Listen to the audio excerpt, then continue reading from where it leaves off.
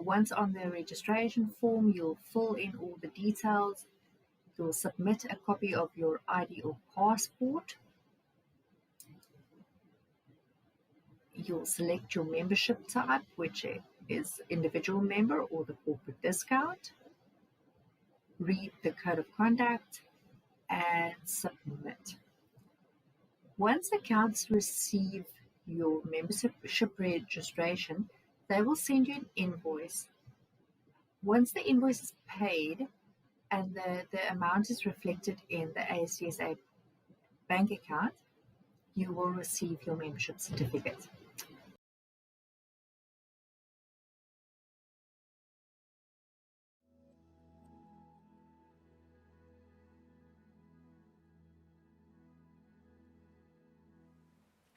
So Irfan Bardesi has started a number of businesses, especially in the aviation space, including an airline. How exciting can that be? So he's the right person to probably tell us about how funding works in those particular spaces, especially when it comes to our innovators who are constantly looking for ways to scale up and methods that can help them.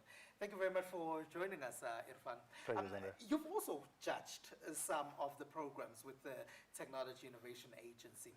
Can you tell us about what you think of the ideas that you found in the past? Sandy, I think it's been very exciting to see, South African companies. They have a very different mindset. When we talk about startups here, I was always concerned. When I've had to judge, companies in the U.S., in the U.K., and European countries, they're thinking globally. Yes, they're thinking of problems, but they're also thinking of problems outside their environment, outside their arena. What I've always loved about South African companies, having the opportunity to judge across many programs is they're really trying to solve local problems. They're really going after issues that they see growing up, issues that they've seen their family go through, and things that are very, very uniquely South African, be it problems in clean tech, in this environment, or be it problems in townships, So sometimes, maybe the innovation is different if you actually use a gauge or use a lens or a global lens onto South Africa. However, I think they're doing the right thing. I mean, end of the day, technology startups were supposed to solve problems that they see as a problem, and I think they're doing a fantastic job in there. One of the big problems that a lot of startups often complain about is funding and how you then take your work to market and scale up. What advice would you give them when it comes to funding? Look, I have a slightly contrary view, on that particular thing, especially when it comes to South Africa. And the reason I say that is, one has to start a business and then go for funding to grow that business. We have unfortunately gotten stuck in that mindset that, as soon as I have an idea, I need some money to go and try it out. No, go try it out with your own whatever resources that you can get hang of. Go come up with a minimum viable product and go in the market and do something. Go prove that your product actually solves a problem, and then start exploring the idea of funding. However, when it comes to funding, I'm just going to introduce you to the idea of, crowdfunding for Africa. Crowdfunding, in our environment, where we see funding is a bit limited, it plays a very integral role today and going forward.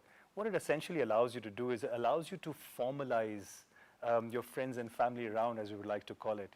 Sometimes, when you believe in something so much so, you should be able to at least go to your friends, neighbors, family, aunts, uncles, and say, listen, I've got an idea, I would like to do something about it. And rather than now asking them for a couple of 100,000 rands, you have the ability to ask for 1,000 rands or 2,000 rands or 5,000 rands.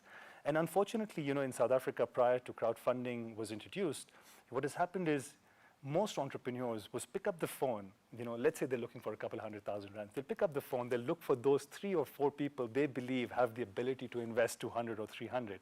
And that's where the mistake starts, because once they are let down by these 2 or 3 people, and it's not their fault, the entrepreneurs haven't probably done their work, or maybe they're expecting too much from these 2 or 3 people. Now with crowdfunding, at least you have the ability of being able to go to multiple people, sell your idea. That's what an entrepreneur is supposed to do, right? Hustle and sell your idea and sell your concept. And if you can't take 1,000 rands out of one person's pocket, maybe you have a lot of work to do. So I think crowdfunding could potentially do some wonderful things for Africa. And secondly, I think we should also start comparing ourselves to other countries, other environments. And if you compare ourselves to other African countries, South American countries, I think with agencies like TIA, with the kind of partnerships they bring on board with institutions they're connecting to in Switzerland, in the UK, in all sorts of different parts of the world, I think our environment is a lot better. The grass is always greener on the other side. Everyone often looks at these Silicon Valley startups, right? And how they manage to internationalize. And the dream is to probably be like one of those companies, whether it's a Facebook or whatever else that was started in Silicon Valley. And you find that here as well. What do you think about a possibility of these ideas? You say they solve local problems. Can they be internationalized? So I do believe that there is a small segment of startups in the South African markets that are trying to go after global problems. Let's not forget Silicon Valley has managed to attract global talent from all sorts of places, including a lot of South African talent. So if a South African goes to the Silicon Valley and creates a company that solves a global problem, is it a Silicon Valley company or is it a South African company? So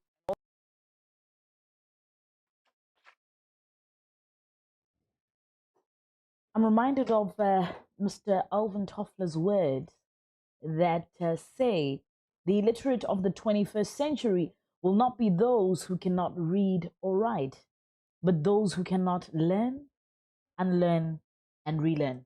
With that, ladies and gentlemen, I wish to welcome you to the second day of the 14th Leadership Skills Development Summit 2021.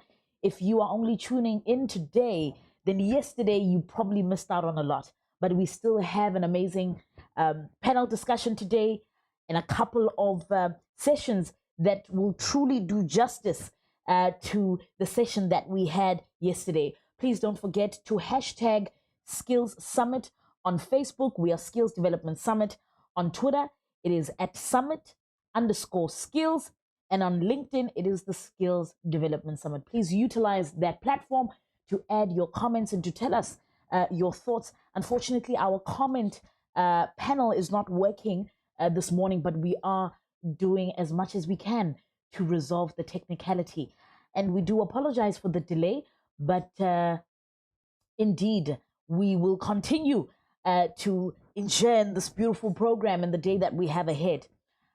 I will invite you for our first panel discussion of the day shortly after this.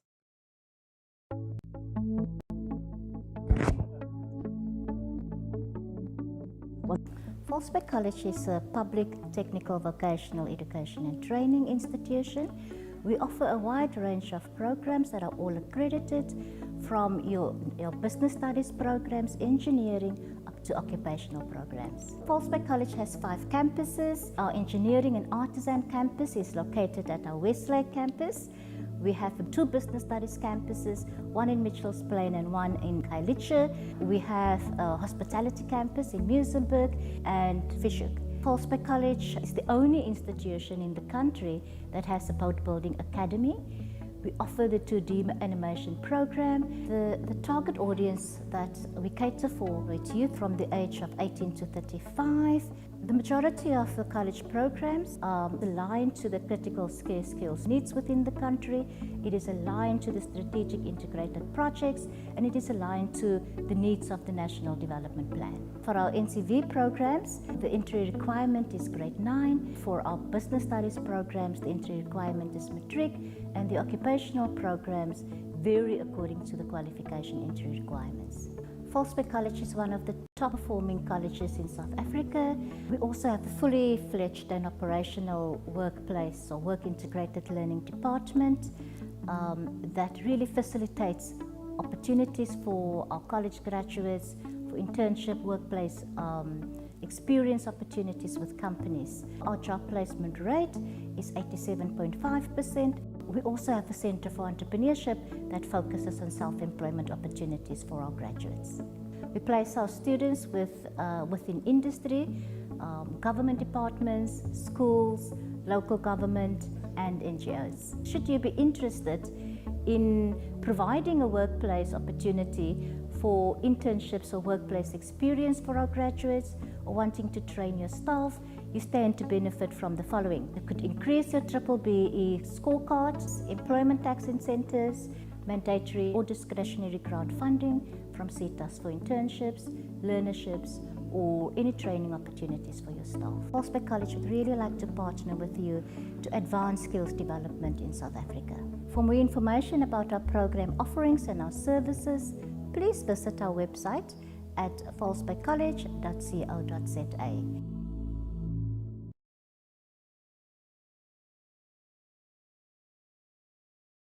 Hi everyone, this is a quick tutorial on how to become a member of the ASDSA. On our website, click the Join tab. Then scroll down, you'll see that we have an individual membership as well as a corporate discount. For a corporate discount to apply, it has to be a minimum of 2 members for the corporate rates to apply. Click the registration form.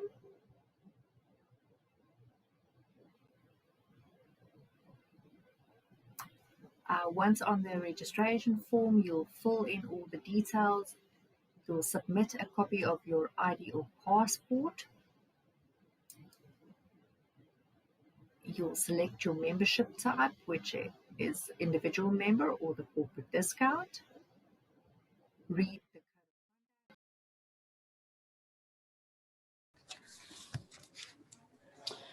Alrighty, welcome back to the 14th Leadership Skills Development Summit of 2021. We do apologize for the technical issues which have caused the delay, but we're about to kickstart our day with our first panel discussion. You know, I remember my father used to tell me that the key to happiness is doing things that feed your soul and not your ego. And I think this is a great way to kickstart our panel discussion this morning. We are talking education. How do we transition from secondary school to tertiary education? How do we, overcome the particular articulation gap that currently exists? And joining me this morning on this panel discussion, we have Professor Peter Steyn, who is the principal and founder of Cranefield College of Project and Program Recording Management. in progress. And we then have Mr. Benny Anderson, who is the CEO of the Da Vinci Institute. And I thought Da Vinci was a hotel, so now there's an institute. Now I'm interested, eh? We also have Mr. Ntando Silebi, who's the project director at National Projects, which is a unit in SAICA. And we also have Ms. Marriott Watson, who is an educational psychologist. Very, very critical to have you on this panel, especially the psychology of education. So we're looking forward to engaging further on that. And last but not least, we have Ms. Felicity Havinger, who's the managing director at Pinnacle Skills Evolution. Welcome to everyone this morning, and thank you so much for joining us on this panel discussion. Let me start with perhaps Ms. Marriott Watson.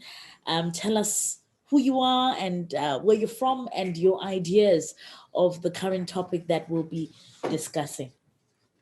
Thank you so much for the invitation to share some knowledge with you guys this morning and some of my ideas. I'm an educational psychologist. I'm also in education. I own a school in Edenvale, Johannesburg. So I'm at the coalface of teaching as well as in private practice as a psychologist. It's an incredibly interesting topic and one that I'm not sure we have all the answers for through a textbook or anything like that. Of sheer concern for me at the moment is children who just don't seem to have resilience or seem to lack resilience at this moment in time, or they haven't developed the resilience yet. And who seem to be encountering much difficulty in working independently and establishing a sound work ethic.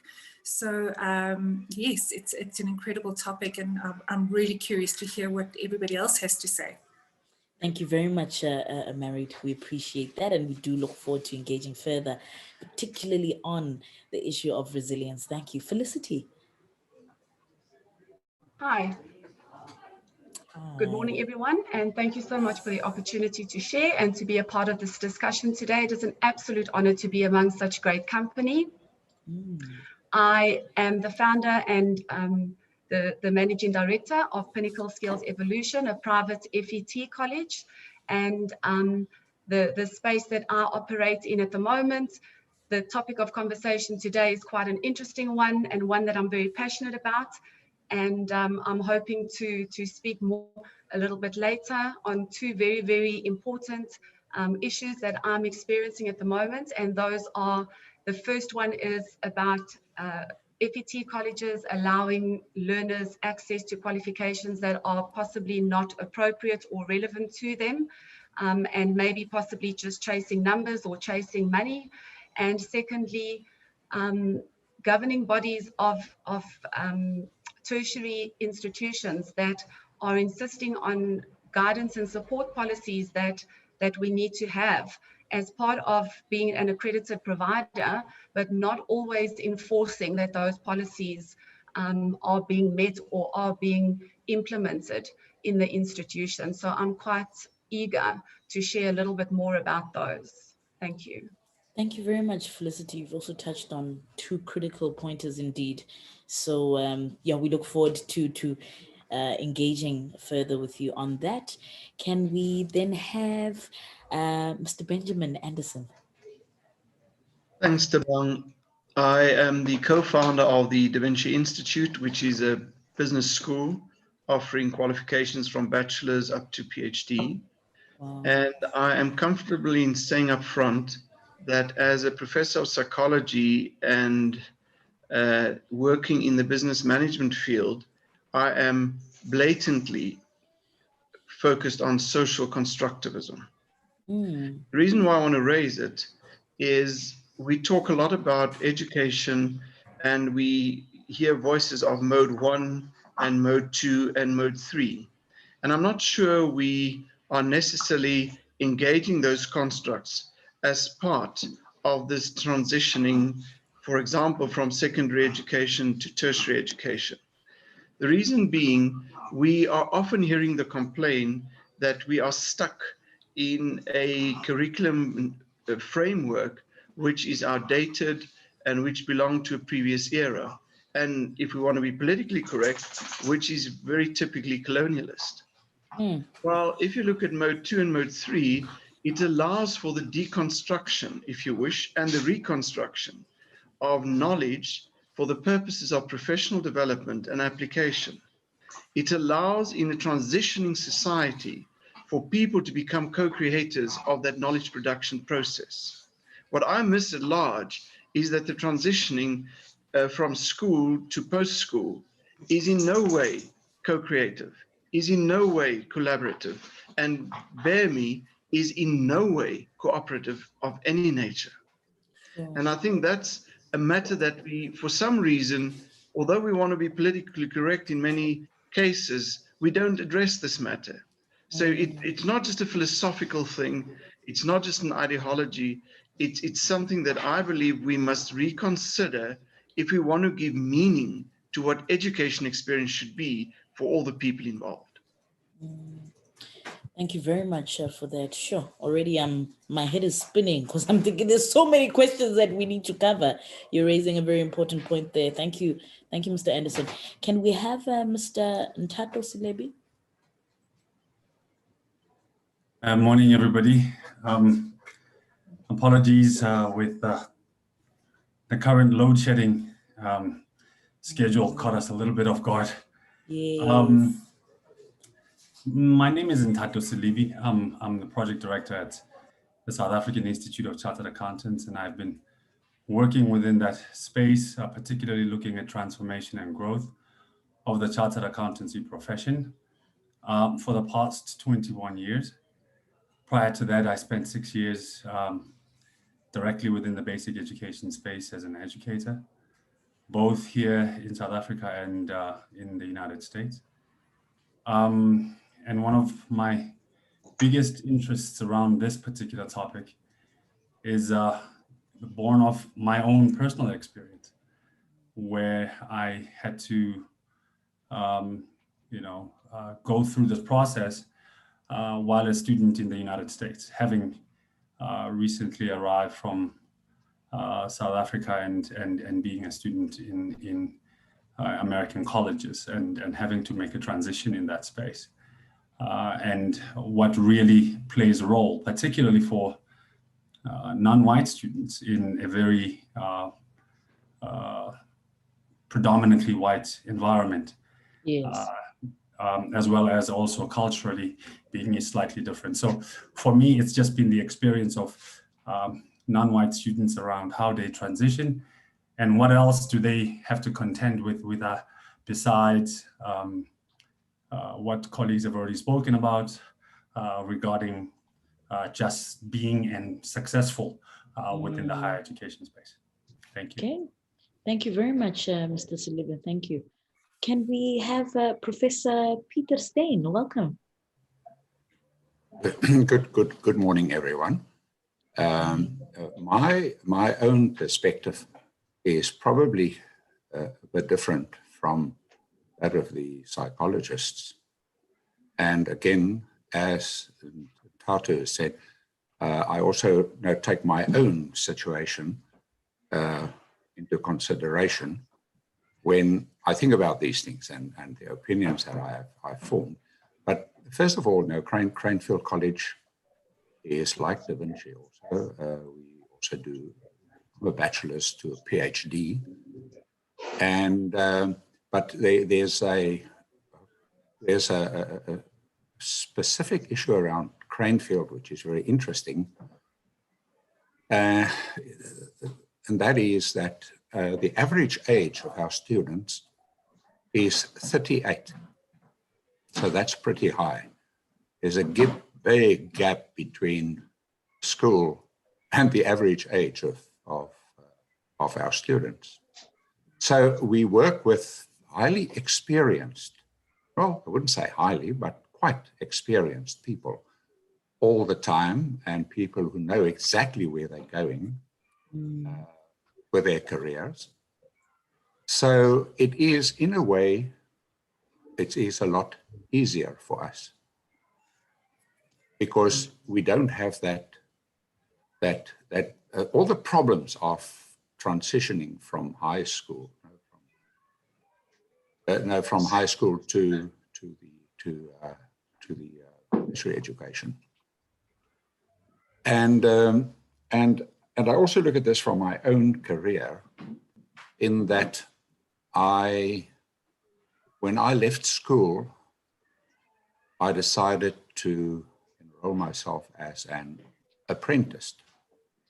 And I qualified also fully in 4 years' time as an artisan. And while I was doing my apprenticeship, I completed my first year engineering with night classes at the University of Pretoria's engineering school, and then went full-time for second, third, and fourth year with a bursary.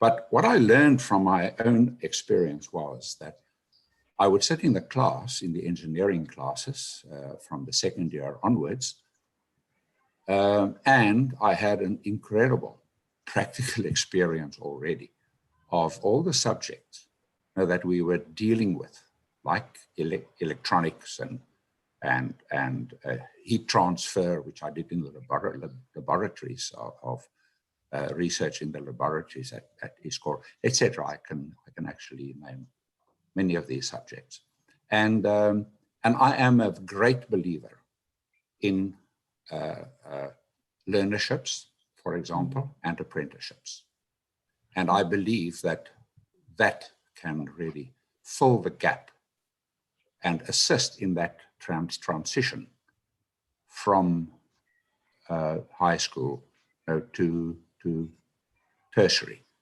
I also established a consulting engineering firm later on.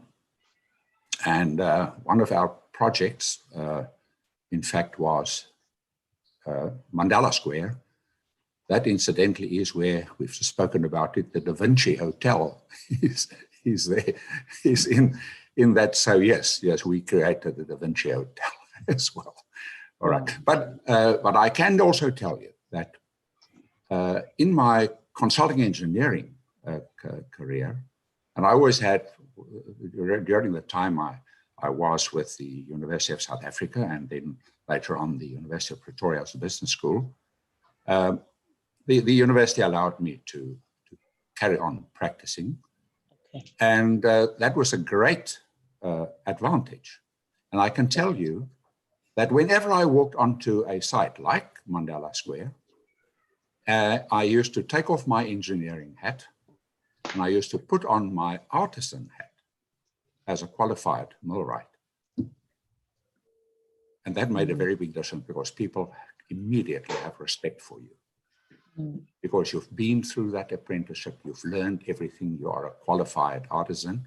Sure. And I can tell you that helps a lot because Thank it's very you. important that people trust what you do. Absolutely. In practice.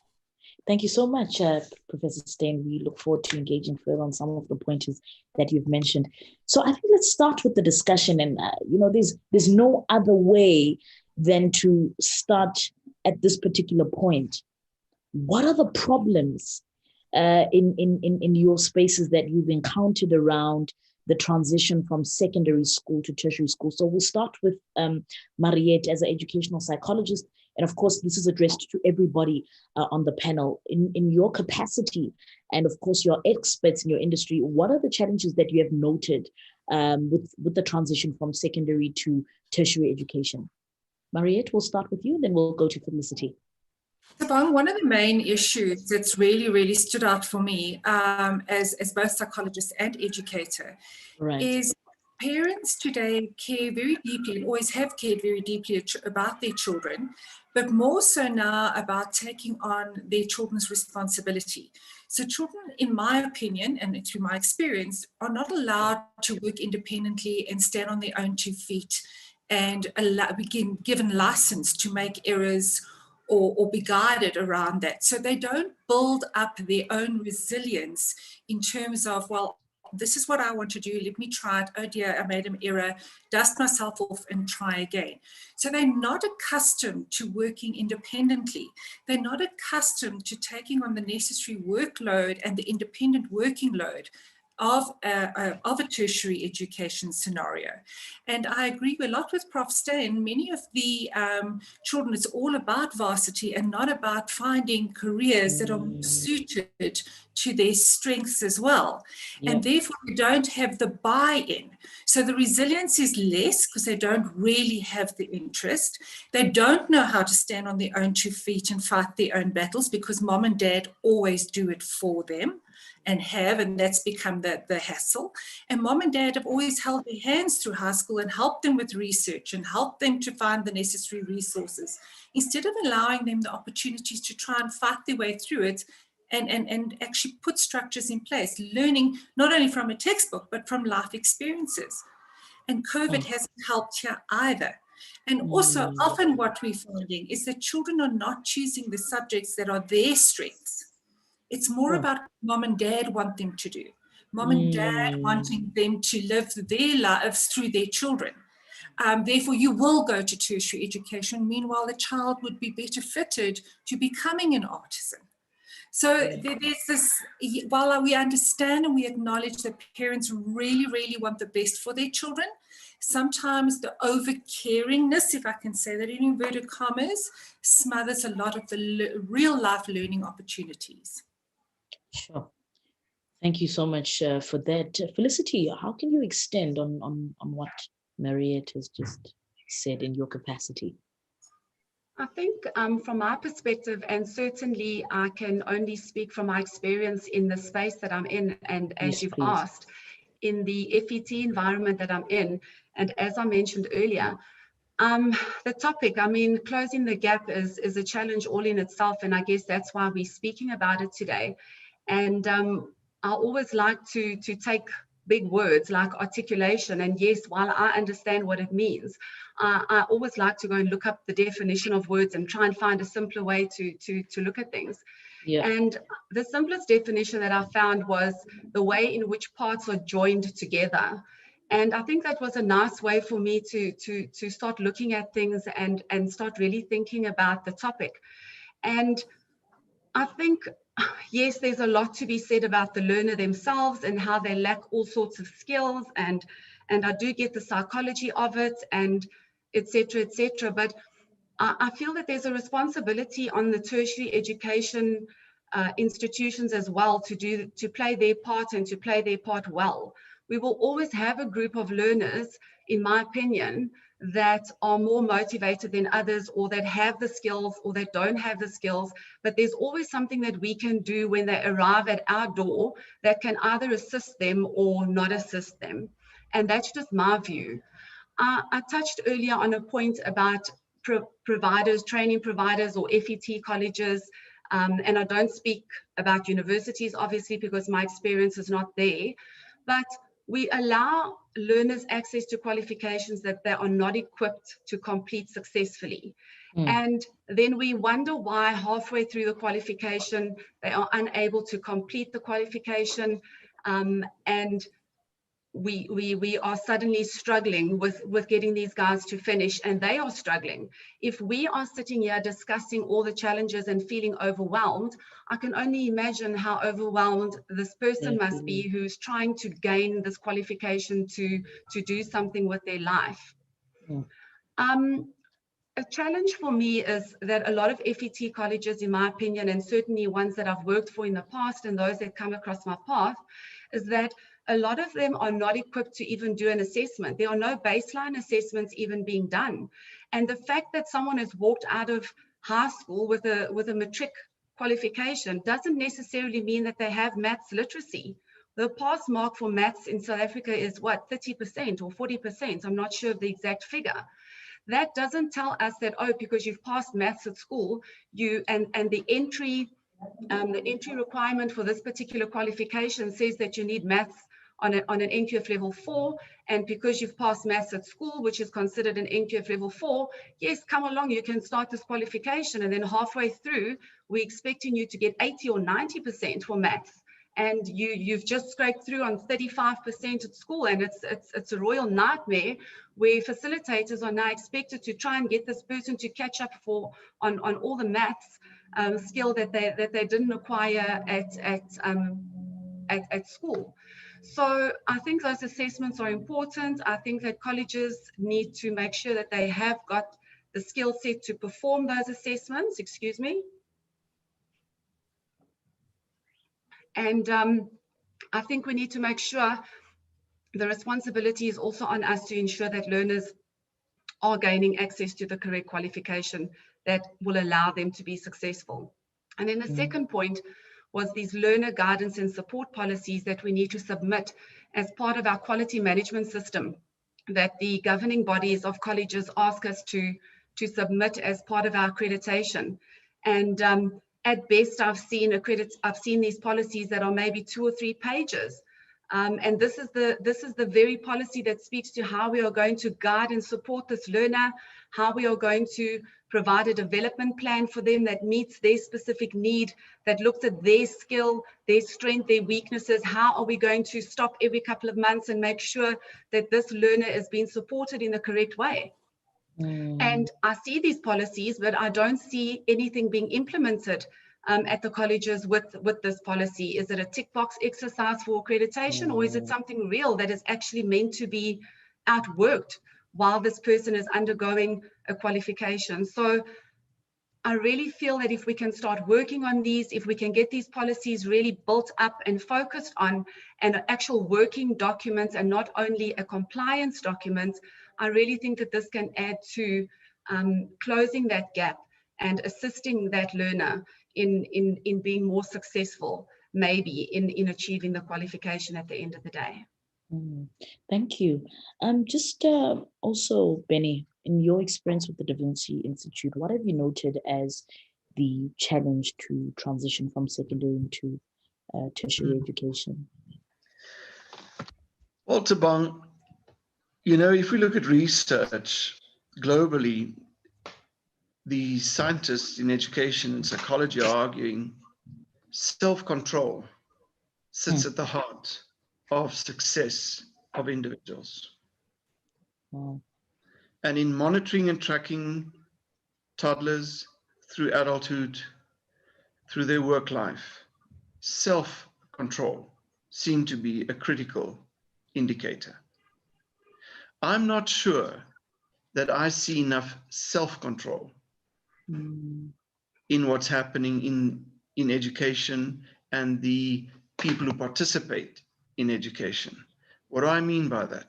And to Merit's point, we've got a portion of the population, society, who are not becoming independent learners because their parents do the work. I see it with my peers. How, you sit the evening at home and mom and dad is busy concocting a very brilliant idea for Johnny to present tomorrow morning. But at the same time, there's a large portion of society in South Africa who have got absent parents. Yep. But in some way, at the finishing line, the bar is very low. Give me 30%. You make it. Your parents may have helped you, and I make it, who have done nothing. Yeah. So my concern is the transitioning process is not learner-centered enough, because we're running big numbers, we're running tick boxes, we're running multiple choice questionnaires. We want to finish our task. And that does raise a concern for us as a private university, because our biggest struggle is to get people to formalize a logical argument. Yes, yes. Well, because they would say, what do you mean? I've ticked the boxes. Give me a multiple choice question. What do you mean by I must formalize an argument? So in essence, I'm concerned that we don't have a very particular societal focus on student learner focused. And we are not cognizant of the success indicators, for example, like self-control, as something which should be inculcated from the first day a kid opens his or her eyes, not when they go to school, long before they attend school. Sure, absolutely. Mr. Silibe, just please expand on what Mr. Anderson has mentioned, particularly the aspect of those that don't have people to depend on. I mean, already in South Africa, we have about, I think, if I'm not mistaken, 3.1 million child-headed households in the country. It's extremely high. So, Mr. Silibe, maybe let's flip the coin a bit.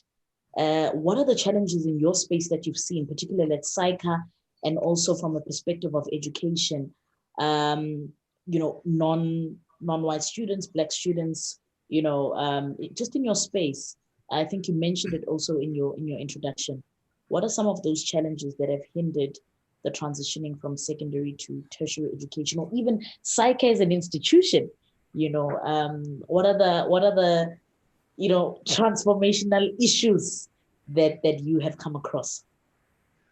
Bon, I think, Tawang, the challenge for us, I think, is that too often we want to brush aside the effects of our past on many of either our institutions or our way of life, or things that people find as aspirational, etc. So there's a lot, and it's not to try and dwell, to recognize the fact that there's a lot more that still needs to be done. What colleagues have alluded to in terms of support, what we are finding, particularly with many of the students we support through the Tutuka Bursary Fund, is that in the 13, 14 years the bursary has been working and funding students, we are finding that the majority of the students we fund, even to this day, are first-year university attendees and their families. So we would have thought by now we are finding students that have someone who understands what it is they've embarked on. And we're finding that's not the case. So it then really demonstrates to you how massive then the gap is, particularly for those students, because they are the first ones at university. There isn't any kind of support in terms of anyone who could have remotely prepared them. Forget the basic education system in terms of not only academically, but otherwise preparing them for that environment that they're going to be in for the next 3-4 years, or however long they manage to stay at university. The financial challenges that go with being at university, it's a different ballgame, because while in your school, you might be in a community or in an environment where everyone is pretty much around the same socioeconomic strata, the minute you get to university, you're now exposed to a whole lot more. There's a lot more difference and variance. And by and large, the students that are at university may not look and have the same kind of income. So the support that we're talking about is multifaceted for the many of the students that we fund. It's not just in terms of having the academic backing and the academic foundation, but it's also being in an environment where when you go home, you don't feel alone, you don't feel isolated, you don't feel that guilt of being the only one who's made it to, quote unquote, that space, and how you then deal with that. So it's emotional, it's academic, it's in many different ways, and frankly, for many of the students who come from those very disadvantaged backgrounds, it's a miracle. And I agree with Mr. Anderson that the issue around the internal locus of control, the self-control, the fact that that's what we have to inculcate in many of our students, to say, you cannot look externally, because externally there isn't that support. You must be very, very self-reliant and very self-driven. And we can only do the best we can to eliminate some of the obstacles that may pose a challenge. So for us, I think in terms of the support, we are realizing that it's a lot more than just having to decipher IFRS and any of the accounting principles or auditing or whatever it is. It has to do with them personally transitioning from their community into this very different community, wherein their English needs to be polished, written and spoken. Their knowledge of certain topics needs to be up to par. So it becomes a lot more that they have to deal with, and that's the challenge with the transitioning that we're seeing with many of the students that we're funding. Okay, thank you.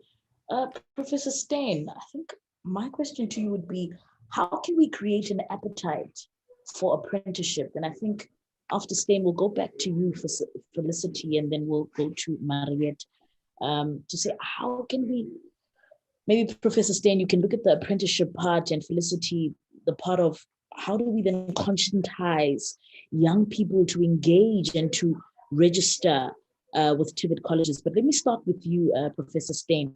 How can we create an appetite for apprenticeship or an appetite for, to develop technical skills, particularly to attend TVET colleges, in your opinion?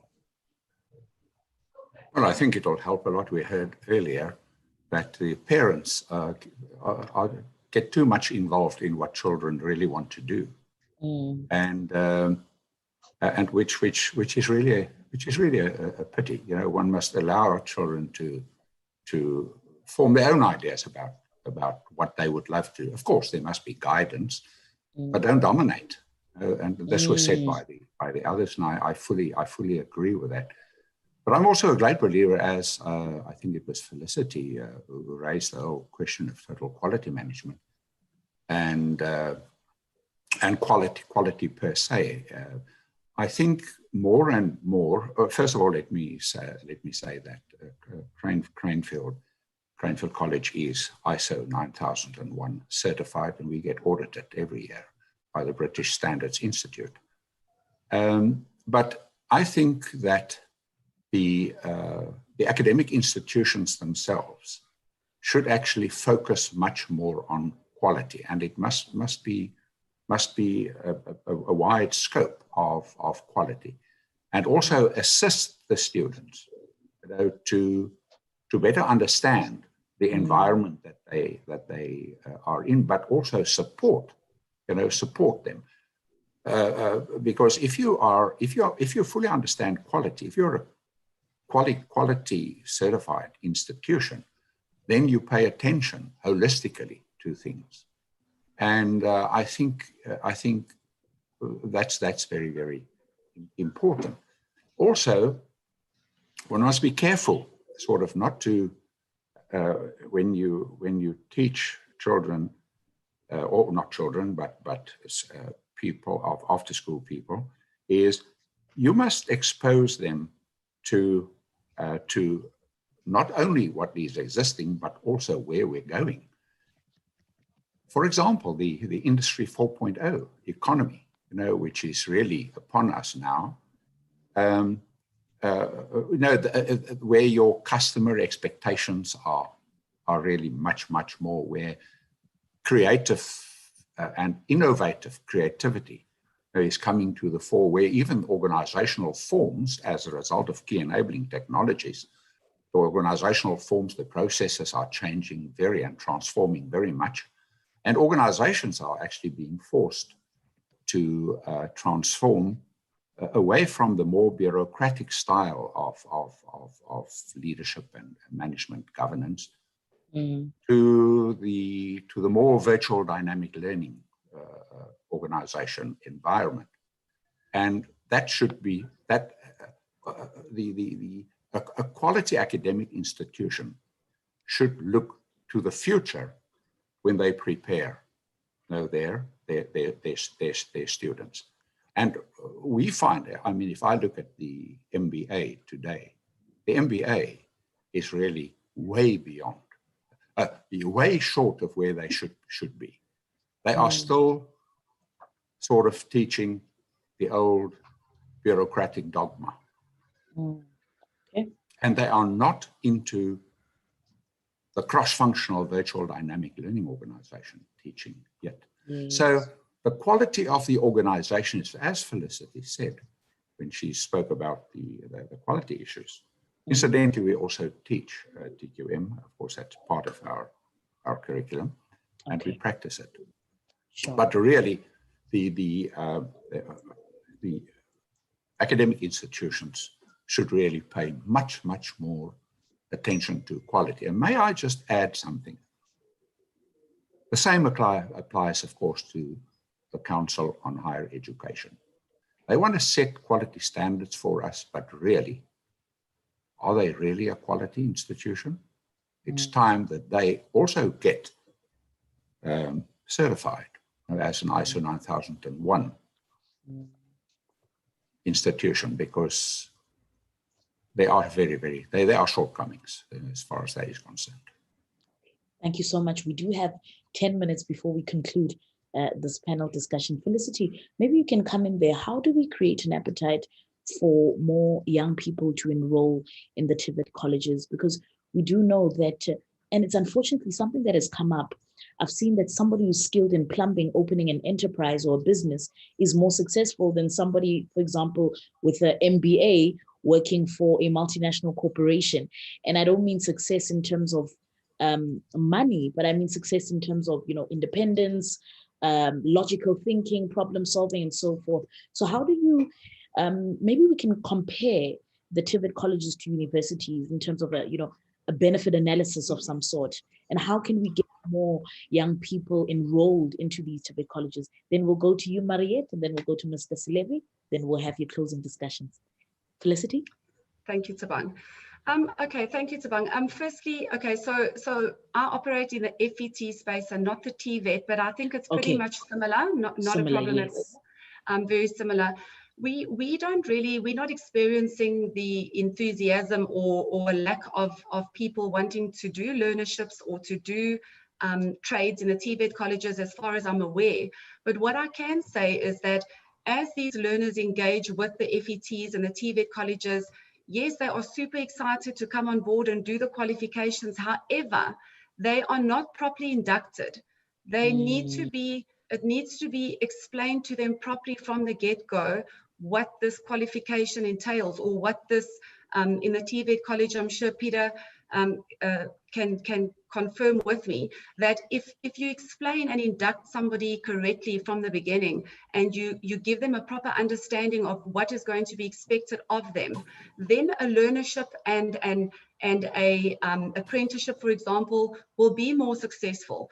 Also, from a FET college perspective, we don't only want to give them the qualification. We are aware that these gaps exist. We are aware that the emotional intelligence is not there, that the self-mastery is not there, self-awareness, that the digital skills are not there, that learners don't know not to put up certain profile pictures of themselves on their WhatsApp group if they're trying to get a job, for example, CV writing skills, etc.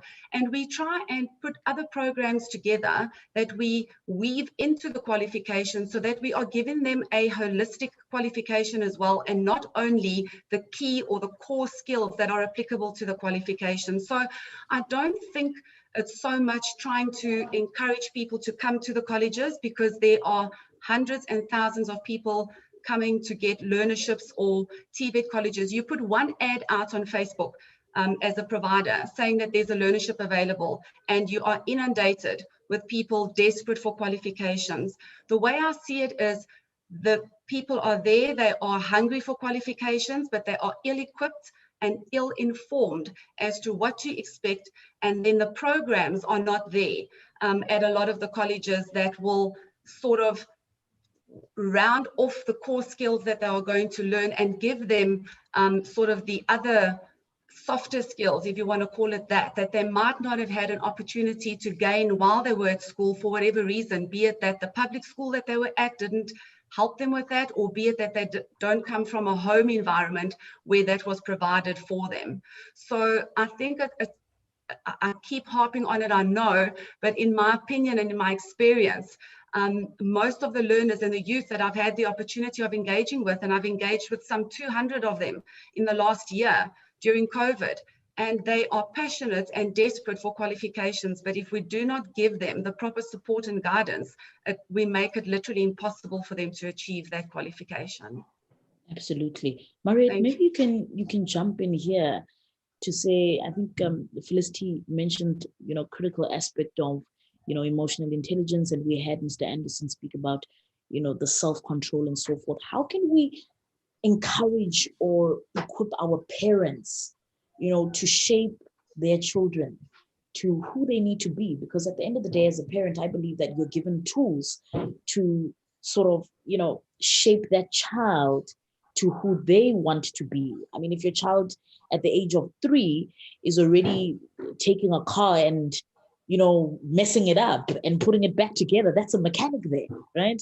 And you have a child who's a great drawer, that's an artist there. So how do we as parents learn not to, influence our child in the direction that we think they should go, but in the direction that they really want to go from a tender age? How do we nurture them from your perspective? Wow, that's a question with a real sting in the tail there, and it's a hard one. I think it was Peter that actually said, or was it Ben, that it's right from the beginning of childhood. I think children need to be encouraged to be more independent, even if it's, for example, picking up your own toys at a very young age and taking responsibility for little things that are age appropriate. That kind of goes through the schooling and giving the children giving the children the sense that they are trusted to be able to do the tasks that their parents are asking them to do, their little chores and things like that, as it goes through and as they get bigger and bigger at school. Just from a just going with that, I do, however, feel, just talking from my own experience, and I kind of maybe will be generalizing, for which I apologize, but we in a independent academic school are not as privy and exposed to as many technical, if I can say I'm old school, technical colleges or FET colleges that are available. And when we have career days and we expose different facilities and faculties and universities, those kind of things to people, I would love to be able, as the guidance or life orientation teacher in the school as well, to be able to invite more of these people that offer skills, different aspects. Not every child's going to be an engineer through the university, but are better hands-on and more practical. So but if we can liaise school through the psychologists, through the counselors at school, through the life orientation teachers, liaise more with what is out there on offer. Okay, number one, other than the universities, because the universities seem to be, that often exposes the parents more to what else other than tertiary education is there. And a lot of what I understand is also these colleges, for example, if you're doing the more technical courses, you can do the N6, I'm open to correction, and then jump, strip, ship, and go and continue with a degree afterwards. But parents are not aware of that. So I think if career days, parents could be given more kind of insight as to what else is out there other than a degree, and how to connect with these people. It may also just give them more idea of to be more realistic about what their child can actually can and can't do. I mean, maths and science is the biggest one. Not every child can do maths. Not every child is wired in the sense that science comes naturally. But yet parents are adamant. Maths and science is the key that opens the doors to further study. But that's not always the case. There's other ways to do maths and science in a different, more practical way that means more or has more relevance for children who are wired. Absolutely. So parents need to be more realistic. They need to give their children more responsibility. They need to trust that their child can do it and show the children that they trust in their worth. And then also engaging them the journey at a high school level with the other educational institutions to be exposed to more of what's out there. Absolutely. And I mean, just there, you're touching on primary and secondary socialization, primary being home and the community as well, secondary being the institutions, which then leads me to you, Mr. Selebe, in saying, how would you advise tertiary institutions to better prepare students for the workplace and, you know, working environments such as SAICA? I mean, you look for a certain caliber of individuals, not just high performing, but very well balanced. I mean, you can't go to Woolworths and buy self-control. You're not going to find it, right? It's either you have it or you don't. So how would you advise tertiary institutions to then shape students holistically in preparing them for the workplace? So I'll call a little bit on my own experience, and I'm certainly not 100% advocating for the system that many colleges in America have. But in the course of my degree, my undergraduate degree in sociology, I took a lot of courses that had nothing to do with sociology. I had to pass a chemistry course. I had to pass a drama course. I had to learn to speak Spanish, at least for a semester, and pass the course. So there was a lot more that was exposed to me as a sociology student that was more rounded, that allowed me to get an understanding of the world is not just, you know, sociology 101 or psychology 101. So in that context, I then got an appreciation of the fact that the world needed me to have certain skills. To be able to function, even if I was to go into any field related to my own qualification. So I think that's where our university system is a bit missing it. It's so focused. I mean, we see it with students that are wanting to become chartered accountants.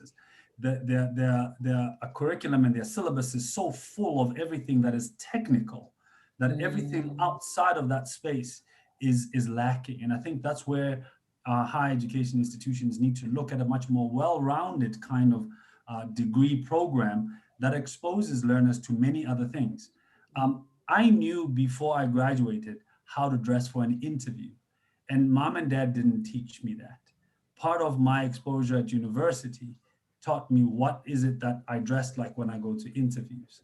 So those kinds of things that we have, for some reason, assumed everybody has, we've sort of kind of, you know, put on the periphery and don't drive them as being very important.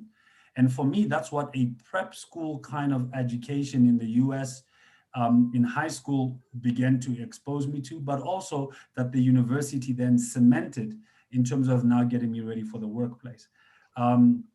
You must have exposure in the field that you're working in. It can't just be all theoretical in books and library and study. You must be able to interact with the people in the professions that you're in. And so those aspects, I think, are missing. And if those were tweaked into and not seen as extra, And that's where the difficulty is, because when you look at them as extra, they're the first ones you cut immediately when someone says the curriculum is too full or there isn't enough budget. But they must be essential and built in to developing any kind of student with a professional in mind. So for me, that would be a major shift. There has been discussions around having the BCom undergraduate degree that leads towards being a CA being 4 years instead of 3 years. So that the fourth year allows you to include in there a whole lot of other things, business writing skills, public speaking skills, a whole lot of things that if you're going to be a CA, you're going to need. The issue around ethics, it can't be just one module. Hence, we see some of the challenge we see in our country around, you know, our profession as well. So that would be my advice. Thank you so much. May I kindly request your closing remarks? I think Professor Steyn, we'll start with you, and we'll then go to Felicity, and then we'll go to Mariette, and lastly, you, Mr. Selebi. Professor Steyn, your closing remarks, please. Yes, I just want to, from what you said there, I just want to add something, and that is, you know, that is, they should actually encourage free speech at universities. Not as we see in so many of these, particularly the American universities, where, as they say, the First Amendment is under pressure. And because through free speech, I mean, we do have academic freedom, and it should not be suppressed by not allowing free speech or trying to suppress free speech. But let me return to the fourth industrial revolution. You know, we see that there are those aspects which the World Economic Forum also pointed out that are extremely important now in the fourth industrial revolution. But in the end, due to the partnerships that are being formed, that is because we utilize, like I said earlier, now we're moving to virtual dynamic organizations, you know, and we connect virtual networks of partners. We now connect to these organizations because you simply haven't got all the competencies on board as you should have in any organization. So the partnering helps a lot. And the partnering is then done not only with other companies, but even with knowledge workers. And that's very, very important. And so the result is that in the fourth industrial revolution, through partnering, many small and medium-sized enterprises are created. And they are job providers.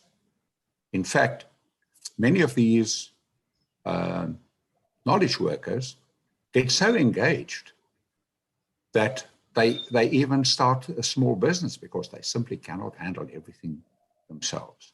And that is a major, major advantage to any economy. We all know that between 65 and 75% of all new jobs that are created in an economy annually, that's done through small and medium-sized enterprises. That's right.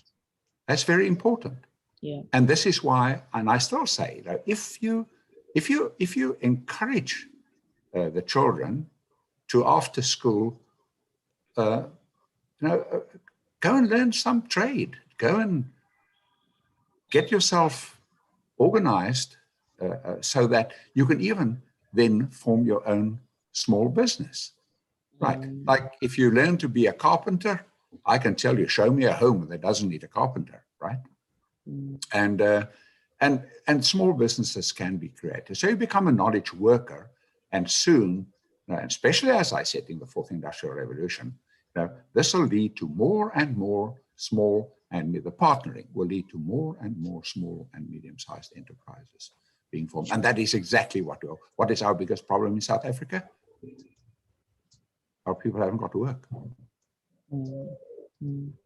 That's the problem. That's the big problem. And it shows in our economy and the junk status that we have.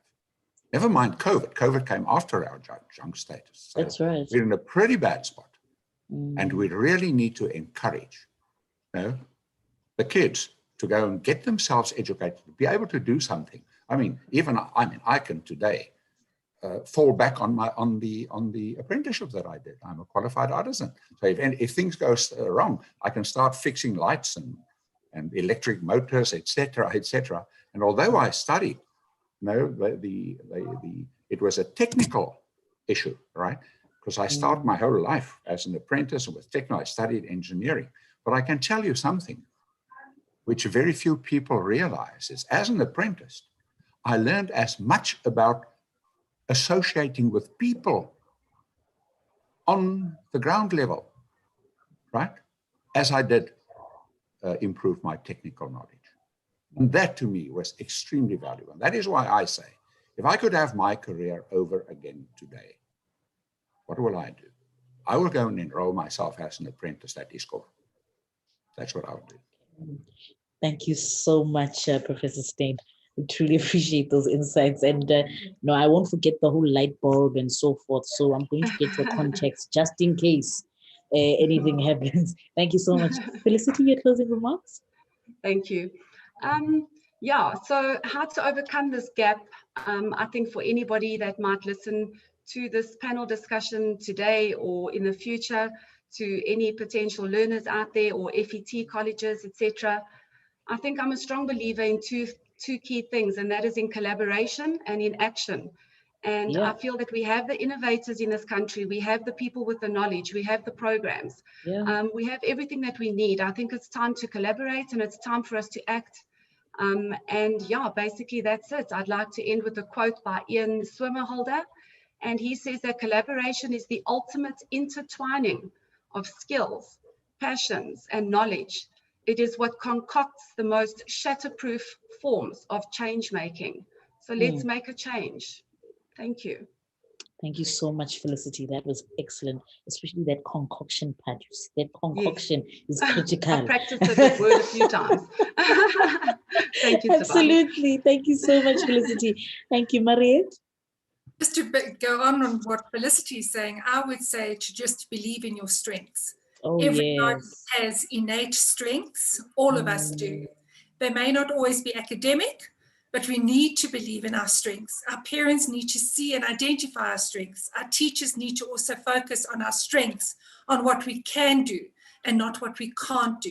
That way, we also build resilience, and we also get children to believe in themselves. And we also get children then to follow their best hopes and their dreams. That's where I'll end it. Oh, thank you so much. That was so profound. You know, I think we don't realize as a nation the impact of negativity, the impact of bad thinking, the impact. We are so surrounded with all these. There's a bomb in this country, then people are being kidnapped in that, and we become so consumed. And, you know, you've just highlighted the importance of focusing on strength, which is what the Nigerians do.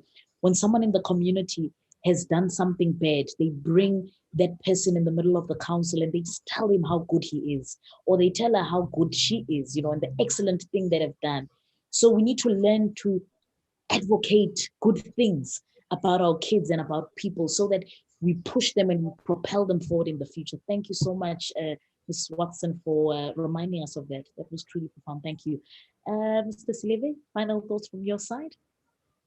I think for me, the important thing that I'd like not only learners and students and parents out there to take away maybe from this discussion is that although the transition may be fraught with many an obstacle, challenges, etc., how we help the students navigate that period of their lives sets a great foundation for how successful they can be later on in life. So I think it's important that we understand, as Felicity said, it's something that's gonna take a village. And that's been our approach, I think, within the space that I'm in, that we have taken hands with the profession, we've taken hands with the universities, we've taken hands with role models, we've taken hands with the students to say all of us together, if we push in the same direction, we would be able to assist you to, if not realize your dreams as you might have thought you would want to be, but to also understand what's out there. And I think that's the biggest thing that I would like for people to take away, is that The transition, although challenging, is just a period in your lives which helps shape you into the stronger professional, etc., that you're going to be, and that it does take a village for us to get that done. Whether it's you wanting to be an artisan or a chartered accountant, or you want to be a doctor, along the way you're going to need people. And I think our system needs to start recognizing that and start being so compartmentalized and silo mentality, but understanding that all of us coming together can help make that transition a bit easier. Not eliminate it, because, as I said, it's part of the furnace that we all need to go through, but it needn't be a furnace that kills the dreams. Thanks. Absolutely. Thank you so much. A furnace that kills the dreams. I think this panel has truly brought the importance of change. Our country needs to stop talking and really start implementing this change. So thank you so much to all of you for your time. We do apologize that we were late, but truly we believe that these insights are going to contribute to making this world and this country a better place. We appreciate you. Thank you. Thank you. Ladies and gentlemen, that was the panel discussion of transitioning from secondary school to tertiary education. How do we overcome that articulation gap? And with us, we had Professor Peter Steyn from Cranfield College. We had Mr. Benny Anderson, CEO of Da Vinci Institute. We had Mr. Ntato Silebi, Project Director at National Projects for SAICA. We had Mrs. Marriott Watson, Educational Psychologist. And last but not least, we had Felicity Havinger, Managing Director at Pinnacle Skills Evolution. Please do check their profiles out and visit their institutions so that you can grow and get more information. Stay tuned after this. Thank you. Thank you.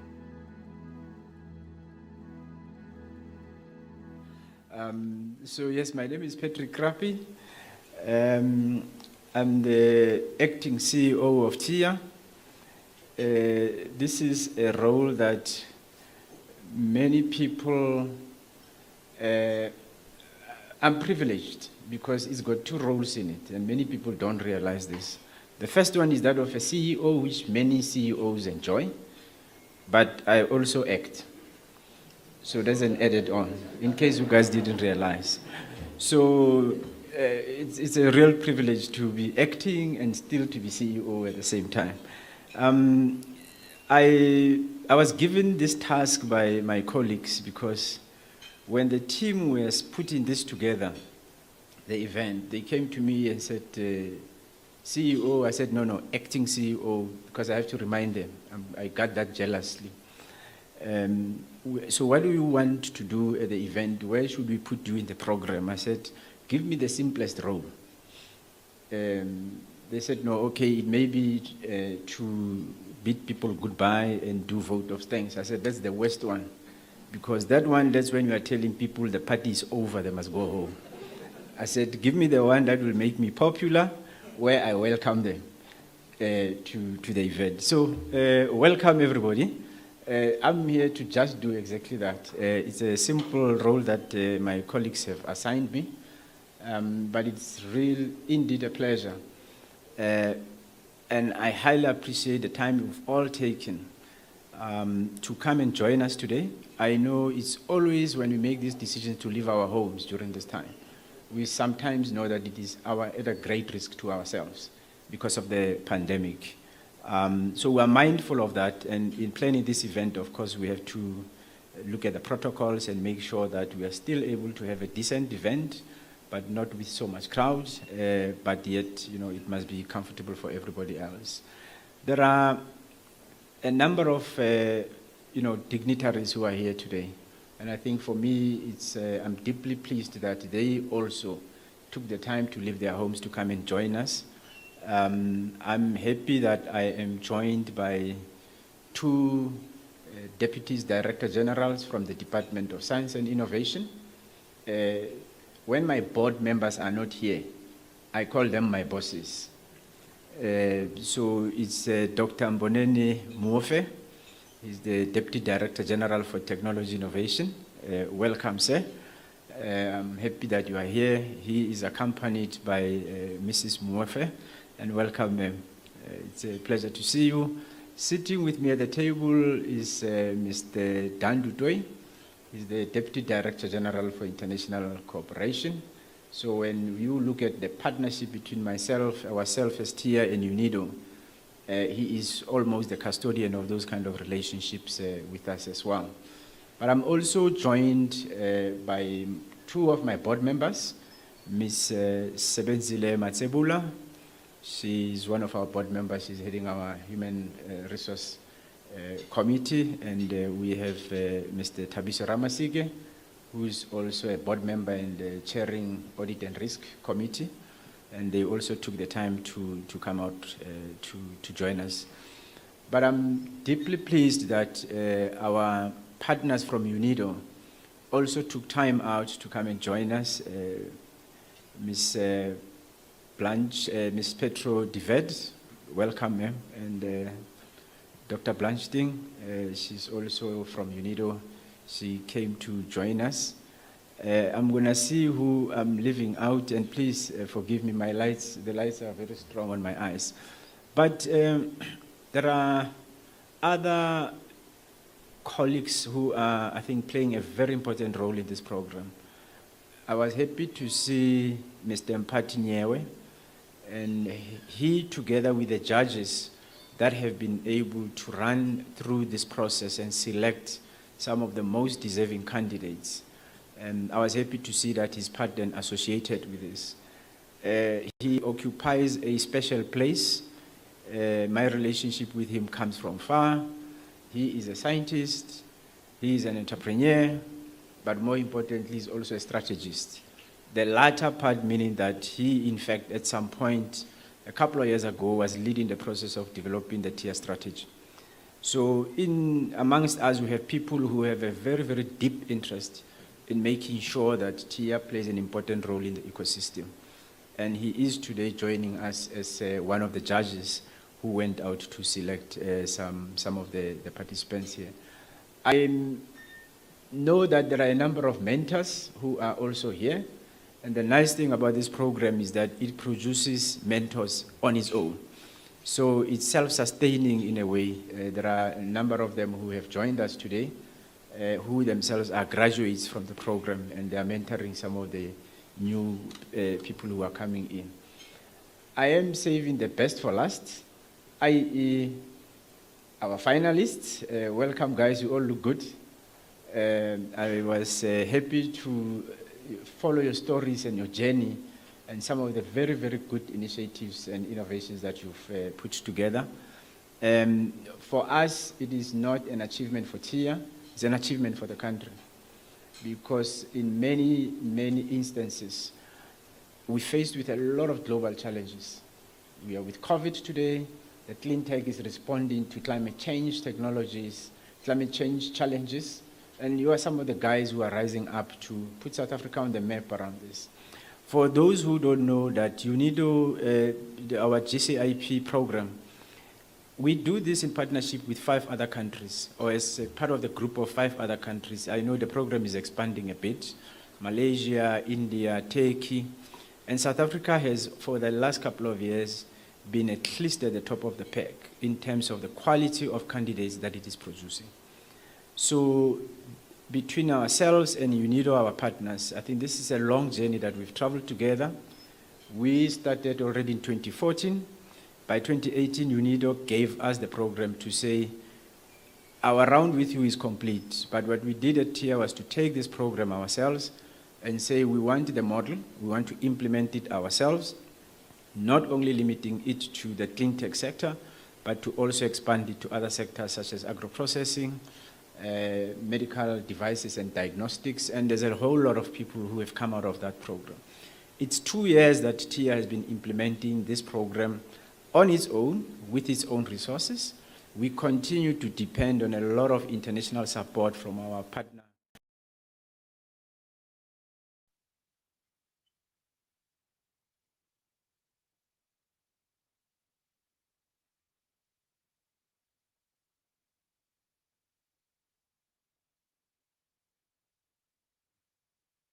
And you've also been sending your comments on our social media links, particularly on Facebook, that's Skills Development Summit. And on Twitter, it is at skills_development summit. LinkedIn is Skills Development Summit. Check it out, add your comments. And thank you so much for staying tuned. We're about to go on to our second panel discussion for the day, which is sponsored by the TIA, Technology Innovation Agency. And the next panel discussion is about sustainable technology startups supported by local and international partners in partnership with TIA. And we do know, once again, quoting Mr. Alvin Toffler, that the great growling engine of change is technology. So I would like to introduce the facilitator of this panel. She goes by the name of Miss Sanisha Monsami, who's the head of innovation, skills, and enterprise development at TIA. Over to you, Sanisha.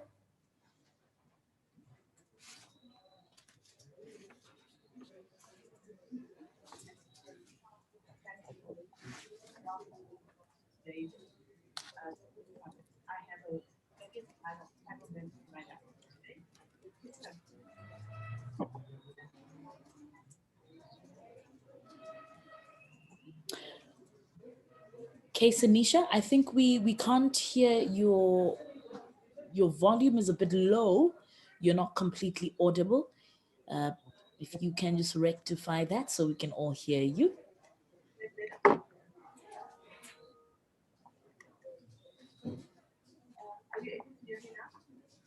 It's still a bit far. I'm not sure. Maybe you just need to bring your mic closer, or they just need to increase the volume between the two. Clear here.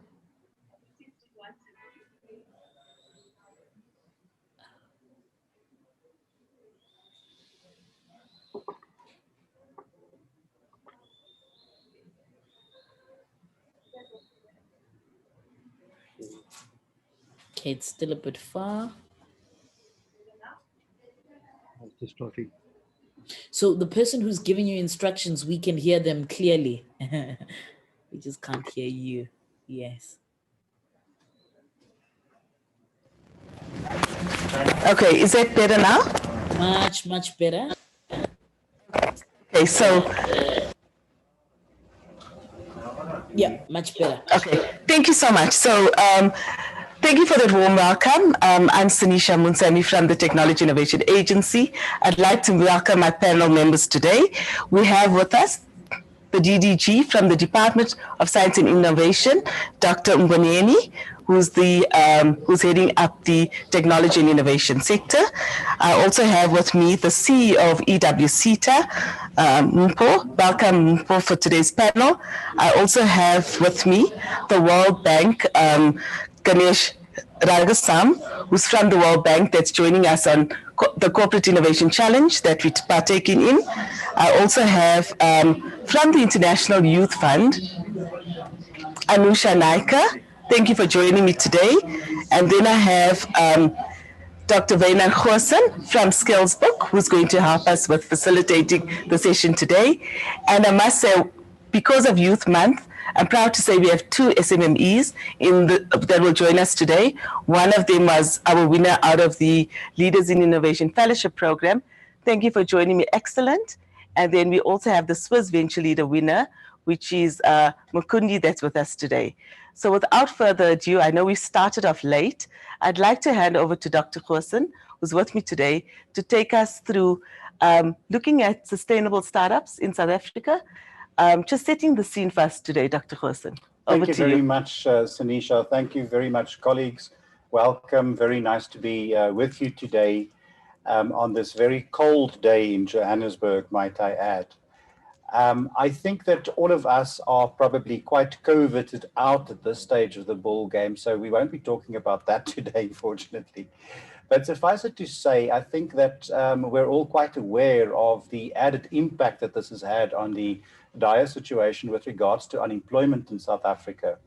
Depending on which level of statistics you're looking at, it appears as if the South African unemployment rate is at the moment roughly about the 30.6%. Some websites have reported that it's amounting to roughly about 7.2 million people that are currently unemployed.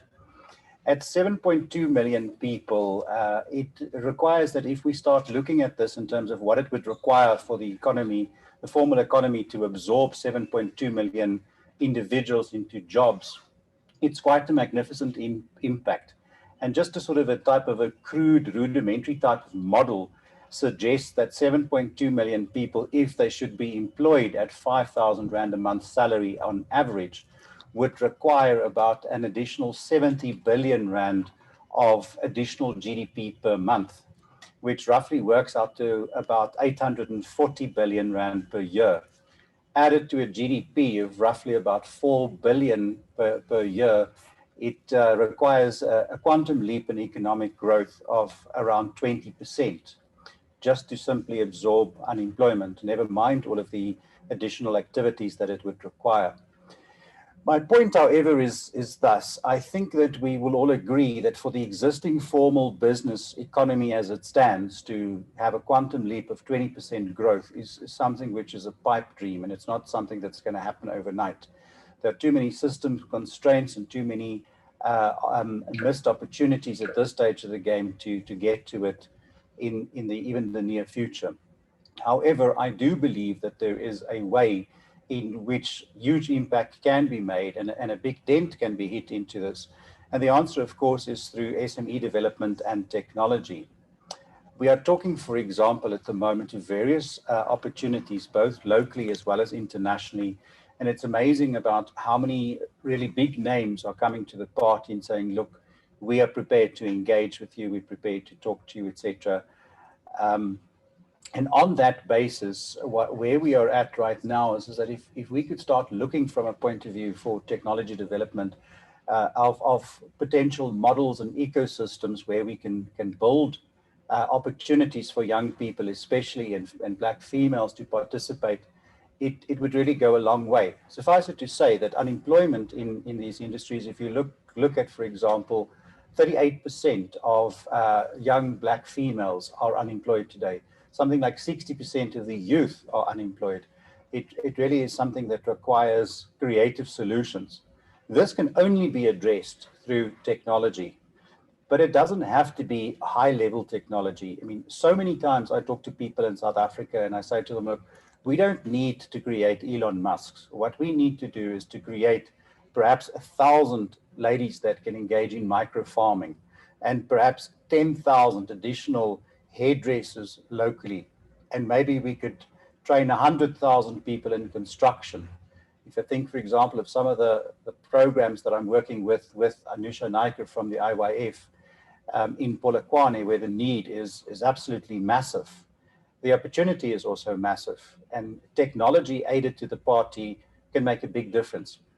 Let me give a specific example. One of the programs that we're currently working on is very simply a system whereby we can train a cohort of people as handymen to do general repair.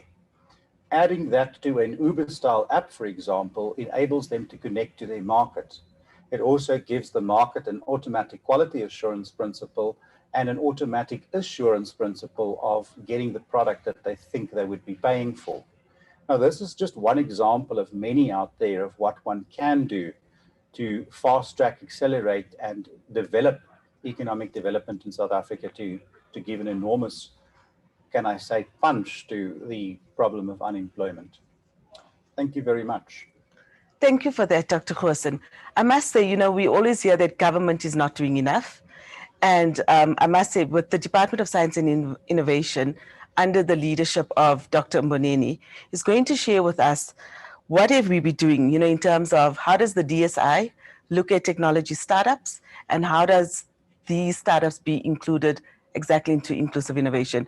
So I'd like to hand over now to Dr. Mboneni from the Department of Science and Innovation, who will really look at what can young South Africans do in the technology innovation space. Over to you, Dr. Mboneni. Thanks very much, Tanisha. And I just want to also acknowledge the fellow panel members. And I just, can't appreciate enough the kind of scene setting that Professor Goosen has done because that basically plays to some of the issues that we've been working on. And as Sanisha has said, our biggest drive now is how do we actually move to deal with these challenges by approaching this from an inclusive approach point of view. And what that means is that firstly, you have to identify the areas where we have traditionally, especially us in the science sector, not focused on. We always argue that a whole lot of our programs seem to be primarily located mainly where the three provinces are dominant: your Gauteng, Western Cape, and KwaZulu-Natal. And even KwaZulu-Natal is not the whole of it, but just really the Durban Metro. So we therefore have really gotten into this route of inclusiveness, one, but two, looking at the role that technology can play. Because one thing that we need to be mindful of is that the opportunities, especially for young people, are not going to be created through the normal approach of doing things where you think that young people need to be running around doing things like catering and selling things, etc. But it's about how they can use their experiences and creatively come with technologies and innovations that can actually make people's lives easier. And this is really where we come in. So our programs around inclusive development is about how do we provide instruments that will support these young people wherever they are. And we are mindful, of course, of the fact that the bulk of the challenges that they sit with is actually around skills development. And we have therefore started to look at how can we support the development of innovation skills. And this work we are doing with some of the sitters who have come on board, which we really appreciate, because without the partnership with the sitters, especially work that we did with the water and energy sitter, it has really highlighted how we can actually bring on board some of the young people who could be in the periphery. And what we're looking at is not for them just to be employable, but also to realize that, as Professor Hussein has said, that some of the opportunity are going to be on how they can Uberize themselves on the basis of their skills, to be able to go out there and do work that needs to be done. Because there's a lot around skills that when you have those skills, definitely you know there's going to be demand for those skills, and then you're going to need to be able to fill that particular gap. So that is really the path that we have chosen to take as a Department of Science and Innovation, to really, one, support entrepreneurship on the tech space, but two, to support the development of relevant and related skills, including those entrepreneurship and innovation skills, but also them just understanding that when you start a business, what are the pitfalls that you need to avoid?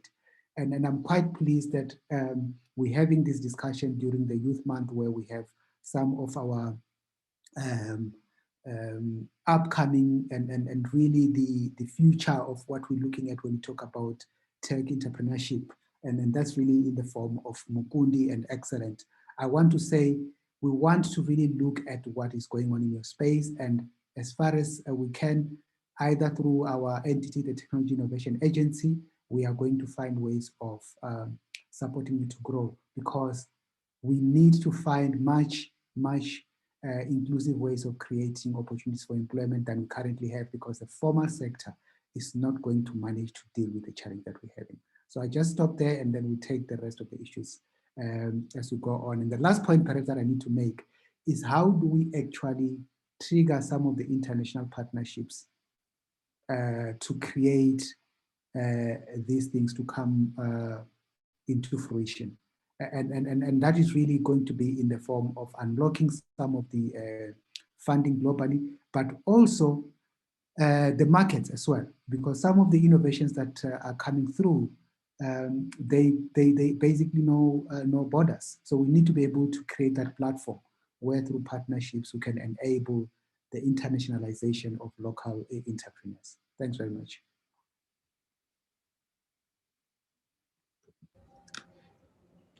Thank you so much for that, Dr. Mboneni. I mean, it's been really an honor to be working with you, as we've seen in the past Global Cleantech Award program, how the youth have come through a SMME development program over a year. And it has really, really been with inclusive innovation, really looking at challenges in communities, coming up with the solutions. And for us, it's just how do we support them going forward? So I think for all of us, it's just about SMME development, but really looking at sustainable outcomes. And that cannot be done without our CETAs on board. So I'd like to welcome our next speaker, who is the CEO of the EW CETA, Mpho, who will really look at, in terms of the COVID pandemic, how does the CETAs really play a role in the economic reconstruction and recovery plan for SMME development? So over to you, CEO. Thank you very much, Sanisha, and good morning to everyone in the room and the fellow panelists. I'm coming back on the platform at Skills Summit, where I think the last time one of the major discussion around skills development was the fragmentation, and I'm coming back happily with a smile to say that I've been seeing a number of I think integration and alignment even between governments. And just maybe to add on to even what the previous speaker was talking to, and very relevant to the topic today, how we align from a skills development to the innovation in the country and the research that's been done in the country. So for me, I'll just talk on, I think, on 2 points. From the National Skills Development Plan, one of the key outcomes is to ensure that we are supporting skills development for SMMEs, which is entrepreneurship, for entrepreneurship, and also for cooperatives. And one of the things from a skills development authority what we've identified is that there hasn't been maybe much research with regards to what are the reasons some of our entrepreneurs aren't making it, because we do have a lot of entrepreneurs, we do have a lot of innovation that is coming out in our country, but we're not seeing this being rolled out. And there is a couple of studies that are being conducted in order for us to really identify the root causes and respond to such. But one of the key things when I look at the DSI, from what Mboneni was talking to also, there's a lot of innovation technologies that are being developed. And what EWCETA is doing now is to ensure that we're not shelving innovation, is how do we align ourselves to what the DSI is coming up with and what other research houses are coming up with, so that we start capacitating our people to either roll it out from with employers as solutions to major employers, or also as SMMEs, as entrepreneurs. We do have a couple of projects that are lined up in partnerships with international and our local partners that I will just highlight. Our key objective as EWCETA is to ensure that there's inclusive economic participation. The reality is that we cannot have young people and we cannot have entrepreneurs participating in an economy that is driven by technology if they don't have access to the technology or they don't understand the technology that is existing. So we also in our plans moving away from only doing training, but also ensuring that we are giving access to entrepreneurs to the technologies, to funding the technologies so that we send them out into the country to implement such technologies. When you talked about the economic reconstruction and recovery plan, the reality is that it's happening, and I'm going to also bring in the just energy transition, and I'm going to bring in the element of just and inclusiveness in this. The reality is that we have to reconstruct, we have to recover, and it is happening right now. And we might wake up after 5 years and realize that a lot of people have been left behind. That just element, and I'm talking about the just element not only in the energy space, but also even in the water space, that we might leave a lot of young people who do have solutions, who do have the capabilities behind, because we are wanting, obviously the objective is for us to recover. So in the economic recovery and reconstruction plan from our sector, we've got the energy security, which is a challenge, and we've got infrastructure challenges, and also from a water space, a lot of number of challenges there. And we believe that the young people in our country do have solutions to this.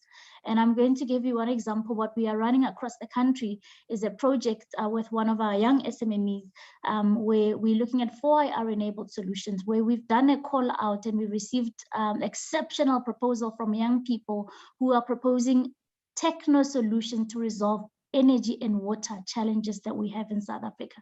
And this for me is, and we are also funding the actual technology. We're giving them access to the technology and walking hand in hand with them, and not just putting them for 2 days in class and say, go and roll out the solution, walking hand in hand with them to capacitate them, to mentor them, and to assist them in rolling out those solutions.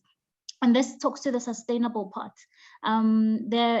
We can count the amount of money and the number of entrepreneurs that we funded in the country, and the question of, are they still running today? Are they profitable? Are these sustainable businesses?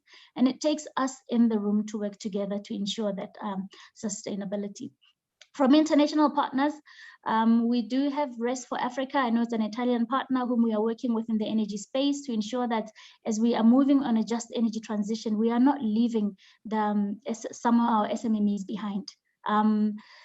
There's massive businesses in there. There's money in that space. Young people have solutions and need to be part of that big pie. We do have one of the key things that we are talking to the Chinese partners. We've got a lot of, there is international technology, there's local technologies. We're looking at a Chinese partner where we're going to take entrepreneurs from China and partner them with entrepreneurs in South Africa to work on local solutions. And for us, we think this, for us, we don't want the South Africa only to develop local products that are not internationally benchmarked. So we know that this for us will yield creativity and yield about solutions that I know that will be rolled out around the country. We do have, I don't want to, I know I only have only 5 minutes, but we do have a couple of partners, even locally, Innovation Hub, that we also want to get SMMEs to be involved in the small scale embedded generation. That is an area where we can play a major role there. Thank you, Sanisha. I won't take the whole day.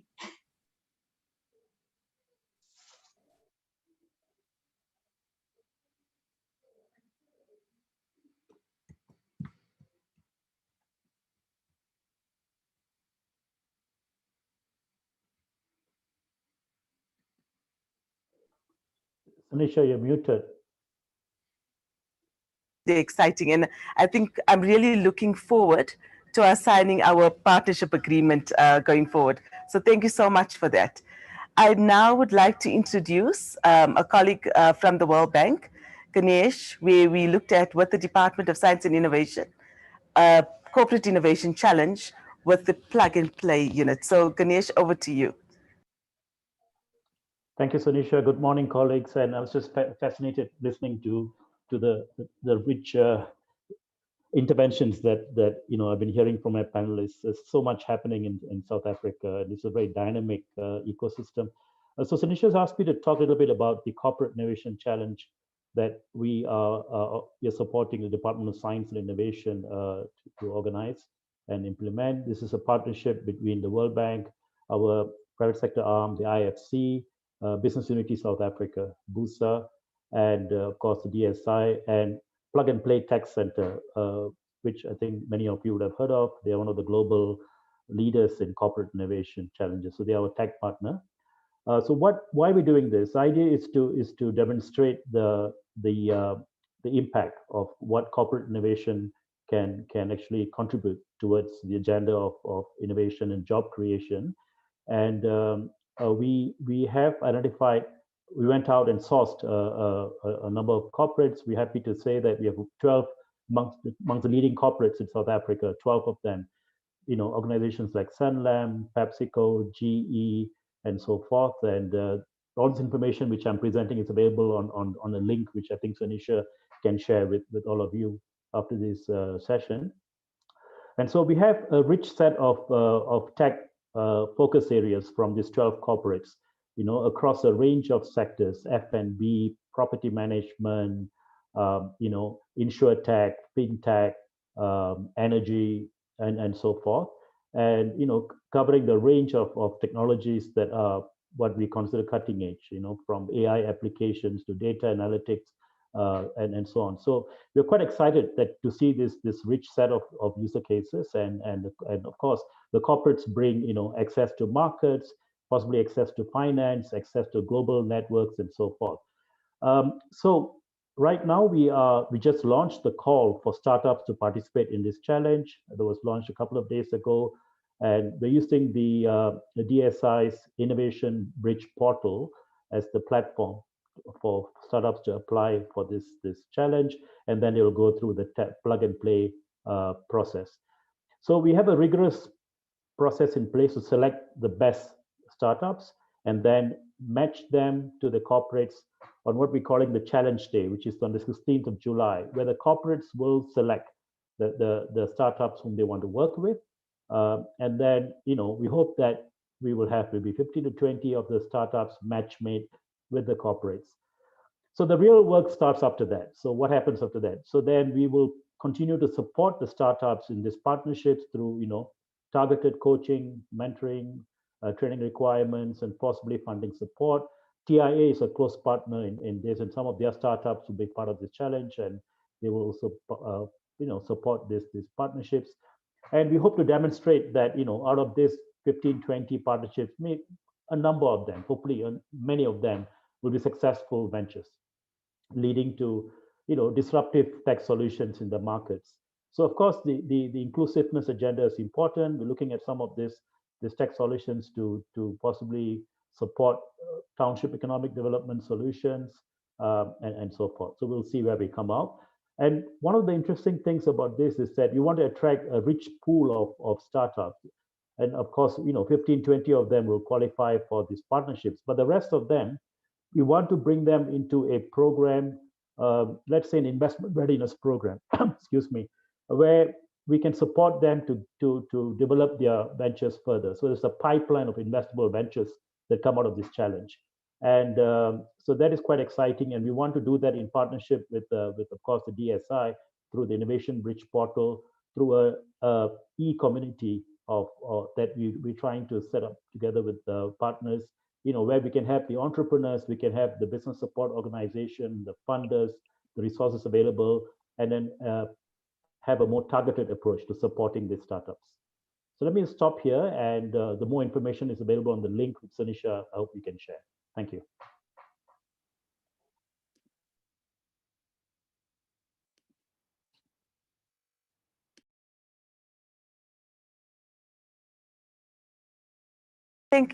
Thank you so much for that, Ganesh. I think working with the World Bank and the Department of Science and Innovation over the past few months, you have really brought on board Corporate South Africa. And I think we're looking forward to the challenge. And for our SMMEs and our youth out there, the participation would really be welcomed. I now would like to hand over to Anusha Naika, who's from the International Youth Foundation, who has really been working very, very closely with Dr. Goosen on looking at SMME development and how they can strengthen the ecosystem for our youth in South Africa. Over to you, Anusha. Thanks a lot, Sanisha. What an honor it is to join this panel today. I think as a country director of IYF, an international NGO that operates globally in aiming to equip young people with the skills required for both the workplace as well as entrepreneurial activity, we certainly avail of lots of current research. And I'd like to talk a little bit about what some of that research tells us about innovation skills for the future. Now, it's clear that the world of work is undergoing rapid and deep changes brought about by technological development, demographics, globalization, and climate change. And these trends are affecting the composition of employment, the nature of the tasks carried out at work, and the skills required in the labor market. And they're also putting enormous pressure on traditional education and training systems, calling for improved quality and new approaches to lifelong learning. We're seeing more and more that skills development is pivotal in helping turn these challenges into opportunities. And improved and enhanced skills have contributed significantly to productivity increases and are instrumental in enabling people to benefit from new opportunities, be those in the formal workplace or in entrepreneurial activity. At the same time, lifelong learning and active labor market programs, along with social protection measures, are important buffers to help young people manage transitions between institutions of learning and the workplace and adjust to change. Due to rapid changes in technology, automation, and the workplace itself, as well as the disconnect between the skills young people are prepared with and those needed to succeed in the 21st century, half of all young people will not have the basic skills necessary for the workforce by 2020. To this end, I'd like to talk to a program that IYF has partnered with Dr. Hussein and his team to launch in the country. It is called the Google program. So IYF has partnered with Google to equip hundreds of young people in South Africa with the Google IT certificate. And this is against the backdrop of digital learning and moving into the digital learning era, as well as equipping young people with innovative skills.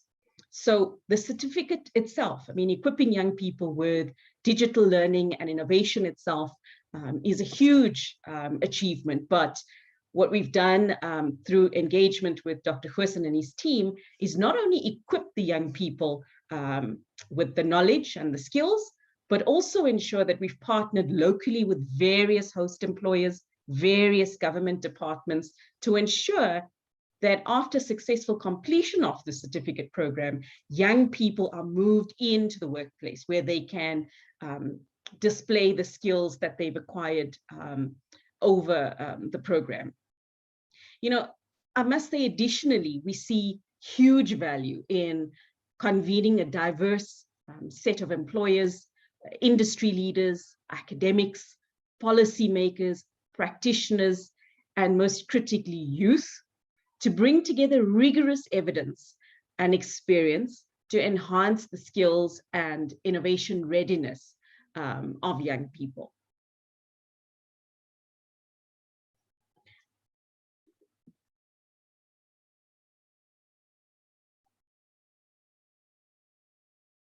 Come in there.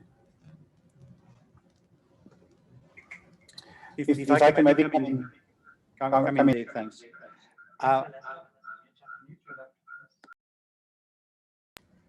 I just wanted to maybe add to what Anusha was saying, by saying that increasingly there are so many international collaborations coming to the fore in South Africa. It's actually really heartwarming to realize how we are truly joining the international community in terms of skills development, training, and education. In this particular instance with the Google certificate, the program in principle, for example, works on the basis that a person must have a TVET qualification, or in the final throes of completing a TVET qualification, and in some cases also South African learnerships and internships.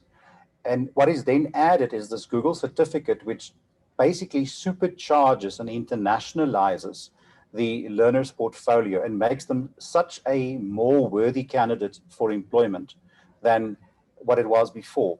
In addition, it also means that it's a truly industry-based qualification combined with academic qualifications, both locally and internationally, making our students and our young graduates a truly international product at the end of the day. And that is actually something which is fantastic. The optimism that we have as far as this is concerned is nothing short of profound. Thank you. Thank you for that, Dr. Hussein. So I think from my side, as we look at international programs, one of the programs that we've been running with the 7th cohort on the go is the Leaders in Innovation Fellowship Program, totally funded by the UK government, the UK Newton Fund, and really championed under our Department of Science and Innovation. So today, as we celebrate, like we said, Youth Month, I've invited 2 of our entrepreneurs to share their journey with us. And one of them is Excellent, that was in the UK, that did the program, really focusing on commercialization, because at the end of the day, it is about the product reaching the market, and it is about his customers, and how do we support him. So Excellent, I'd like you to please share with us your entrepreneurial journey with the rest of the Skills Summit. Thank you, and over to you, Excellent.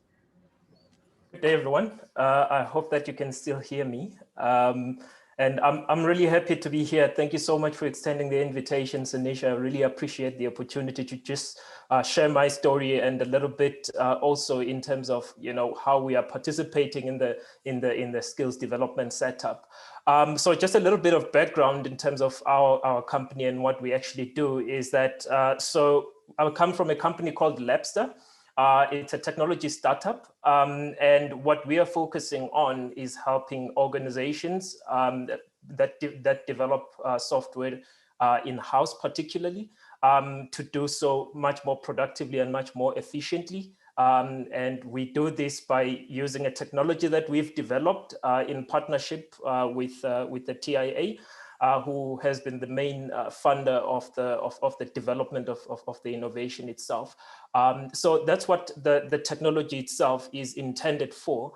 But I would like to just step away a little bit from that and focus more on what else we've actually been able to do, especially in the social impact part of things, where we really took a look at this and said, look, we've been able to, we had this opportunity to put together this platform that not only makes, helps people be more productive and do things better in terms of their technology innovation, in terms of their software innovation, but it actually creates a new opportunity and lowers the barrier to entry for people coming into software development and trying to build their skills.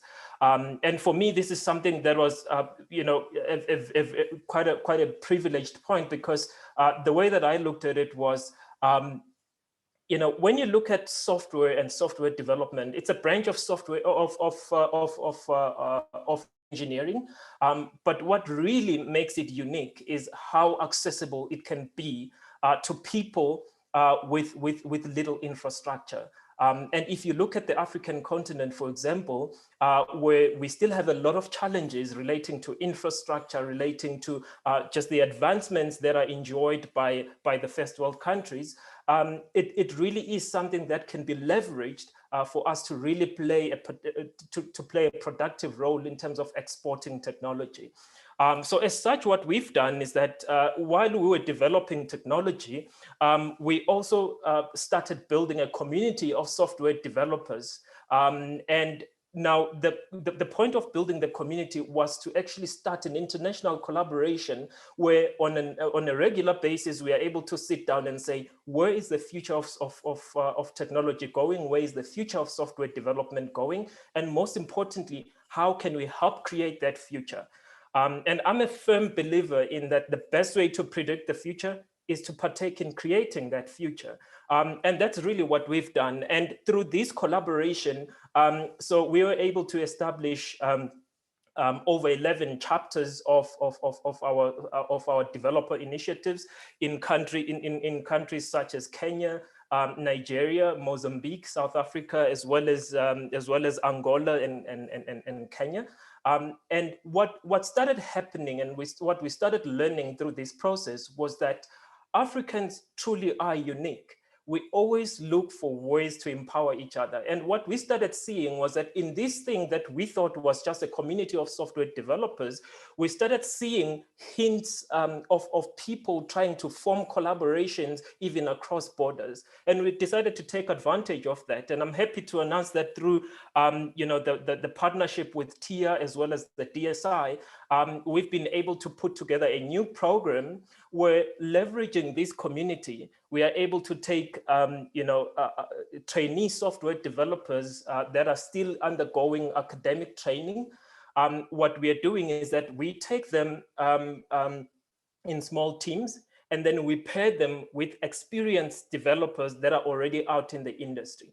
And something that is also unique in the software space is that you get a lot of people that are quite advanced in terms of their careers that want to do something outside of their day-to-day job. And that's usually where a lot of startup spin-offs actually come from, because people, as they advance in their careers, they start to notice that, look, there are more problems I would like to solve. There's more things I would like to do to make an impact, but they just don't have the bandwidth to do it all.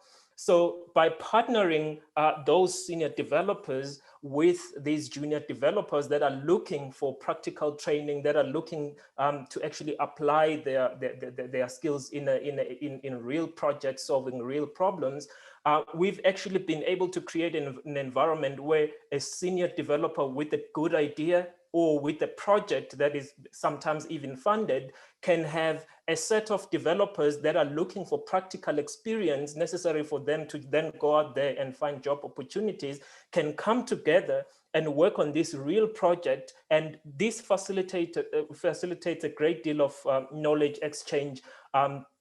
And at the same time, it is actually creating value, because in the end, you end up with a product. You can even end up with a startup coming out of that. And we are seeing that happening. And this program has only been running for just a little over a month. This for me is something really exciting, because it means as a startup, as a technology company, as small as we are, we're not only focusing on making an impact in terms of the people that we can directly employ, but we are in the position where we can actually help create a platform where more opportunities can be created. And I think that's very relevant, especially during the time that we are going through in terms of the pandemic. You are seeing a lot of shift where companies are being digitized, and they're looking more and more to try and do things in the more creative ways, and software is at the center of that. And by empowering our people to really partake in helping make this possible for these organizations, we are creating even more opportunities. And my personal dream is to see by maybe the year 2030, to see Africa being known really as the exporter of technology innovations, especially in this software space, and really being known as the go-to place when it comes to leveraging such kinds of services. So I'm really excited to hear all what the other panelists have been doing. I won't take any more of your time, but I'm really keen to have a conversation further with each and every one of you. And thank you for having me here. It's really exciting for me. Thanks, Tanisha. Thank you so much for that. Excellent. I think for me, looking at you in the LEAF program and how you've progressed for you becoming a sustainable startup and really willing to assist going forward with other young people in the development space, that will be absolutely amazing. Because like we said, without mentorship and without the youth leading the youth, the journey becomes that much more difficult. So thank you for coming on board and sharing your story with us today. I must say, one of our very good partners over the past 10 years has been with the University of Basel in Switzerland on the Venture Leader program. So for the first year last year, the program was only done online because the 10 top candidates couldn't travel to Switzerland. But with that being said, Mukundi, one of our young female entrepreneurs from Limpopo, won the Swiss South Africa pitch battle that was online at the Innovation Summit. So I'm not going to say anything about Mukundi. I think she speaks for herself. She won the Swiss battle, and she also was the top student out of the Venture Leader program in South Africa. So Mukundi, I'd like to hand over to you just to share your journey and where you're at the moment. And for me, your innovation linked to the EdTech space is absolutely critical at this moment in time. So over to you, Mukundi. Thank you so much. Hello, everyone. I'm super excited to be part of this panel. And it was actually great hearing from Excellent, where I think we're a little bit younger in our entrepreneurial journey, but it's so great to have those sort of peer examples and to see how their journey has been and where we can potentially go. So my name is Mukundi. I'm from Thohoyandou in Limpopo. I live here and I work from here, and I'm grateful to be working from home. And last year's winner of the TIA Swiss Venture Leaders Program. So Ambani Africa, the word Ambani actually means to speak in Chivenda. So Ambani Africa is a technology company, and we're really focused on how we can make education more accessible through technology and through language. So a lot of times what you find is that young learners in the foundation phase will speak a certain language at home. So you'll speak an African language at home. You get to school, you are taught in English, and you're also learning English. So as you can imagine, it's very difficult to learn a new language well enough to be able to learn through it. And so what we really do is try and bridge that gap And you find that a lot of times these learners are good communicators in their own language at home, but they tend to struggle at school. So we use technology and language to make education more accessible. And we do this through various technologies. One is through augmented reality. So this is where you're able to use your device and you're able to really place a virtual object in your immediate environment. So one of the ways in which we do this is through augmented reality books. And so if you have a device like a phone, you're able to open the book, you're able to see certain things come to life, and you're able to select the language. So at the moment we have 6 languages. We've got English, isiZulu, isiXhosa, Sepedi, Setswana, and Tshivenda on our app. We also did something we call a WhatsApp learning experience. And this was where we found that particularly during the lockdown, certain learners who had access to a computer and internet at home were able to seamlessly continue their education, whereas others who didn't have these facilities weren't. And so we thought, what is a social media platform that their parents do have that we could potentially use for learning? And that was WhatsApp. So we partnered with a school in Diepsloot and were able to initiate a pilot project where grade 1 learners were able to learn reading strategies, comprehension through a daily WhatsApp bot. So these are just the different ways in which we really try and leverage and use technology in order to make education more accessible, but also more enjoyable, because I think, as mentioned, lifelong learning is so important. And this is really the point where you develop your relationship with learning. And so we're trying to find ways to use technology to make that relationship enjoyable. So through the Department of Science and Technology and through TIA, we were able to join the South African and Swiss joint program. We were given business development training. We were given mentorship. We were also given a small grant that has really helped us get our product to product market fit. And so we're at the point where we're market ready, and the next effort is really getting that follow-on support to get our product to those who need it. But I think particularly being able to interact with international businesses, first of all, or other startups, and being on that international stage and being able to validate our business, which we thought was a very local thing because we're focusing on languages, but being on that stage, we actually realized the scale potential of the technology and of the business. And I think all of the support, the business development, the mentorship, even just being with other peer businesses, with other startups, which we still have a relationship with, we still sort of connect with each other, has been incredibly beneficial to our business journey. And we're looking forward to the journey ahead. So thank you. Thank you so much.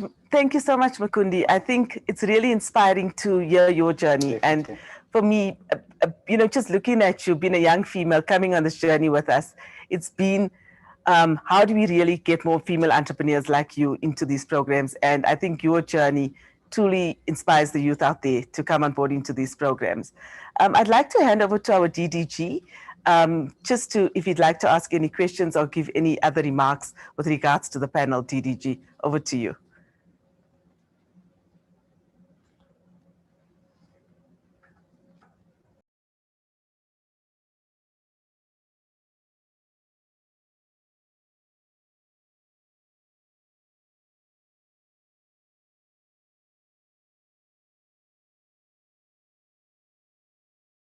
DG is able to connect. Apologies, my screen was thank you, DDG. We're seeing you now. Thanks very much. And I just want to acknowledge all the inputs that I have picked up at this point in time. And the one thing that I'm really wanting to ask, and I just want to really go back to especially our young entrepreneurs. Out of the experience that you have had, and this is both to Mukundi and to Excellent, one, what is it that you would want, especially us in government, to do so that we can look back and have more than one Mukundi and more than one Excellent as we move forward? And I'm asking this very much genuinely, so that even as we try and look at some of the newer commitments that we're doing, that we actually take the lessons coming out of your experiences with. So I really just want to throw that back to you. And then the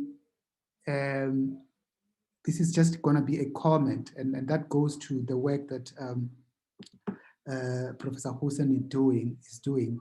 And we've already had some discussions with the World Bank on other initiatives, is to really say, what is it that we can build up? And when I say us here, I'm talking about myself and Senisha, who is helping me in dealing with these issues of inclusive development, that we can actually do together to build on what you're doing, to amplify the impact of what you're doing. So those are really just the two comments and also the questions that I definitely want Mukundi and Excellent to respond to.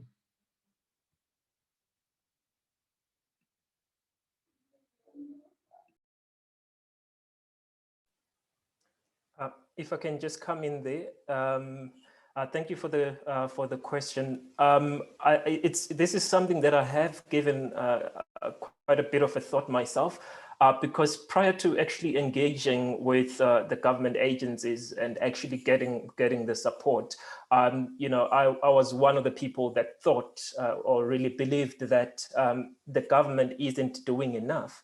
And having gone through this process, I've since learned that there is so much that is going on that is being done within the government structures. I think really where the challenge is the access when it comes to now actually linking the people that are looking for these types of opportunities, and as well as the you know, the measures that have been put in place on the government side of things. I know, for instance, of a lot of people that would often make, you know, the similar types of comments I used to make before, just regarding how hard it is to actually, you know where to go, who to talk to in terms of unlocking these types of opportunities. And I think it's a, you know, there's a lot that can actually be unlocked by addressing the awareness aspect of things in terms of, you know, what the government is doing, what the government affiliates and agencies are actually doing. And I think that that alone can really help, you know, expose the support structures that are out there, because there are support structures, and they, you know, and there are initiatives that can really benefit people. But I think just accessibility is just one of the big problems. And I think just the you know, the experience that I've had, just looking at you know, the failure rate of companies. It's just one of those things that if you get into entrepreneurship and you want to become a spectacular success, you have to also agree that you may become a spectacular failure. So that is part of the risk.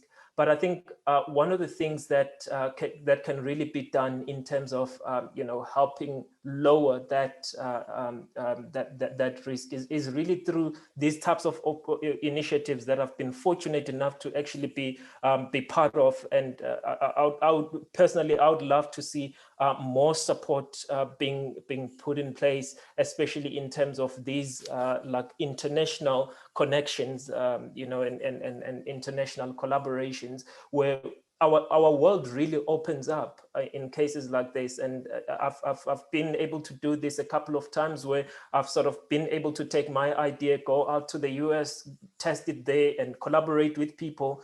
And you really start to see that we have some unique challenges, but also someone else may have solved that challenge already. So I'm really a big fan of these cross-border collaborations, and I would love to see you know, the government really getting in on helping facilitate these, and also helping support these types of structures.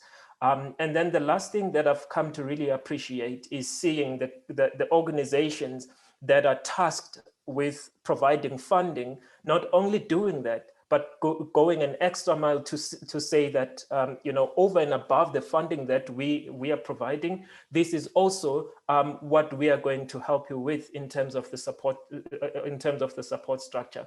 And I think that de-risks the investment itself, but also furthermore it gives an even a better order of success for the startup or for the innovator that is being funded. Thank you.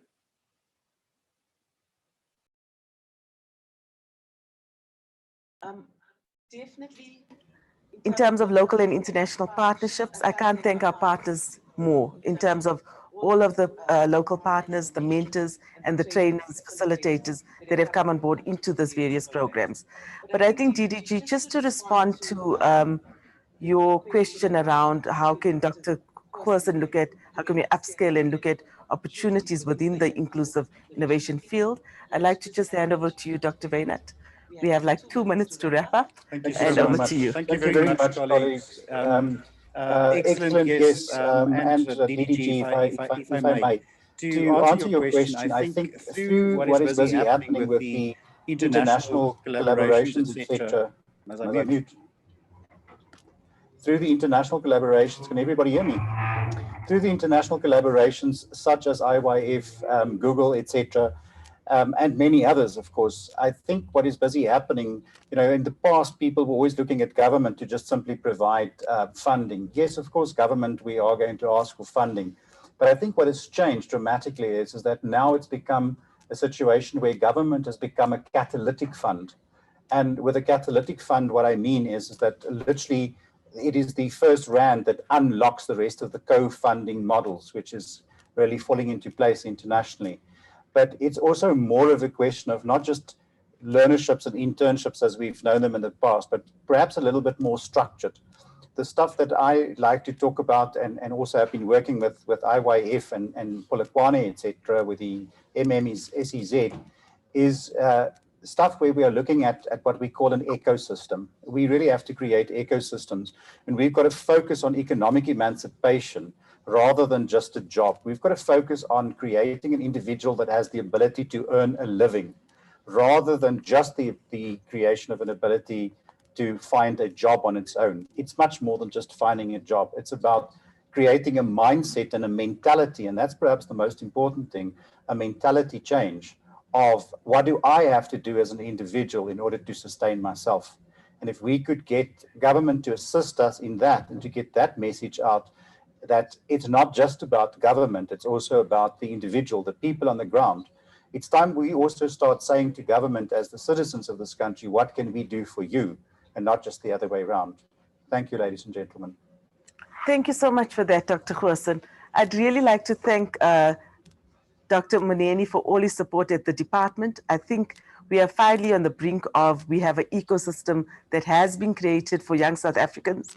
And we're hoping that through this journey, we won't just stop at the Skill Summit, but we can report back next year on what has been achieved, really to upscale and upskill the rest of the youth of this country. So thank you very much to my panel members.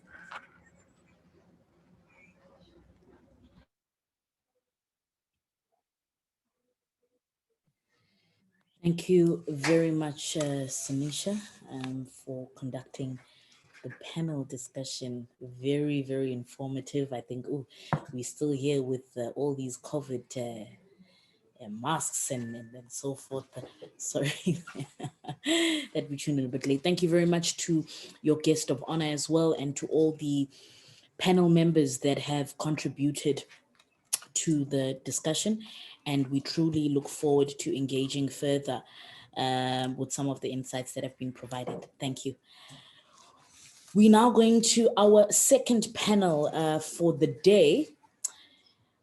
We're going to take a short ad break, but the upcoming panel is called Future Proofing Skills. The World Economic Forum, as mentioned earlier, predicts that we need to reskill more than 1 billion people by 2030 as jobs are transformed by the fourth industrial revolution. So I'm looking at a conversation where we don't look at replacing people or certain workforce with machinery, but actually empowering them so that, automation and the fourth industrial revolution and even AI works next to, or rather parallel to people. So what are the skills that we need for the future, particularly for the year 2030? We'll be having this discussion after this, but please don't forget to visit our social media platforms, hashtag Skills Summit 2021 across the board. Add your comments, add your feedback, and we look forward to answering you accordingly. We'll be joined by our panel discussion shortly after this.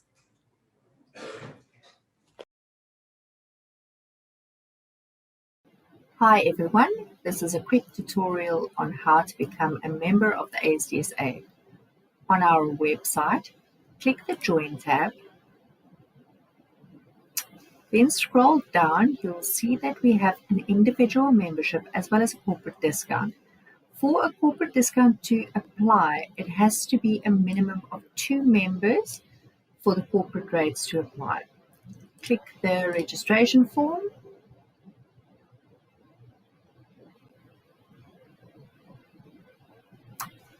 Once on the registration form, you'll fill in all the details. You'll submit a copy of your ID or passport. You'll select your membership type, which is individual member or the corporate discount. Read the code of conduct and submit. Once accounts receive your membership registration, they will send you an invoice. Once the invoice is paid and the amount is reflected in the ASDSA bank account, you will receive your membership certificate.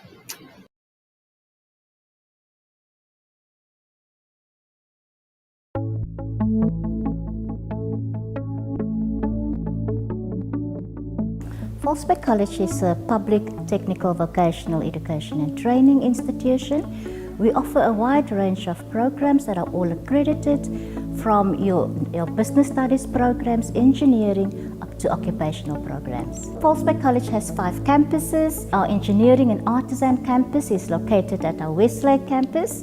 We have 2 business studies campuses, one in Mitchells Plain and one in Khayelitsha. We have a hospitality campus in Muizenberg and Fischhoek. Volkswagen College is the only institution in the country that has a boat building academy.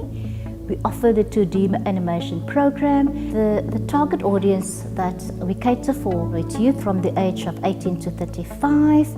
The majority of the college programs are aligned to the critical skills needs within the country.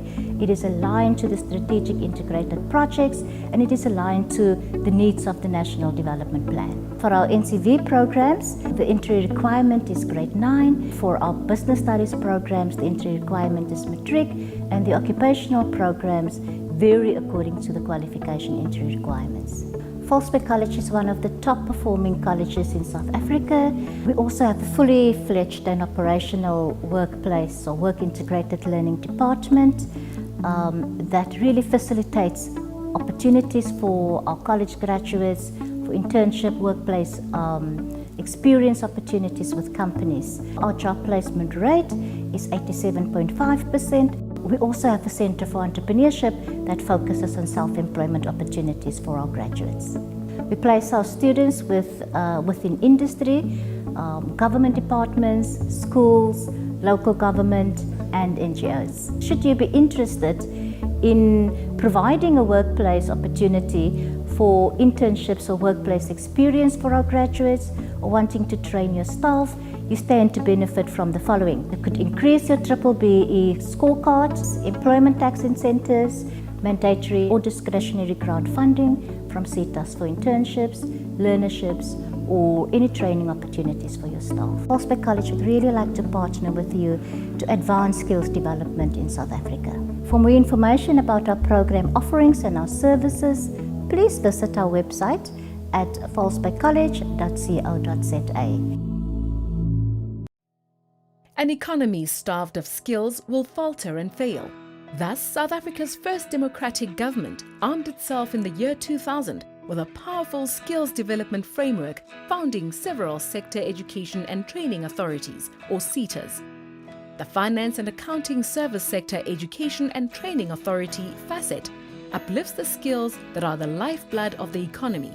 The accountants, investment managers, auditors, and finance managers who control the purse strings and wealth management and who make the funding decisions that advance the country. Facet seeks to achieve world-class finance and accountancy skills and to increase the flow of new entrants into employment. To deliver on its mandate while remaining effective and relevant, Facet developed #LastingLegacy, a finely focused approach emanating from its original mandate. The strategy hinges on two pillars: facilitating placement of learners into employment through learnerships and internships, and academic support for.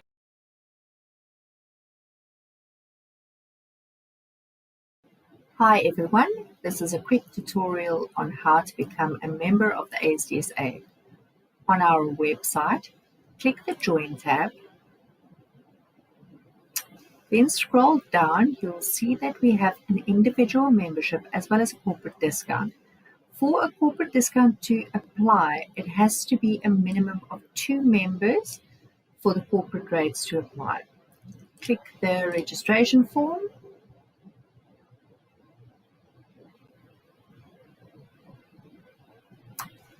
Once on the registration form, you'll fill in all the details. You'll submit a copy of your ID or passport.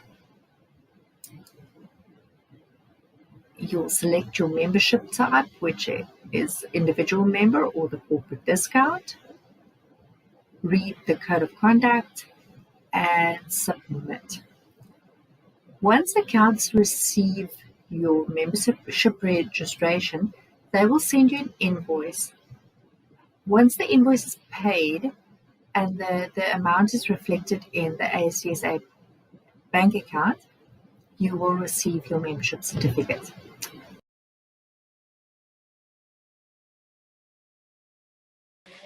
Welcome back, ladies and gentlemen. You are tuned in to the 14th Leadership Skills Development Summit of 2021. If you have just joined us, man, it's your loss. You've missed out on quite a bit. But thank you still for coming through, because we still have a jam-packed day with a lot of knowledge sharing and engagements that will be conducted. So we are now going to be entering into our panel discussion, which is the third discussion for the day. We're looking at future-proofing skills. What does that mean? Currently, we've got 63.2% youth between the ages of 15 and 35 that are unemployed. And remember, yesterday we asked, are people truly unemployed, or are they simply unemployable? So we look forward to inferring some of the sentiments and the thoughts that were shared yesterday onto this panel. With me, we have Luvuyo Rani, who's the founder and managing director of Sililo Uluto Technologies. And then we also have Ms. Antoinette Oglethorpe, who's the director at Antoinette Oglethorpe. We also have Walter Adeo from Singularity University, the faculty member of Singularity University Africa. We also have Professor Sibusiso Moyo, who is the Deputy Vice Chancellor for Research, Innovation and Engagement at the Durban University of Technology.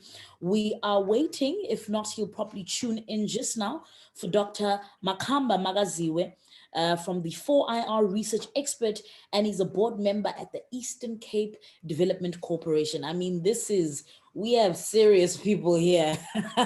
So I don't know about you, but I'm truly looking forward to what they have to say as we discuss this theme. Welcome, ladies and gentlemen. Thank you so much for joining us on this discussion. I think it is so necessary. We are past the matrix of crisis in this country. Earlier, I just mentioned that we are sitting at 63.2%, percentage of unemployment that is beyond crisis. South Africa is actually, I think, the second highest in the world, if I'm not mistaken, based on some global index around employability. And I think it was done by the United Nations agency. So against that backdrop, may I then ask Mr. Luvuyo Rani, to introduce yourself, and then we'll have Antoinette and Walter, followed by Professor Sibusiso Moyo. Thanks so much, Tabanka. I mean, it's an honor for invited to be part of the session. And my name is Luvuyo Khani, and I'm a founder of Silulo Uluto Technologies, which is like one-stop IT center that we're having in the rural and the township areas in South Africa. So we've got probably about 46 centers across 3 provinces, where we train in a year 5,000 young people finding employment, study further. So we train them basic skills like coding, computer skills, digital skills, financial skills, soft skills now. So it's just part what we look at with training, and most of young people are matriculants who pass grade 12, who are not able to go to university based on the finance, but because of they are sitting there looking for something, and also because of we bring this center closer where they are. So that from a traveling point of view, they can able to find the centers, and then that makes them able to find employment. I think it's kind of a model that we think it's kind of needed in Africa in many areas where people can walk in and get part of the digital skills. Now, that's what we do. And that's what probably we've been doing. And that's what we see there's much more opportunity in terms of bringing education closer to people where they are. Absolutely. Thank you very much for that. We look forward to engaging on some of the thoughts that you have just relayed. Thank you. Antoinette? Hi, everyone. Lovely to be here. My name's Antoinette Oglethorpe. I run a training and coaching company, and we specialize in career management and mentoring. We're particularly known for our programs which help managers develop the skills to have meaningful conversations with their employees about their progression and development, but also upskilling employees to take ownership for their career development. So we typically do work with people who are already employed and their organisations to help them progress within organisations. We work with a lot of international organisations like the United Nations Development Programme and the World Health Organization. And I think some of the challenges that I see in this world of uncertainty and rapid change that we're in are 3 challenges that people, employees or non-employees actually, have to address. Are firstly around mindset. I think historically there was a view that career development was all about getting a job and then progressing in an organisation. And that world doesn't really exist the way it used to 20, 30 years ago. And I'm not entirely sure why the mindset hasn't changed, but I still see lots of people who are looking for a career path to be laid out for them. And those career paths don't exist the way they used to because organizations don't exist the way they used to. Everything is changing. The last 12 months, 14 months, 15 months has shown us that, how rapidly everything has changed, and we have to adapt and respond to that. So I think firstly, people need to understand that. They need to understand that the world of work is different, and therefore, as they have changed, they need to change too. And that means they need different skills. Probably the number 1 is around adaptability. The great thing is that we have all shown we have adaptability over the last 15 months. We haven't had any choice. So we've had to adapt to our new ways of working or our new ways of living. So it's about harnessing that and making the most of that and recognizing that we do have resilience, but actually making that mindful and purposeful. And then the final thing is about behaviors, actually putting all that into action. The number 1 behavior that people need for owning and developing their careers is influencing others, because we actually cannot develop our careers in isolation. It is all down to creating and taking opportunities that others are able to partner with us or provide for us. And that means we need to influence others. So those are the areas that I'm keen to help people with and help people understand so that they can take that ownership. Because we either spend too long at work to be unhappy, if we're lucky to be in work, or we spend too long wishing we were in work to be even more unhappy. And we need to improve our own satisfaction in order to help the satisfaction of others, and create a world of decent work and economic empowerment. So I look forward to meeting and hearing from everybody else. Thank you. Sure, we can actually even just close shop. I mean, you've said a mouthful. I'm just thinking, wow. Thank you, Antoinette. You've actually just set the standard of how we can, what kind of questions we can actually interrogate further. So thank you for that. Mr. Walter Adeo. Thank you very much for allowing me to provide some insights and also to be part of this very important conversation. So as a quick introduction to your audience, as you mentioned, I'm with Singularity University, and my focus specifically there is on the future of work and jobs, which I think is a very important conversation in the transition that our economies are going through worldwide as we modernize into this digital economy. I'm also a professor of practice at the Johannesburg Business School, and then in my professional capacity, I'm with an organization called Kadena Growth Partners, where we work with organizations to modernize their businesses. And an element of that is also working with startups to help them scale rapidly and partner with corporates. So the good fortune that I have is that I see both the theoretical conversations that we need to have and the theoretical inputs, but also the practical way in which it gets rolled out inside organizations and touches the entrepreneur. So a couple of things that I want to share with you. First of all, is that work and skills and job creation is a monstrously complex and multidimensional conversation. And 5 people will have 5 different opinions. And so I tend to try link skills to rapid job creation. I tend to be a little bit more optimistic about the future on the assumption that we are structured, organized, and orchestrated as to how we transform our businesses and our economy. And, you mentioned some statistics.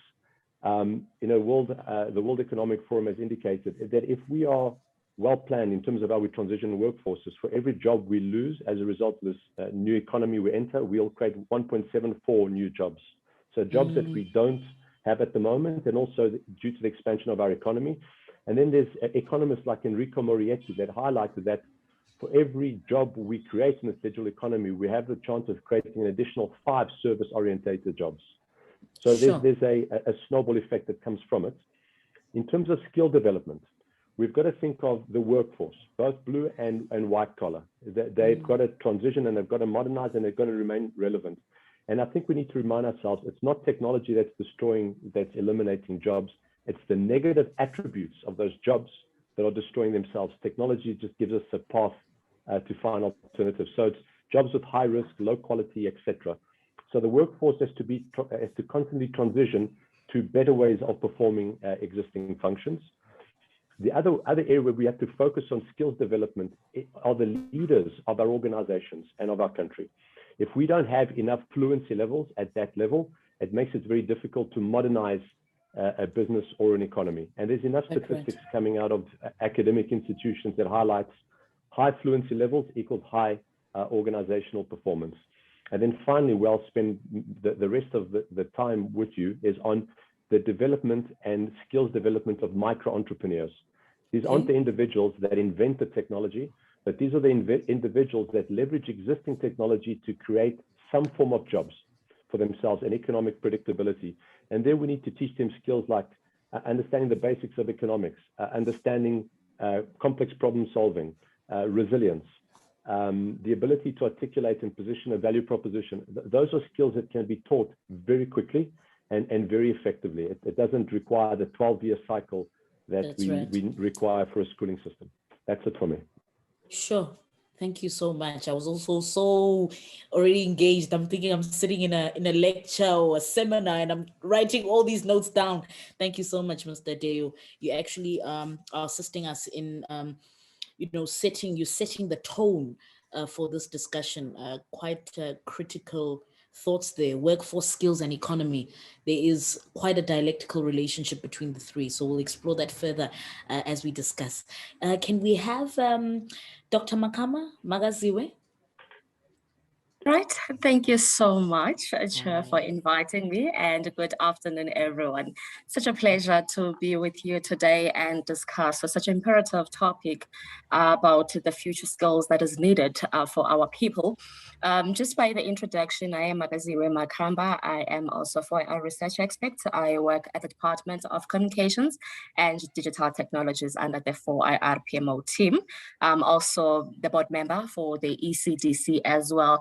As the colleagues have already mentioned as well, the impact of the COVID-19 and the need of upskilling and reskilling our people to be aligned with this digital era. It is very imperative that now the COVID has shown us that we don't necessarily have to go to the offices. We don't necessarily have to be in Gauteng to work. What is important that I've taken out from this whole dilemma is that it is important to remain innovative. Because now with the 4IR era is presenting us with the opportunity where we can become innovative wherever we are. Now you can develop the app wherever you are that can actually eradicate the challenges that we have. So now really the future is really indeed in our hands. So now what is important also is to look at our people. What is it that people need? What skills do we really need? And also what 4IR skills that people can really align with and can be important to people in order to accelerate socio-economic development. So we need to look at that and also talk to our people where it's necessary, let's upskill, and where it's necessary, let's reskill, so that everyone is aligned and understand the impact of this. Because by the look of things, COVID is here to stay with us, and it's important for us to adjust. And as a method of adjusting, it's important to check what is it that we have at the moment and how do we build on what we have. So with the fourth industrial revolution that is here, we need to understand how can we make the technology work for us, not us working for technology. So it presents us an opportunity where we can build from what we have. So we have all the opportunity, and the good part that I like about what is really happening, as much as it's not a good thing, but the fact that now you don't really necessarily have to go to the university. You can study online, do whatever course that will upskill you and make sure that you are aligned with this fourth industrial revolution, and make sure that at least you understand the impact of what is happening, and you can upgrade yourself wherever you are to make sure that at least you play a part of generating the economy. I'll pause for there in a moment. Thank you so much. Thank you very much, Doc. Thank you. Also, quite important thoughts that you've relayed there, particularly on how do we deal with the COVID-19 pandemic. You know, it's so easy to say, guys, let's move. We got to be innovative, but do we have the strength? People are so discouraged, so we need to see how we can, rechannel and change that. Can we have Professor Sibusiso Moyo, please? Yes, good afternoon, Program Director and our Chairperson. I'm sorry, I think you can see me. I hope you can hear me as well. Yes, I'm having load shedding and I have got telecom. So between the two, I hope I can just put my message across. And it's quite traumatic. Yes, both the combination but that's of our both. reality. Yes, but indeed. thank you so much. Also, greetings to the panelists and also the audience. Thank you very much for this opportunity. I was introduced, so my name is Sibusiso Moyo, the Deputy Vice Chancellor for Research, Innovation and Engagement at DUT, Durban University of Technology. So I come from the university sector, but I also work quite closely with NGOs, our local government, the national government as well as the higher education network within South Africa. So my interest obviously is in supporting youth and also researchers in making sure that we are able, for instance, on the research side, to be able to make sure that we are doing research that has impact on other people's lives and also our communities. So we want to actually identify, what are the real issues in our community, in our society, and how can we contribute to finding those solutions. So for the purposes of this session today, which is on future-proofing our skills, and just finding interest in terms of what the challenges of the youth today face. And also comparing from where we started from, if you look at the youth of June, 1976, in terms of what they were protesting for, trying to make sure that they have, access to education and quality education, about the medium of the language that would be used for that, and to make sure that everybody has equal access in order to improve their lives. And looking at the youth today, what are our key challenges? So I think colleagues have already talked about, the employment rates and so forth. But for me, what is important, I always say to people, when you are choosing a skill or coming into higher education or trying to say to yourself, what will I do when I finish matric? It's always very important to ask yourself about what skill you can learn. So people, in most cases, you'll find that people come into university, they come into tertiary institutions in order to get a degree. But when you ask what skill do you want to get from that degree, it's not very clear. So we have people with PhDs, they are called Dr. X, Dr. Y, or even, people in academia. But if you ask what other skills do they have, usually it's just reading and, publishing, but not really a skill which you can say, I can use this skill to start up my business, to become an entrepreneur, to make money outside, your normal job where you just go to work and, fill in a few papers and get paid at the end of the month. So we are trying to change that mindset. And at DUT, what we're doing, for example, is we have programs where we are trying to get our youth to think beyond the box. So we try to introduce things like design thinking, trying to make them, think about, identify opportunities within their communities, which they can use to develop ideas which can help them. So one of the key areas that we have seen, and you'll probably agree with this if you look at some of the latest economic data in terms of areas which have potential for skills, you see that the agribusiness is a growing and emerging area. And it's an area where youth can make a lot of money as well as the creative art industry. So under agribusiness, what we do as a university is allow students from any field. You don't have to be a student who's studying agriculture, for example. We have, practical sessions where you can actually start up your own small garden. You can grow your food or your harvest, and then you are able to have the value chain where we teach you the skills about business, how to start your business, financial skills, and also finding the relevant markets where you can sell those goods.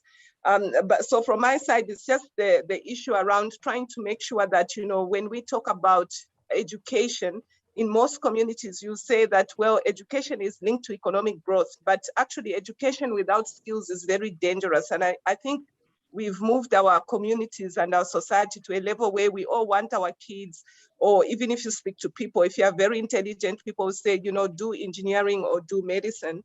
Nobody says, start a business. And if our kids choose to start a business, we collapse with so much depression and we feel sorry for them. So I think that our mentality is just beyond, for us, it's not just changing the mindset of our youth to say, what other opportunities are there, but it's just working together with the government, because also what we find, we were talking to a group of youth yesterday from, and this was arranged through our minister in the province within KZN. And most of them expressed the concern that even though government is investing a lot in developing the small, medium enterprises, they don't know about this information or how to access that information. There is a lot of investment if you have an idea, but the question is, where do you go? Where do you get this information? What help is there? If I've just finished matric, I can't get into a higher education sector, actually, then you really don't know where to start from. So I think we need to also have these platforms where we can share information with the youth, to try to help them also to access opportunities for training, to learn skills, and not just get a degree for the sake of getting a degree. And I know that working with a lot of people with PhDs, by the way, to date, who are not employed and they're looking for jobs, but they have a doctorate. What does that mean, to have a doctorate and not be able to find a job? So that's my contribution for this part. Thank you.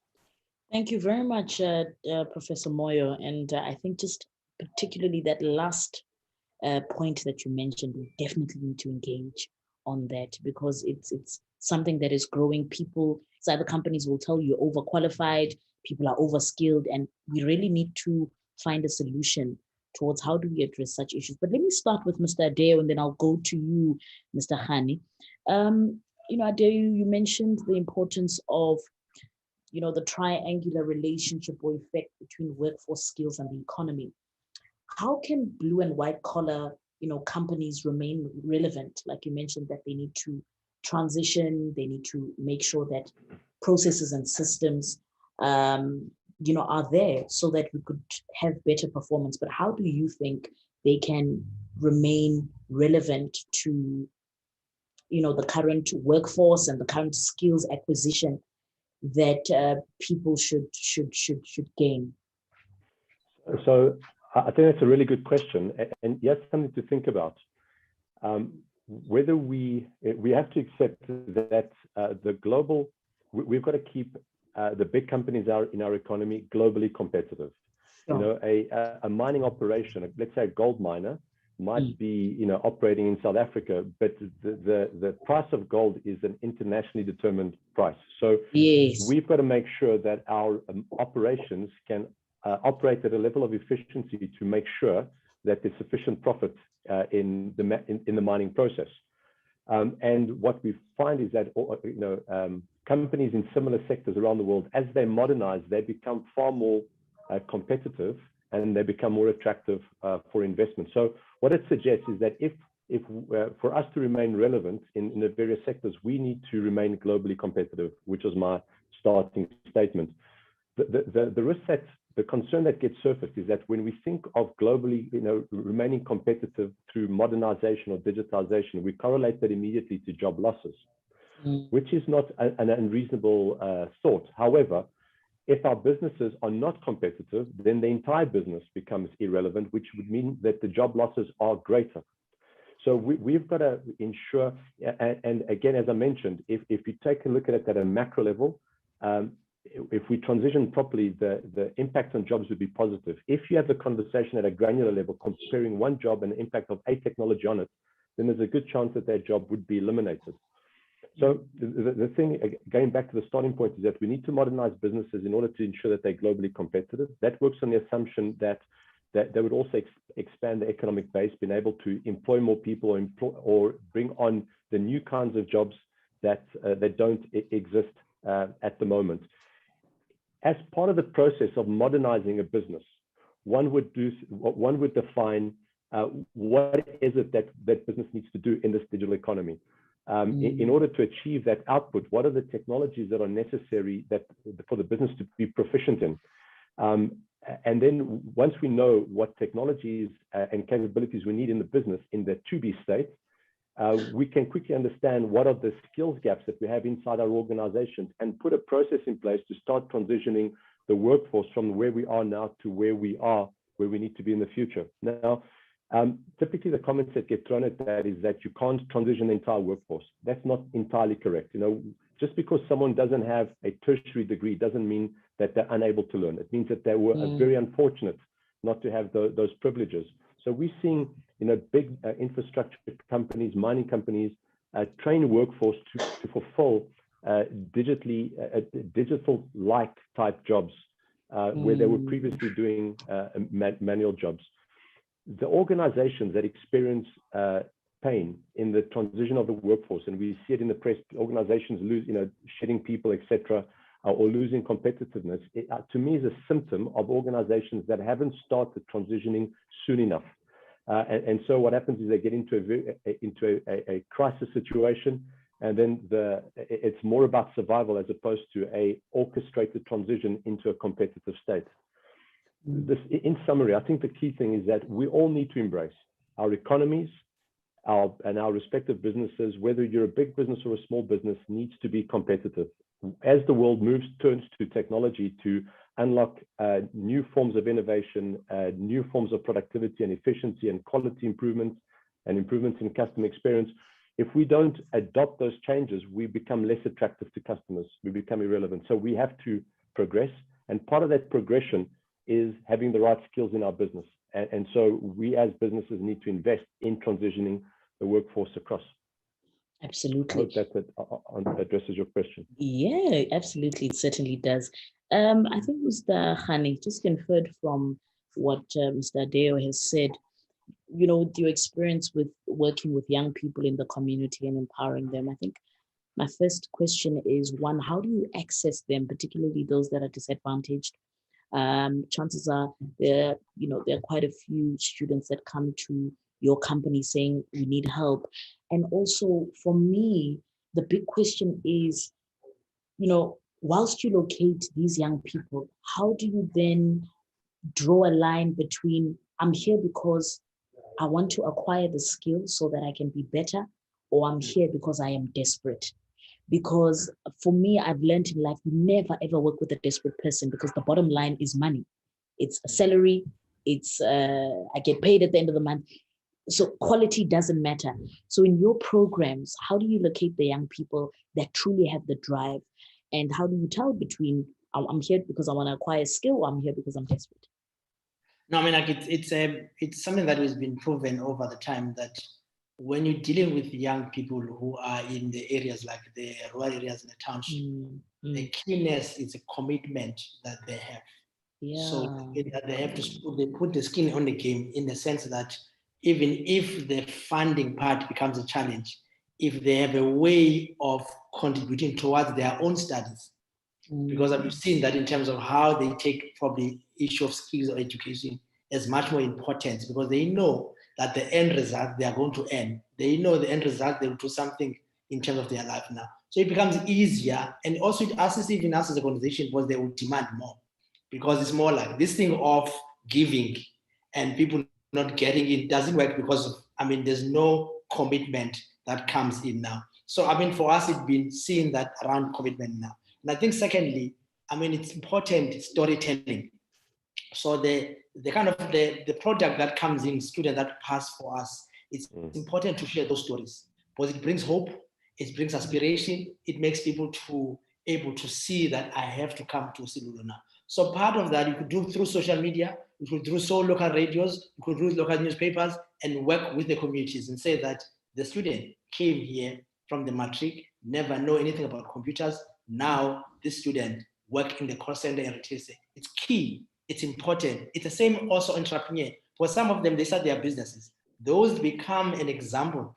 So you're creating that kind of model, because you're changing the mindset, you are changing the interest, you make the kind of like saying that a smaller things that can, so it's kind of change, you shift the community now, because the system changed now, more than typical around education. Now we are saying that part of those success stories that we have, you make a noise about it. You make sure that the student, they come in. So you don't have a problem around, and it becomes, even for us, 70% of the student that comes is a word of mouth, because they share, because they talk about that. And I think that's what, I mean, it works so well when you're able to be in the community, understand the communities, and work with the communities, instead of coming in, I'm coming in with my model, and then you have to. So those are kind of things that I kind of saying that key in the, I mean, in this kind of future, you need role modeling. People must aspire for someone. You need confidence. People must believe in themselves that they can do this thing. People must commit. They must put on the game, instead of like we giving, because they have to. And then you provide a kind of a space for them to come in, so that that space is beyond the skilling, so they can on their own. Thank you so much for that. Sure, very, very important what you mentioned about remodeling and also integrating the community within the business model of the organization. I think that's very important to tailor make things for communities or for our clients, instead of saying, this is what it is, adapt or live without. So thank you for mentioning that. Let me go to Antoinette. I mean, you mentioned the fact that you work with a lot of corporates under the training and coaching services. In your opinion, how can organizations improve their personal development plans? I mean, given the current climate of job loss and so forth, I think companies are either retaining high performers or are retaining people with a high skill set. But bearing that in mind, how do we then ensure that organizations improve their personal development plans, particularly where they are people-centered, or they should be people-centered? I think a key thing about it is actually having conversations with employees about what success looks like for them, and therefore, and what their strengths are, what skills they bring to the party, so that when there aren't generally just job losses, there are generally restructures. That means some jobs go away, some new jobs form, some jobs change, and actually, helping employees have a voice in all of that, so that if they are a fit for a new role, that transition can be made, just as Volta suggested, that they can actually be applying their skills in a new context. Or if that new opportunity doesn't exist, either because of the nature of the role or just because of numbers, they are at least helped to think about what it is that they want from work, and therefore what opportunities they may be able to find outside. So, rather than being victims of a restructure and a change, actually seeing it just as a transition, so that they are, that the company is supporting them to leave in a way. It's still not a nice situation, and no one wants to be the person that is at risk. But at least, if the organisation can help them think about what they bring to the party, and therefore what opportunities they can look for outside, and maybe even connect them to other opportunities for organisations that might be looking for their skill sets, then it's it's still empowering. You can still empower people in that context. And for those people that are staying, again, I think it is about helping that transition, and not just in terms of the technical or job-related skills, but also in terms of that psychological change. So there is a difference between change and transition. And change is a physical thing. So, your job, you're now this job rather than that job. You're now working at home rather than working in an office. That's change. Transition is a psychological thing. Sure. And that is what we mostly, I think all of us probably struggled with in the pandemic. Change was easy. Right, I suddenly work from home, fine. Transition, I don't see anybody anymore. And, I don't hear from anybody, and I'm all on my own. And so I think we need to help people with that transition, rather than just saying, okay, this is your new job, and, go on this training course and off you go. Cool. Thank you so much. I'll be asking you the last question later on, just on that point, so please bear it in mind. Let me quickly go to Dr. Magaziwe, and then I'll go to Moyo, and then I know, Walter, you need to leave soon, so probably you can give us your final thoughts and sentiments just after these two, or just let me know how urgent it is, Mr. Dave. If you need to leave, you'll just tell me. Dr. Magaziwe, I just wanted to find out, here we are as a third world country, going into 4IR, which is a first world phenomena. As African countries, we've never thoroughly led any industrial revolution. We've been victims of industrial revolutions, and across even the first three. I don't want to just say victims, but guinea pigs. So, Dr. Magaziwe, where do we start with this 4IR? It's a big giant. Where do we start by biting it piece by piece? Like, take a child or a young person who's from the villages, or somebody who is at a kindergarten level. Where do we start?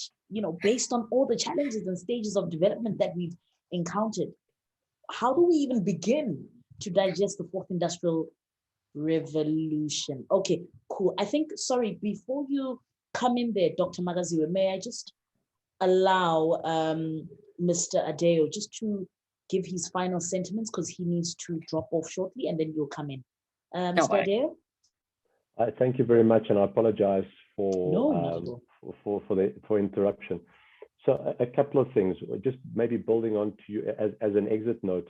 Yeah. The 4IR is not a third world, first world construct, in my opinion. This is about an opportunity. We've got to embrace it to ensure that we're in the game globally, from a global perspective. The other dynamic that we have is that in South Africa, we've got components of third world metrics, but we've got also first world, competitive businesses. And so what I think we've got this ability, we've got perhaps an advantage that we need to leverage to unlock as many dividends as possible from this change. We've got companies that are leading in what they do. We've got big social challenges specifically around education and employment that we need to address. What we need to probably also embrace is that employment through formal programs is going to be difficult. And I do think we need to also, and I think it was Professor Moyo that suggested that, entrepreneurship is probably the new form of employment. Self-employment is the new form of employment. But in order to do that, we've also got to make sure that we've got the processes and support structures in place to drive entrepreneurship. It is incredibly difficult to move from a corporate role to become an entrepreneur. Products and services and support structures are just not geared for the small and medium-sized enterprise.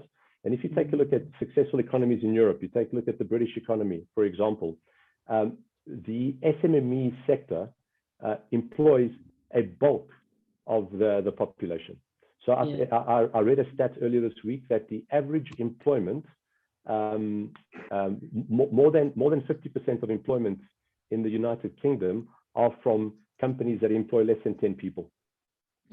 So I think there's a huge opportunity to unlock value there, but at the same time, we've got to make sure that our big organizations, our globally competitive organizations, are allowed to remain globally competitive, and they've got to operate at the highest level of performance and efficiencies, and for that they need the right skills, and they need to be developing skills inside their organization to ensure their competitiveness. I hope that resonates with the audience and with you as well. Thank you very much, ladies and gentlemen. We are going to release Mr. Walter Adeu. Thank you so much for your contributions, and truly that was a profound exit. Now we're going to stay with the problems and finding the solutions. Thank you, Walter. Bye-bye. Take care. Bye-bye. Ciao, ciao. Thank you. Dr. Magaziwa, can you come in there just on the previous question and building up from what Mr. Adeu has just relayed? Thank you so much, Thabang. It is indeed just such a big elephant to dissect. And we need to ask ourselves, do we also want to be left behind in this era as well, in this revolution as well, or do we want to embrace it and try to make sure we are also making an impact in the global economy? So with the 4IR, looking at it and also looking at the benefit that it actually gets, and also it provides to our people, we need to start looking on how can we use the 4IR in order to accelerate our socio-economic development. How can we use 4IR in order to eliminate inequality, unemployment in our country? We are the country that is full of a lot of unemployed young people. So now we need to check with what we have and the skills that we have. How do we use the 4IR in order to eliminate the inequality? Nowadays, as I have mentioned earlier, that we can use the technology, and technology, it is an equalizer. Now we have an ability to develop whatever applications wherever we are, depending on the problems that we have. So now it's no longer that the men need to be up front in order for us to develop those things. It's more about our innovations. It's more about our ideas and our enthusiasm on the problems that we have and how do we actually derive the solutions from that. So now if we look at the 4IR and also looking at the pandemic itself, we need to understand where we are, that this is where we are, and what skills do we have, what problems do we have, and how can we use the technology to eradicate those problems that we have. Of course, we would need the human nature in there, and also would need to create an awareness in our people to understand what is 4IR, first of all, and also understanding, once they get to understand what is 4IR and understanding the benefit of the 4IR, of using the 4IR, and understanding as well of the impact that it has. Because now when you look at Thabang and our people in the society, when you talk about 4IR, immediately what comes to their mind is that this is the revolution that is here to take away our jobs, of which is totally different thing. Now they're looking at the negative side, but not looking at the productivity that can be generated by the machines, and also looking at the impact of people as well. We can actually make a lot of impact and also accelerate the socio-economic development. We just need an understanding and learn to embrace this revolution and understand what can we learn from it, and also how can we use technology in order to accelerate the economy, and how can we make sure that technology works for us. Because now this is is a time where we are in control, where we say we want to do programming, we want to actually do the robots. Now you have seen in the mining sector, I'm just going to make just an example that came in my mind, that a lot of people, they're having issues in there. And now when you can use the robots to make sure that in the areas where people are having high risk, we use robots in that and look at the productivity that we can get, and also in the safety of our people while we're using those robots, and make sure the productivity as well on that regard. You'll also look at the agriculture sector as well, where now we can use drones for the security, for spraying, and so many more things that we can do. So there is so much we can do in this. It's just that we need to start embracing it and start understanding the benefit that it has on our society, and also understand what skills do we need and how can we align ourselves, especially in terms of the unemployment and also in the inequality as well. We need to check what skills that is really relevant and how can we align ourselves with the digital era, because we don't want to be the nation that is not involved in these revolutions. They all come in and go out without us taking part. And also we need also to ask ourselves the question that if we all the time in all this revolution, we don't partake, and then who will want to invest in the country that is provided with opportunities, but instead they sit back, say, no, we're really not sure where to start. We need to start wherever we are. And then we make sure that as long as we're making a difference and as long as we're making actually the impact in our society and make our youth be part of this, get involved and make sure that we accelerate our economic, socio-economic development. I'll pause for there. Thank you so much. Thank you so much, Doc. And I think Professor Moyo, you can come in here just building on to what Mama Kamba has said. I like what you mentioned, that how do we use the fourth industrial revolution to eliminate inequality? And I think it's the same force that must be used in terms of business to address social issues. So maybe Dr. Moyo, in your capacity and in your experience with working with young people, and based on what Volta said, that entrepreneurship is the new form of employment, how do you think we can encourage young people to be social entrepreneurs, to be pioneers of society, to say, don't just develop or start a business because you want to drive a Golf GTI, but let's focus on the bigger picture. And perhaps you can just tell us some of the incentives that the university is doing to aid in that. Dr. Moyo, over to you. Thank you very much, Tabang, for that. And thank you to also the comments already made by my colleagues, both Volta and also Dr. Makamba as well. So I'll just add to that. I think the first place to start when we talk about entrepreneurship, most people think entrepreneurship by definition is like starting a business and making money, right? But I also see it broader than that, that it first starts with our values, right? You have to have a value system. And if we don't have that, we will really never have an environment where we are all able to thrive and flourish. So the value system is important. And when I talk about values, it's the idea that, one has to really strive for excellence, strive for respect, integrity in what we do, and also working hard. And from that point, the values then help us as well in terms of how we relate to others, because becoming an entrepreneur is not something you do on your own. You have to care about something. You have to look around you and be able to identify opportunities, able to identify issues in society where you can make a contribution, so that when you come up with whatever solution, whether it's going to be a service, a product, or something which can deal with solving a health problem, for example, it could be around COVID-19, or whatever it is, that you first start off from a premise where you care about something, and then you want to help to solve that problem. And from that, of course, whatever product you come up with, you can actually then, you can sell your products. I mean, you can become rich from them, but it's always important to have that basic value, the care for society that we come from, and also the need for us to want to, to be able to innovate in order to find solutions in terms of that. But also when it comes to 4IR, just adding to what my colleagues said already, the digital platform, it's now in some countries, well, it's also moved to, some people refer to it as 5IR or whatever it is. But in any case, when we talk about 4IR, we are also talking about digitization and automation. So the opportunities that brings, yes, technology brings opportunities for all of us. So it means I can be a kid in a rural area, but I can have access to the same educational platforms, the same information with anyone else globally, whether they're at Harvard or the UK or whichever platform. So I think that for our youth today, which most of us probably didn't have during our time, is the opportunity to have this global knowledge of the challenges, not just in our area where we come from, but also globally, so that when we're looking at our products and the market reach, it's not just the market that is confined to, say, KZN or Cape Town or Gauteng. It is beyond our borders, the African continent, and also globally. So I think that is important for us to be able to, as entrepreneurs, to have skills which first of all are based on our values, and then also being able to recognize opportunities, how we access those opportunities, and the ability to collaborate beyond just our local network. Some of the key issues, remember, when we talk about entrepreneurship, even though I know the university in our case, and it's not just our universities, all universities belong to what we call University South Africa. We have a network where all the 26 public universities belong to. Through that, we have an entrepreneurial development in higher education program.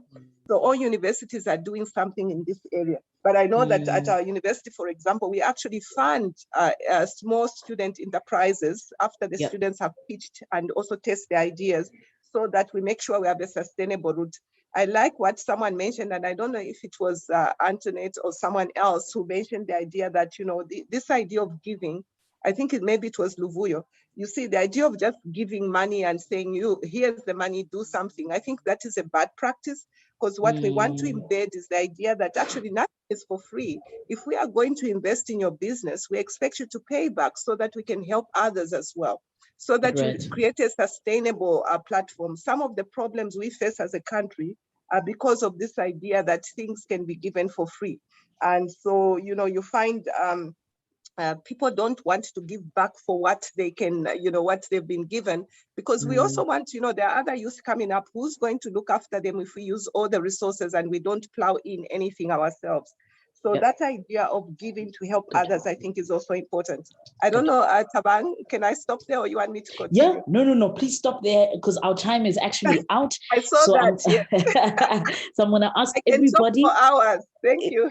And there is nothing wrong. It is a passion project of yours, and it's quite a critical topic. I think 1 hour will never be enough, but thank you so much for those inputs. They're well noted.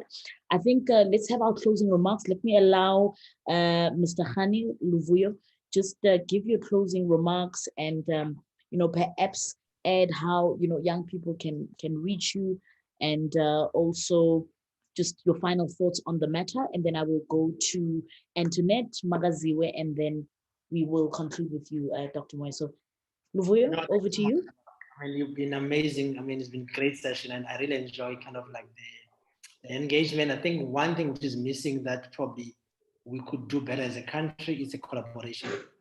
University, private sector, and then with them kind of local entrepreneur or NGOs. Now, I think there's a kind of part of this discussion, we can take it beyond that, so make sure that there's a practical way that we can. I think together we can make much more impact instead of working our own ways in terms of like in our silos. I think that's how even technology can allow us to do that, in terms of like to take our work and make sure that. And secondly, especially around the entrepreneurship, and I kind of hear more that there's much to talk about entrepreneurship, and I think that from an Africa context, what will make us and what will make us compete globally, it's a social entrepreneur.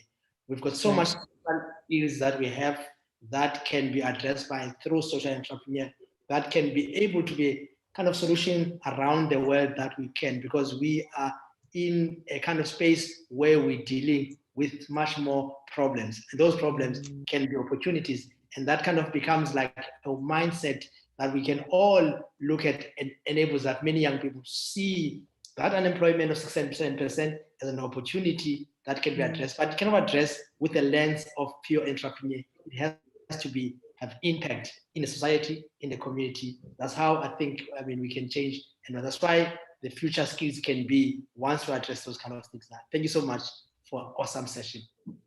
Thank you so much, Luvuyo, we truly, truly appreciate your inputs, and definitely we will be in touch. Thank you so much. Over to you, Antoinette, and then we'll have Dr. Magaziwe. Thank you. I have enjoyed this session so much and learnt a lot. One thing I've become very aware of is that I do not know the specifics of South Africa or Africa. I am a Brit living in the UK, working internationally, but you know, I don't know the specifics of South Africa. So I've been thinking about how what I know relates to your situation, and the fact is human beings are human beings. Sure. And I would say that my main focus really is on how do we empower individuals to make and cope with change. And one of the things that I think is really important is that when you empower people, you're shining a light on the resources they have that will help them make progress. Now, we live in a world of problems and challenges, and we can get so focused on those problems and challenges that they seem insurmountable. And then people find it very hard to see the resources available to them that will help them make progress. So I encourage, you know, everybody as an individual, as a parent, as a colleague, as a member of community, as well as the institutions, to help people identify the resources available to them. Those might be internal, and it doesn't matter how many qualifications a person has, they still have the values that Professor Moyo mentioned, they have the drivers, they have skills, they have behaviours that will help them, and they also have resources outside of themselves in terms of support networks, maybe, you know, government resources, funding, education resources, whatever there might be. So yeah, those are my thoughts. And there is only one Antoinette Oglethorpe, so if you'd like to connect with me, you will easily find me on LinkedIn and on Google, and very happy to connect. Thank you so much, Antoinette. And there is only one, hey. That's how unique we are in this world. But what you said is so empowering, to say part of empowering people is to teach them to identify what they have. That's a form of light. And I think that is so profound. And I think we need to learn to do that as individuals, to say, whether we are employed or unemployed or going through circumstances, there is something around you that could essentially propel you and take you out. So thank you very much for those sentiments. Thank you. Dr. Magaziwe, your final remarks? Antoinette has said it all. It really has, eh? It is indeed, Thabang. This was a very informative session. I really enjoyed it. It actually literally feels like 15 to 30 minutes instead of an hour. I feel like I hope it was at least 1 hour and a half, because I was looking more to learn more about the things that we have discussed. Thank you so much. All I can say is that we need to start looking at our problems, or the problems that we have, and start looking at what we have also in our hands in terms of the technology, and start understanding what can we do with what we have in order to eradicate the problems that we have. Because in a nutshell, what we have and the technologies that we have that is at our disposal really can eradicate the challenges that we have. We really need to start looking around at the power of technology and understand how can we use it to actually eradicate those issues that we have, and learn more about the technology, and also about the power of technology, and what can we use with what we have, and the impact that it has in our economy. With that being said, thank you so much, Thabang. I am looking forward to hear from our colleagues. Thank you. Thank you so much, Dr. Magaziwe. Truly informative there, particularly with 4IR, and we're so glad that regionally, you know, Eastern Cape is doing a lot of work to ensure that, and all the best to you. Thank you. Dr. Moyo, please close for us. I think you are now, wrap it up for us, you know, bring it home. Yes, Thabang, and also Antoinette here from the UK. I can try to bring the UK and South Africa together. Yes. So thank you so much for all the comments. I really don't have to say much, but really to thank you for this session. It was very informative. I really enjoyed the engagement. But just to say from my side that we have talked quite a bit. So from my side, it's just to say, there are many opportunities around us, and collaboration is the key. Being skilled, making sure that our youth and get the relevant skills that are needed. That also as business, education sector, civil society, that we come together, we collaborate to make sure we create these platforms where people can flourish. And then also, I just want to end with a book which I think I should recommend for reading. It's called The Values Compass by, I think it's Dr. Mandip Ray. And it talks about what 101 countries teach us about purpose, life, and leadership. Because I did focus a lot on this idea that, the value system we have is important, and the support we get, issues around network and also the values, is so important for us to succeed in every way in our lives. The digital platform provides opportunities, but always look out around you. What is it that you can do to solve a particular problem, to help the people around you, to help the community around you, because that gives us a way, to be able to transform our lives, whether it's in the workplace. Yes, it is sad to get laid off, really. You don't want to be amongst that population that gets laid off. But I think that as a business and also as companies and, civil society, we should really work together to make sure that our workforce is also being given an opportunity to be entrepreneurial, to be able to consult, to be able to give services rather than just working for the salary. And then one day when things change, then one has no options. You feel useless and as if you can't contribute to anything. So I really want to thank you for this platform. And I thank you also for the panelists. I look forward, I think I'll Google some of them and follow up with them. But thank you so much, Tabang. I think this was great. Thank you very much. Thank you so much, Dr. Moyo. And thank you to all of you, or both of you. You guys I think you're the only ones that are here now. But thank you so much for staying with us, and all the best for your future endeavors. And we'll certainly look out for you. Please, when we call again, please do come back, because there's still a lot to chat about, and all the best for the future, as mentioned earlier. Thanks. Ladies and gentlemen, that was the panel discussion on future-proofing skills. Sure, I am deeply challenged. I'm deeply challenged. I think we have every right to complain about issues and so forth.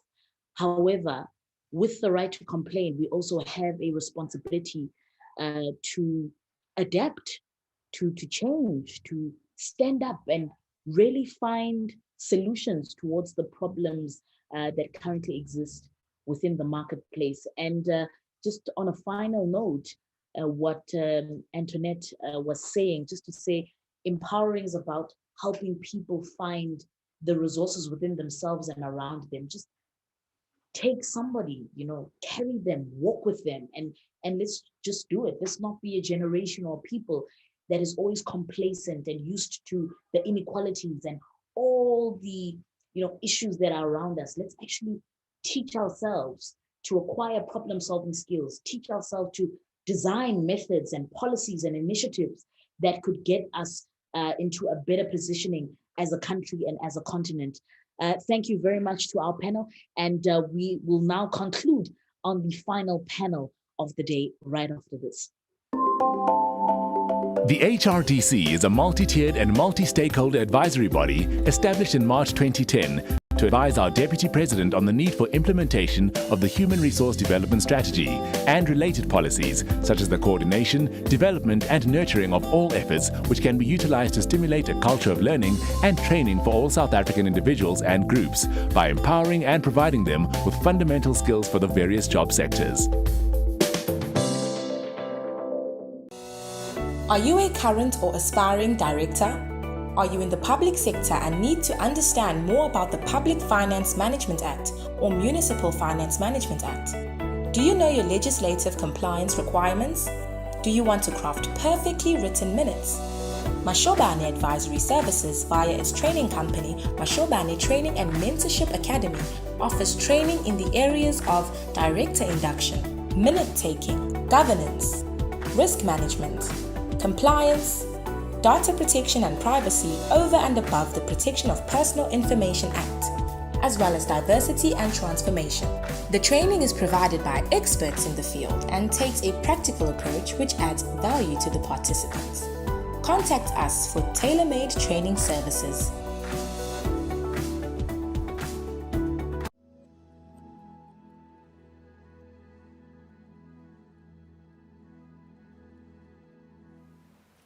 So Irfan Bardesi has started a number of businesses, especially in the aviation space, including an airline. How exciting can that be? So he's the right person to probably tell us about how funding works in those particular spaces, especially when it comes to our innovators who are constantly looking for ways to scale up and methods that can help them. Thank you very much for joining us, Irfan. You've also judged some of the programs with the Technology Innovation Agency. Can you tell us about what you think of the ideas that you found in the past? Sandy, I think it's been very exciting to see, South African companies. They have a very different mindset.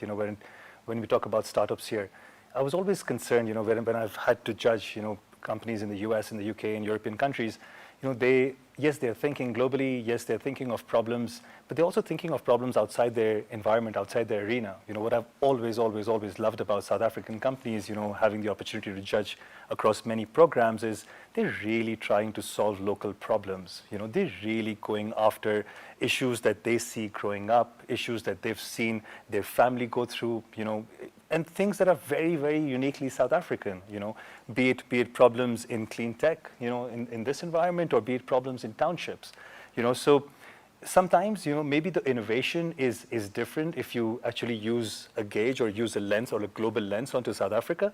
However, I think they're doing the right thing. I mean, end of the day, technology startups were supposed to solve problems that they see as a problem, and I think they're doing a fantastic job in there. One of the big problems that a lot of startups often complain about is funding and how you then take your work to market and scale up. What advice would you give them when it comes to funding? Look, I have a slightly contrary view, on that particular thing, especially when it comes to South Africa. And the reason I say that is, one has to start a business and then go for funding to grow that business. We have unfortunately gotten stuck in that mindset that, as soon as I have an idea, I need some money to go and try it out. No, go try it out with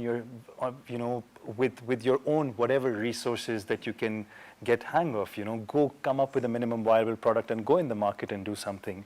Go prove that your product actually solves a problem, and then start exploring the idea of funding. However, when it comes to funding, I'm just going to introduce you to the idea of, crowdfunding for Africa. Crowdfunding, in our environment, where we see funding is a bit limited, it plays a very integral role today and going forward. What it essentially allows you to do is it allows you to formalize your friends and family around, as we would like to call it. Sometimes, when you believe in something so much so, you should be able to at least go to your friends, neighbors, family, aunts, uncles, and say, listen, I've got an idea, I would like to do something about it. And rather than now asking them for a couple of 100,000 rands, you have the ability to ask for 1,000 rands or 2,000 rands or 5,000 rands. And unfortunately, in South Africa, prior to crowdfunding was introduced, what has happened is most entrepreneurs was pick up the phone, let's say they're looking for a couple of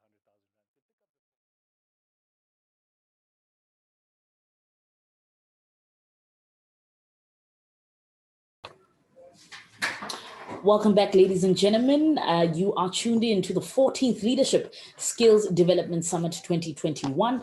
We are about to conduct our final panel discussion for the day. I truly hope that you have been challenged like I have. We've had thought-provoking discussions and really moved. In our previous panel discussion, we spoke about entrepreneurship as the new form of employment based on market volatility, changes, the COVID pandemic, and also the demands that 4IR is placing on us as a society, as a continent, as a country to adapt and to change. Without further ado, I wish to welcome our panel discussion, which will conclude our day 2 of the summit.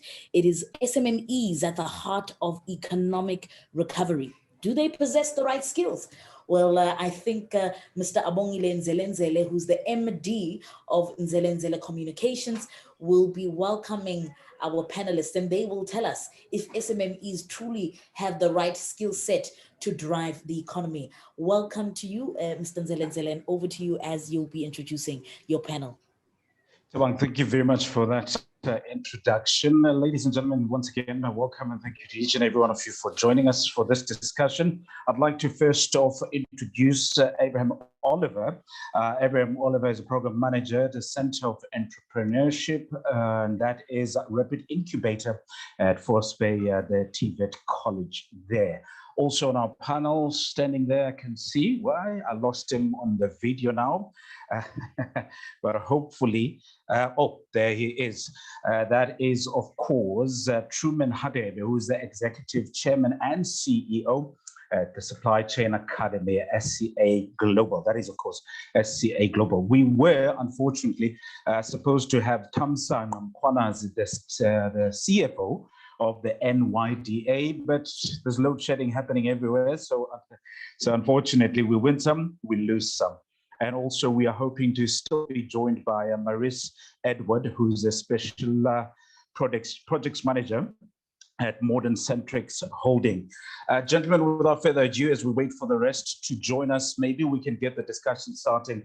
I was thinking on the way here, or maybe of the fact that yesterday me and my daughter were watching The Lion King.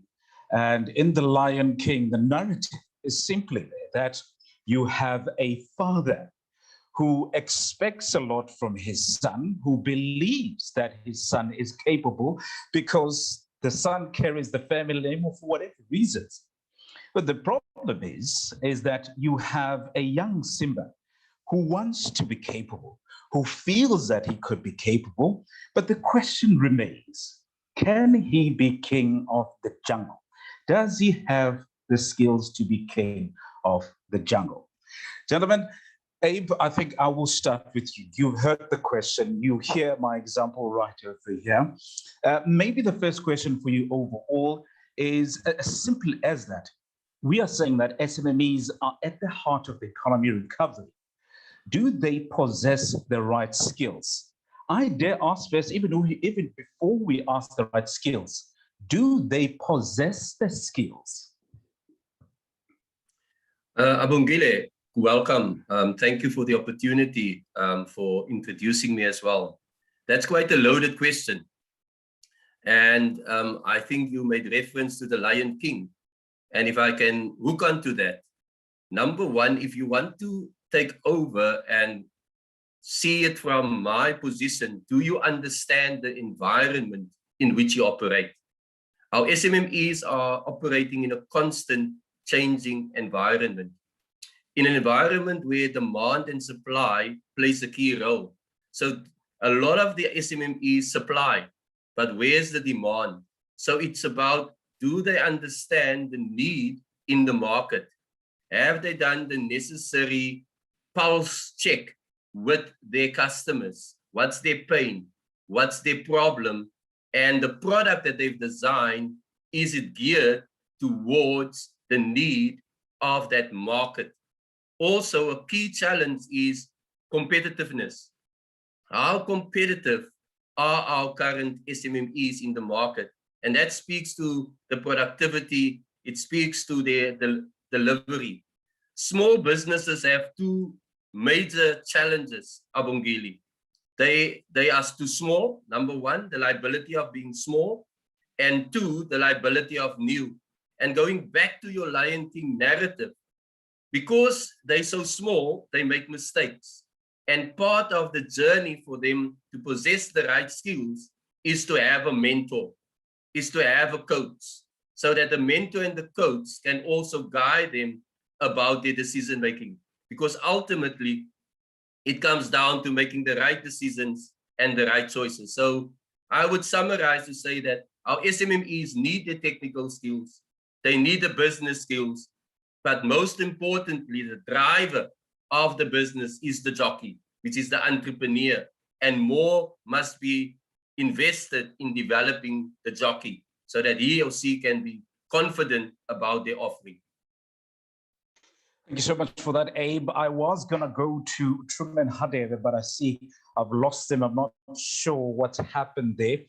But if you are just joining us, I do want to remind you that the panel discussion that you're seeing on is the last one for the day. And the discussion here is that SMEs at the heart of economic recovery, do they possess the right skills? And if you were listening to Abraham Oliver there, he was talking, or the question then that I posed to him is that even before we talk about the right skills, do they have the necessary skills? And of course, that was his response. Abe, I think it's going to be between you and me for now, so you're going to have to fill quite a lot of it, but I will pitch in where I can. And one of the things that I noticed is that also being in the background of being a young entrepreneur, started my business back in 2016. One of the things that I had in my mind was that I wanted to start a business.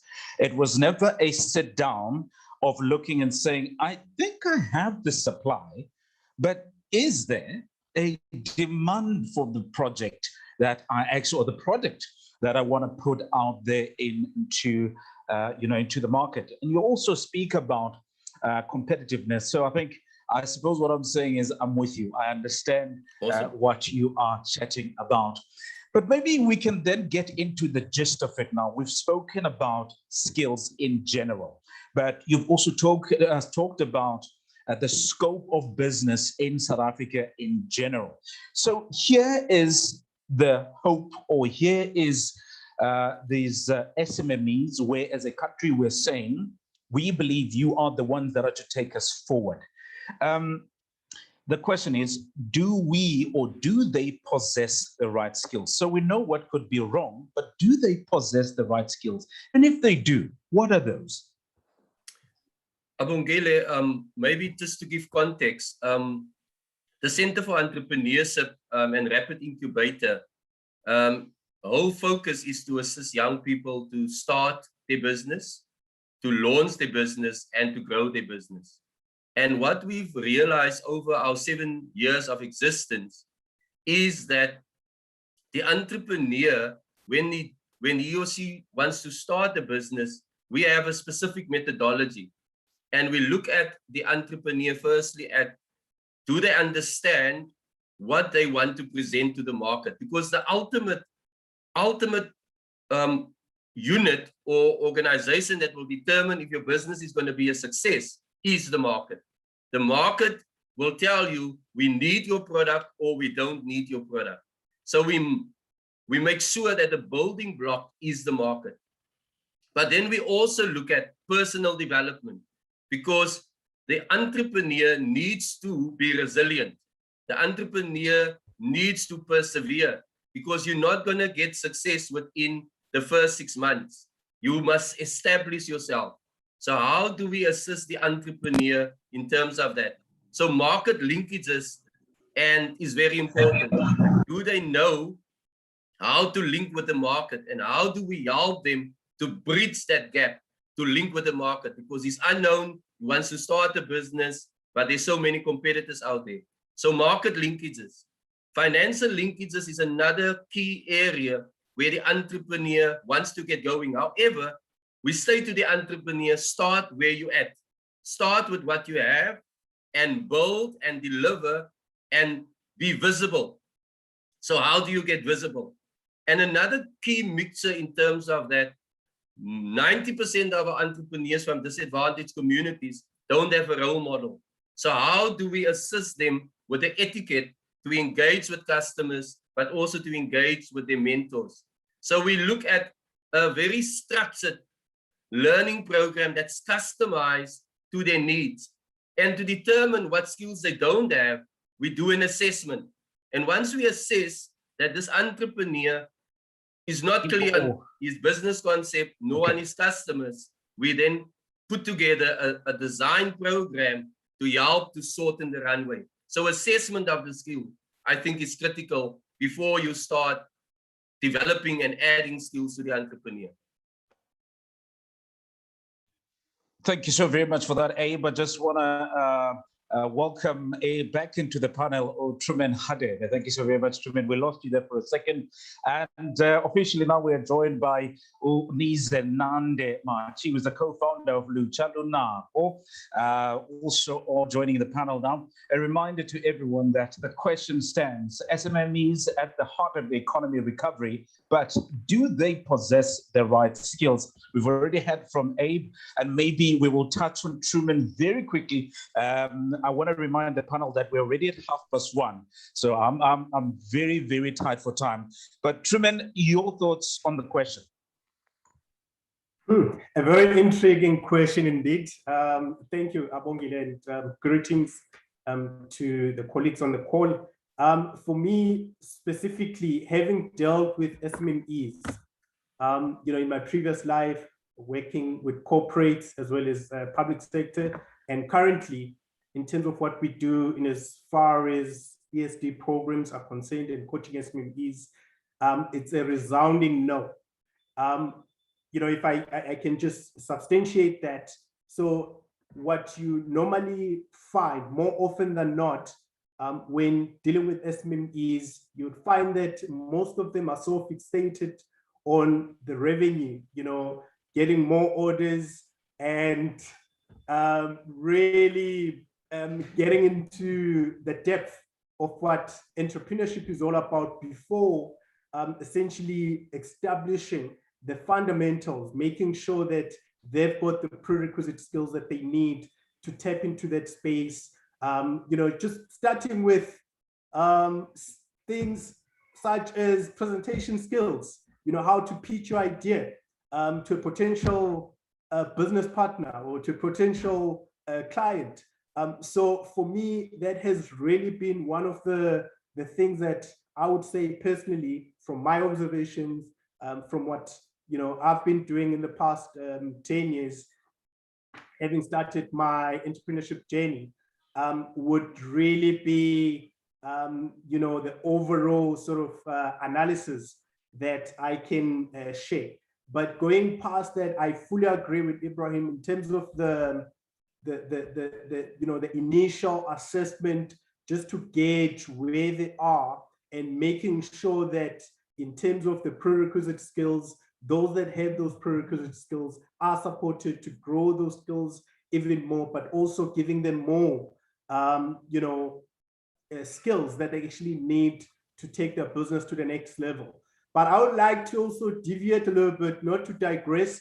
I think before we talk about the right skills, for me, it would also be the question of, do they really have the necessary platforms where they could actually tap into those skills? And if you look at South Africa holistically, you go to urban areas, it's those areas that would actually find that they've got these platforms.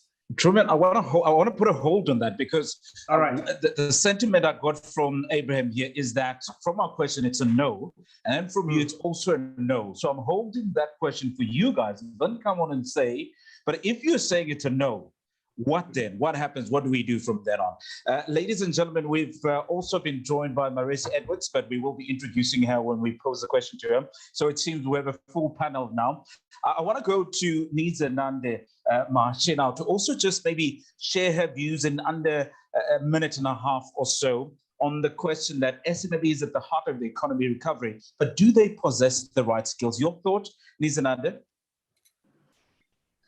Hi, Abongile and everybody else here.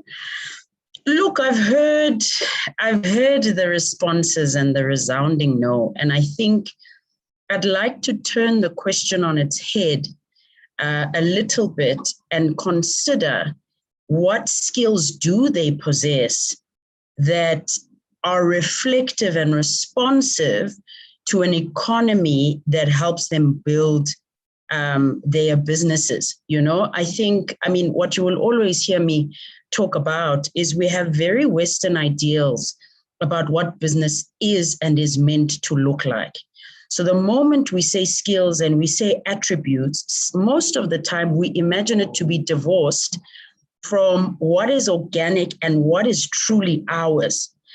So, for example, when you say the skills, do you mean, do they know how to make money? Do they know how to budget? Or do you mean they are able to sustain themselves and their livelihoods? Because a street vendor has the skills to make money and make sure that they are paying rent and take kids to school and pay for whatever it is that they need to pay, groceries monthly. Do they keep it on an Excel spreadsheet? No. Do they keep it in a way that for us and the competencies that we require and assume to be credible? Possibly not.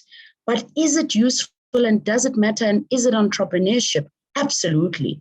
And so I am almost wanting us to reflect on what criteria we ourselves are using to assess whether or not they have the skills, because I believe and I suspect that there's a big disparity between what it is that we are requiring entrepreneurs to do and be at times versus what the reality of entrepreneurship is. Nisananda, I want to put a hold on that, and I'm going to come back to you because you've raised the question, and I think you should be then the first one to sort of give us a response to that question. But I first just want to introduce Maurice Edwards. Maurice is, of course, I just want to get my notes right. Maurice Edwards is the Special Projects Manager at Modern Centric Holdings. Maurice, yes, you've joined in a bit late. We know that there's many things happening, but yes, the question stands and we want to hear your thoughts. Also, you get to have a minute and a half. SMMEs are at the heart of economy recovery, but do they possess the right skills? Your thoughts? Thank you so much for the opportunity. Good afternoon, everybody, and I apologize for my tardiness. My connection was giving me a bit of issues this morning. Regarding that question, I wanna get back to Nzanande's comment, if I might, because it's the only one that I really caught since I've logged on. I do believe, yes, that when it comes to SMMEs, when you're talking about the street vendor, when you're relating stories regarding these little shops and stuff, yes, they might know a congregation of people might understand what it is to, deliver a product. But in terms of the full business proposal, the full business aspect of them being, sustainable, them growing, that is sorely lacking. We're sorely lacking in that.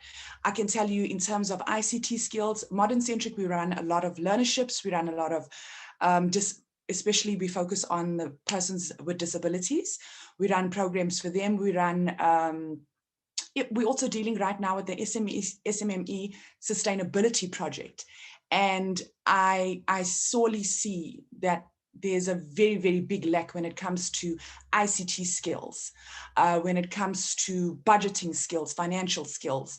All of that is going to hinder the process in terms of this SMME growing and becoming sustainable. It's not just enough to feed your family.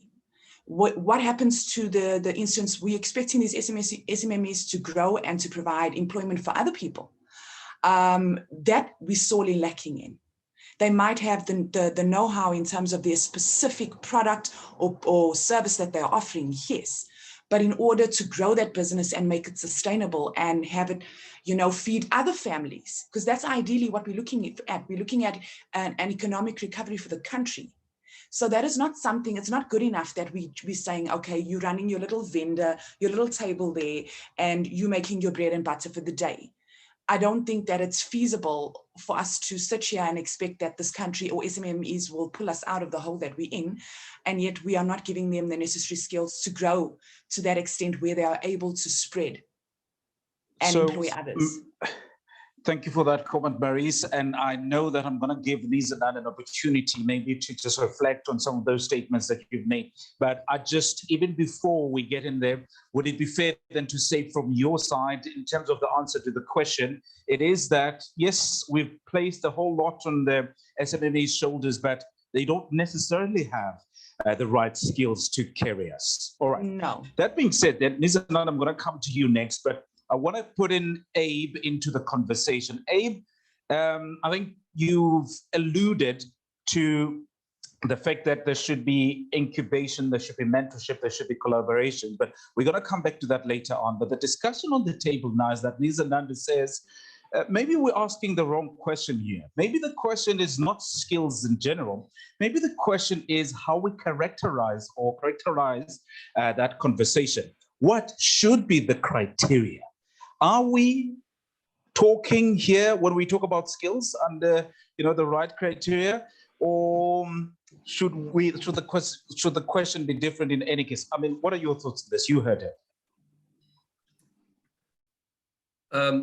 Abongile, I think I've listened to Nisinande, and we've worked now with 15 formal traders in Mitchell's Abe, I think I'm losing you there. Can you hear me? Can you hear me? I can hear you. Okay. Yeah, I can hear you. Okay, all good. As I've said, we've worked with 15 formal traders, and these traders have been supporting their families for 15 to 20 years. So they know what it takes to take a product to market. They know what it takes to satisfy a customer. Maybe as Marisa said, how do we grow these businesses? We have entrepreneurs stepping into our incubator with technical skills. They can make a product in wood, in metal. They have a HR manager stepping out of formal employment into her own business. Now they need the skills set to start and launch that business and ultimately grow the business so that they can employ people. And what we believe in our methodology is look at where are the gaps and then cover those gaps so that the individual can grow his business brick by brick and decision by decision. But there must be a platform where they know there's support for them, because entrepreneurship is a lonely journey. And if you get the necessary support and the ecosystem is there, then you will be able to move forward. To end off, we've just had a discussion with tax practitioners last week. Entrepreneurs must be able to understand the legal environment where they operate in. They don't have that when they start off, but we add it to them so that they can supply business to business and can be in good positioning. They must be able to do budgeting. And those are the skills as they grow. But I'm of the mindset that once there's an entrepreneurial intention, we need to nurture it because we need to grow that 357 jobs, 1,000 jobs that the president is saying, or by 2030 that SMMEs must provide 11 million jobs. So we need to look at how do we grow them from seed to early growth and to the stage where they can create jobs and make a contribution to the economy. Thank you so very much, Abe, for that. I am looking at the time. We've got just only about 19 minutes before we finish, but I'd like to wrap up this conversation, bring it back to the person who initiated it, that is Nizanande, and then after that, we're coming to Truman. Nizanande, these are the thoughts that have been shared. Your then overall summary and thoughts on the conversation?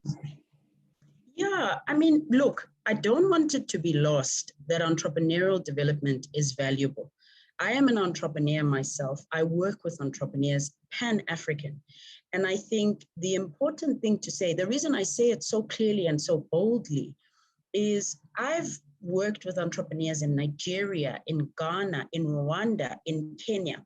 What sets those markets apart so starkly from South Africa is that the entrepreneurial development landscape is relevant and responsive to the entrepreneur's realities. So let me use an example. The marketplace. South Africa doesn't necessarily have a marketplace. A marketplace is actually quite big, booming, and it is not informal in many countries on this continent. What does that imply? It implies, and I don't want us to make vendor small because that's our experience of it. The informal market makes up, I think, 7 billion of our own GDP in South Africa, okay?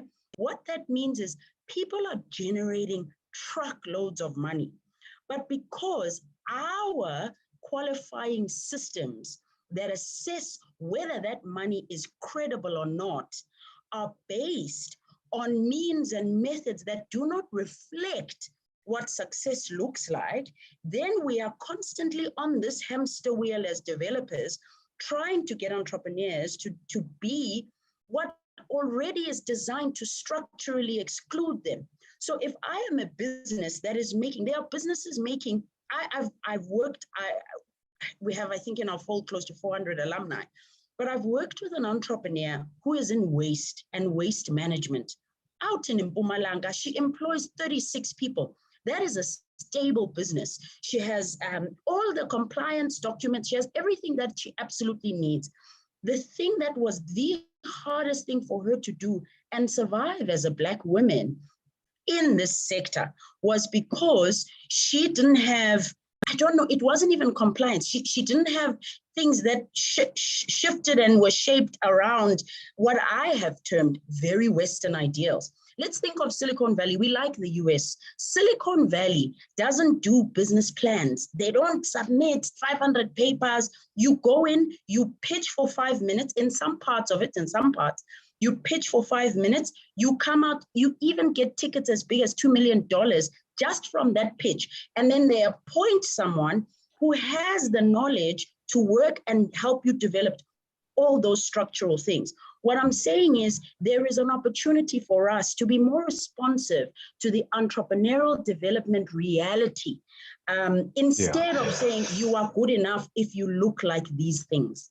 All right. I promise you, if I had time, because I'm loving where this conversation is going, and I can see that Maurice has a response to it already, but I'm like, I can't give you that platform. I cannot give you that platform because I'm running out of time. But Maurice, I'm going to bring you in just after Truman, because Truman raised a valid point, and I think that's what Nizananda is leading to now. And I think that's what the whole panel is leading to, that we know what the problems are, or at least we have an idea of what the problems are. That's what Truman said. The question is, though, are there supporting structure? If we want to give these individuals or equip these individuals with skills, do we have institutions or platforms to do that? Truman, please, if you could please elaborate on that. Maybe I'm not saying it like you would. All right, Abongile, thank you once again. Well, perhaps just to echo what Sanande was saying. So I couldn't agree more. Relevance is key. So in terms of anything, whatever solution that we might be trying to work out, we need to be relevant. And coming to the issue of whether there is generic, skills that any type of business really requires to run a successful business. And here we are talking about economic recovery. So I couldn't agree more with the previous colleague that said that we need to talk about entrepreneurship at a broader scale. So coming back to the platforms issue, to be quite honest, there's a lot of us that live in a bubble. And even in terms of, some of the things that we talk about, you would find that more often than not, most of the successful entrepreneurs are in urban areas. You talk about you start talking about whether there are platforms for township-based entrepreneurs, rural, entrepreneurs in rural areas where they can actually go and access these particular skills, be it networking skills, be it just simple things in terms of how to do presentations, communication skills, sales and marketing. Those fundamental skills before we even start talking about financial management skills, which is something at a much more higher level. Just at an establishment phase, do they have platforms where they can go and harness such skills? You talk about the smart, the likes of Smart Exchange in Durban, for instance. Look at how big KZN is. So if I'm somewhere in the north, maybe Kwanongoma, Richards Bay, Mkuze, I'm an entrepreneur, I know what, the type of problem that I'm trying to solve. I do know where the market is, but where do I get that support? And lastly, in terms of the inspiration, where do we draw the inspiration from as entrepreneurs in those areas? Are there enough people that we can see and touch? Not something that we, some stories that we read about on the internet, or people that we see on TV, people that we can easily point and have access to, that could sort of be an inspiration for us to actually drive our businesses to a level where we can actually thank you so very much for that, Truman. I don't know if I've lost you, but you're stuck on my screen there, or do I still have everyone? I think the internet is bad on my side. Okay. It's on your side indeed, yes. It's on my side. It's on my side. I think it's better on my side. So thank you very much, Truman, for that. Maybe I'm hoping that even one of you in the panel talking about inspiration could inspire me to fall in love with finances. Don't get me wrong, as an entrepreneur, I love the money coming in, but the work of actually doing the books, I don't want to get involved in it anymore. I'm done with it. I cannot anymore. Anyways, thank you so very much for that, Truman. Maurice, you've had the conversation. Your thoughts then building on this. Okay, so ladies and gentlemen, I'm going to be load shedding it in the next 10 minutes or so. So I want to maybe drift a little bit off, but in terms of what Truman said, in terms of opportunities, so as Modern Centric, we are currently partnering with Central University of Technology in Welkom. They have this brilliant new concept that they have come up with. They have an iGym and they have a Fab Lab. So the iGym is where you go, and that's the ideation phase of whatever, in terms of entrepreneurship, whatever you want to bring to market. They work out a lot of kinks during the iGym phase, and then they move, once you've mastered all the points there that you need to pass, then you go into the Fab Lab, where you go into the creation phase. They also have over and above that, they hold your hand and they teach you all the little business skills that you're going to require. We need more like that. In an ideal world, for me, we would have the bigger corporates who are going to take the ESD, the responsibility in terms of ESD, and do a bit of a competition and amongst a group of entrepreneurs, and see who has the most viable product, who has the most viable, service or whatever business, entrepreneurship business idea, and hold their hands for the next 2 years. Whatever they need in terms of skills development, in terms of financial assistance, because it's hard enough for an able-bodied person with a brilliant idea to find financial backing, to get their business out to market. It's so much more difficult for a person living with disability. And I feel that that part of our community is largely being ignored when it comes to entrepreneurship. And trust me when I say I've interviewed so many of them at this point, the skill is definitely there. The want, the drive, the need is definitely there. And, when you look at the requirements, I always look at it as a funnel. You got to have the aptitude, the ambition, the market demand, the market access, the business skills, the financial know-how, the networking platform, and of course the time. Over and above that, there's a lot of other things that we can put in, but we got to start somewhere. And institutions like CUT partnering, because I believe SMMEs will only grow by partnerships. In this country, we need partnerships. We need companies who are rolling, the bigger rollers, to say, okay, listen, I need to pick you up and I need to drag you with me. I think that is the most viable way for us to grow SMMEs in this country at this point. Looking at the financial landscape right now, we're going to have to rely on government, yes, to a certain extent, but I think we realize with the pandemic, their resources are kind of run thin. So we're going to look at the bigger corporates. And that, for me, in an ideal world, if we could get that right, I think we'd be on the right track.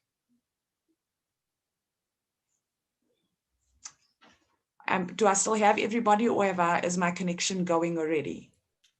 You have us? No, I you're here. I think it's Abongile. Yeah, I think it's Abongile. It looks like, oh no, he's fallen off. He's fallen off. Okay, so ladies and gentlemen, and comes back. Ladies and gentlemen, I lost you guys there for a second. I don't know. I lost you guys there for a second, so I couldn't get the last of what Maurice was saying. But I'm just looking at the time now, so I've got about 7 minutes left, but then I've been told I can go over by 10 minutes. And in doing so, in this 10 minutes, I don't want to get bogged down on asking you more questions about on this conversation, and maybe what you've heard and what you think we should be doing to move forward. Is everyone still with me, by the way? Because the screens are frozen. Yeah, my internet connection is unstable. We just All right, missed everyone's still there. Yeah. Yeah, okay. So I'm saying now we're going to start wrapping up because we've got so many more questions to ask, and I'm enjoying the conversations and we're leaving it open-ended, and I'm sorry, and I do apologize for everyone that's joining us for that. But maybe in summarizing everything, we'll kind of get a better idea of what we need. We're going to start from the way we work with the questions. From my understanding from the panel that you are now, you are saying if we talk about skills for SMMEs, it is a no. But over and above that, we have to question the criteria of the word skills that we have used here. Also to that, maybe moving forward, we have to acknowledge that there need to be more platforms that need to be introduced to ensure that we work with the skills. And then the last point I got was, we already are starting. Yes, we are not there yet, but we've already started. That was the last point I had. So we're going to tie it all up now. I'm going to give you each, I think we can work with 2.5 minutes each. Abraham, Oliver, I think we will start with you. Thank you, Abongile. I want to pick up on what Marissa said. I think partnerships is key for strengthening the entrepreneurial ecosystem out there. We need to ensure that the reality speaks to where our entrepreneurs are at. Our entrepreneurs are in need of a market because market will determine their success. And I think that support can't be a hit and run. We offer pre-incubation support, post-incubation support, and incubation. So it's a 3-year journey that we walk with the entrepreneur, because we ultimately want to ensure that the entrepreneur do create jobs and add to the GDP of the economy. So we need to be futuristic. We're looking at the maker space at our center. We're looking at drone technology. We're looking at coding. So we need to take our entrepreneurs with us. But in closing, I think the entrepreneur needs to respond to the reality, solve a problem, add value, and we will come alongside you to assist you to deliver the value and to ensure that your profits are realized. And what Abongile said, he don't like books, to assist them with their books as well. Thank you so very much for that, Abe. Truman, your side?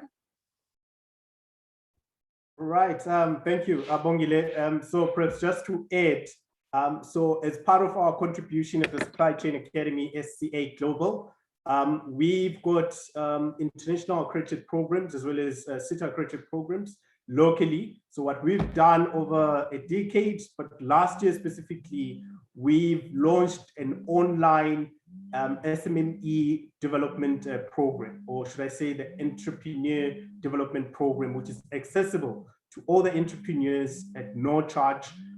So there is an online program, and I am going to ask, or maybe, before saying what I'm about to say, just to add to what Marissa said earlier, I couldn't agree more. Collaboration is indeed the key to any successful entrepreneurial journey, or for us to really start seeing true economic emancipation in South Africa. And of course, we need to take this beyond the borders of South Africa. But at the moment, just talking about South Africa, collaboration is key. And for our government, corporate SA to also come into, that journey to sort of contribute, support SMEs. We do know, we are fully aware that entrepreneurs in their nature, and I'm a strong believer that entrepreneurship is more caught than taught. So going back to the issue of role models, successful entrepreneurs, including those that might have actually failed in their journey, to be able to share their stories with those up and coming entrepreneurs, that would really contribute immensely in the success of entrepreneurship in South Africa. So with those words, Abongile, I would like to just leave it at that for now. Thank you so much for this interesting discussion, and to all the colleagues on the call. Marissa, know that you are load shedding in 2 minutes, so go. Thank you very much. So, ladies and gentlemen, on my side, I know that we do have a ways to go, but we have made a decent enough start. I think that where we are lacking in some instances is a lack of information. So people who want to, explore entrepreneurship, a lot of them don't have access to the information in terms of where can I obtain funding, what should this business plan look like, what is involved in running a business. And I think that is largely responsible for the number of small businesses that don't make it really off of the ground.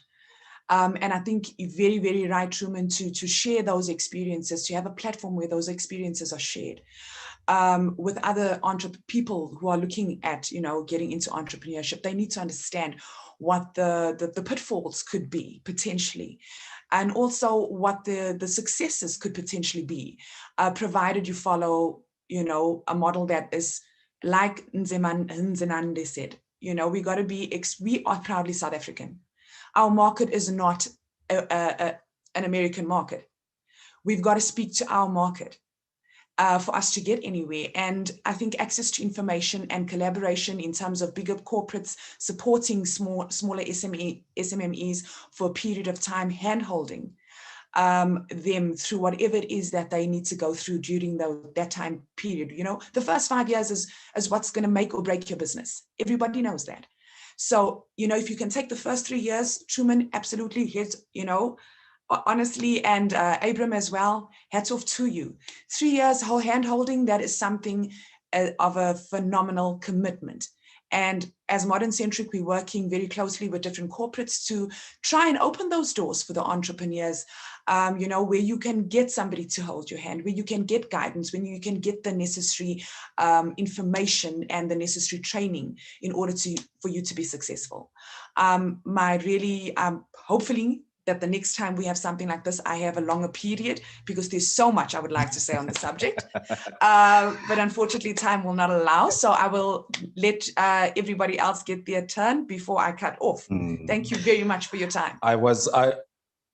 Absolute pleasure. I was fighting with Bev when she gave me an hour, and I said, this topic, I could have it for a whole day. 1 hour is just not enough for this. There's Absolutely. too much insight that's available out there. Absolutely. Nzenande, you get to finish off with your comments. Yeah, perhaps Abongile, just where I'd like to localize my closing comments or center is on where you started around SMMEs having the capacity and capability to assist in economic recovery for South Africa, especially in a COVID-19 era. And my immediate answer and call and hope to that is a resounding yes. Absolutely, entrepreneurs are able and small businesses are able to do that. How we invigorate the market to do so is possibly something that we need to do because of COVID, where we've seen entrepreneurship as a conceptual framing and as a monolithic structure. We talk about entrepreneurs. We now need to start taking them to their diminutive expressions, because it's only in the daily and the weekly and the monthly that you develop the skill, the acumen, and the prowess as a business to do what we have called at Lucha, the first employee. Because the road to the first employee is the hardest. It's the same way it's the road to the first million is the hardest. After that, it's still hard, but it's not as hard, And so I think and that's why I'm making a call. At Lucha, we use the word reimagine a lot. I'm making a call for us to reimagine what it is that it would take for small businesses to create the very opportunity of employment. We are currently sitting at an expanded youth unemployment rate of 74.7%. The opportunities, the supply side of employment is disproportionately, in fact, lower than those who are seeking, right? And what that means is there is an opportunity in business. I don't know why in our masculinity index as South Africa, we have a fear of talking about money. For me as a business owner, money changed the game. Yes, I was incubated and I learned, and it's fine, absolutely. I believe in these things, I participate in them. But what moved the needle was when I was given the first 30,000, 50,000, 5,000 to just try myself out. Some of it became sunk costs, but most of it was a lever to next. Now we employ many people, and it's not only the skills that were learned, but it's because it was coupled with investments made in the underdog. So we need to get quite intimate with how entrepreneurs can contribute to recovery and what we mean by that. And I know I've spoken about our meaning and our understanding, because that ideological framework determines the purview and the perspective that you employ when you develop the initiatives that grow entrepreneurs, and also the outcomes that you will get.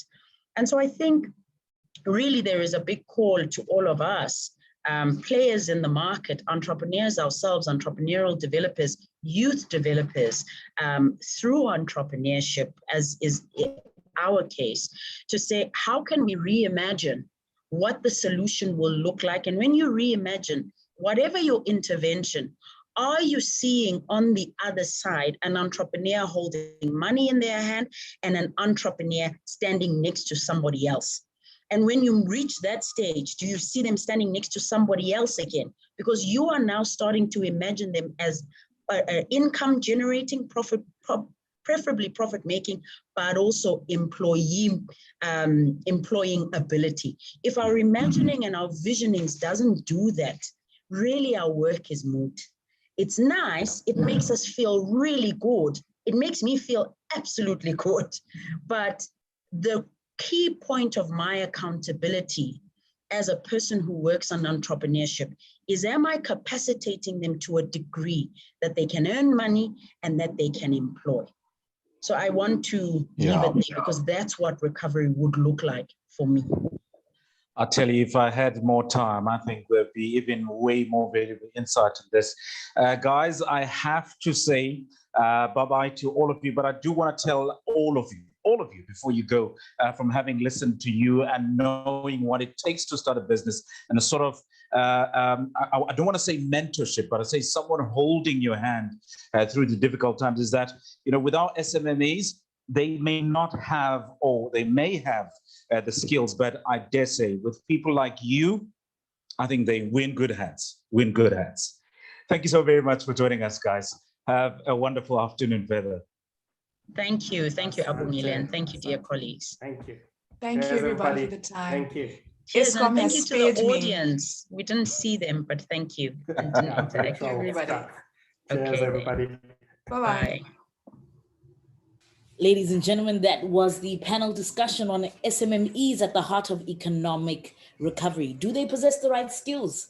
I don't want to add nor eliminate, but you certainly heard from our last panel. What a way to end day 2 of the 14th Leadership Skills Development Summit. Thank you so much to Mr. Nzele for conducting that panel discussion with such prestige. And sure, I'm dumbfounded. I'm so challenged by all the panelists. So certainly we'll be reaching out to you. I hope you at home have been hashtagging Skills Summit 2021. And thank you very much for tuning in. We will conclude the day just shortly after this.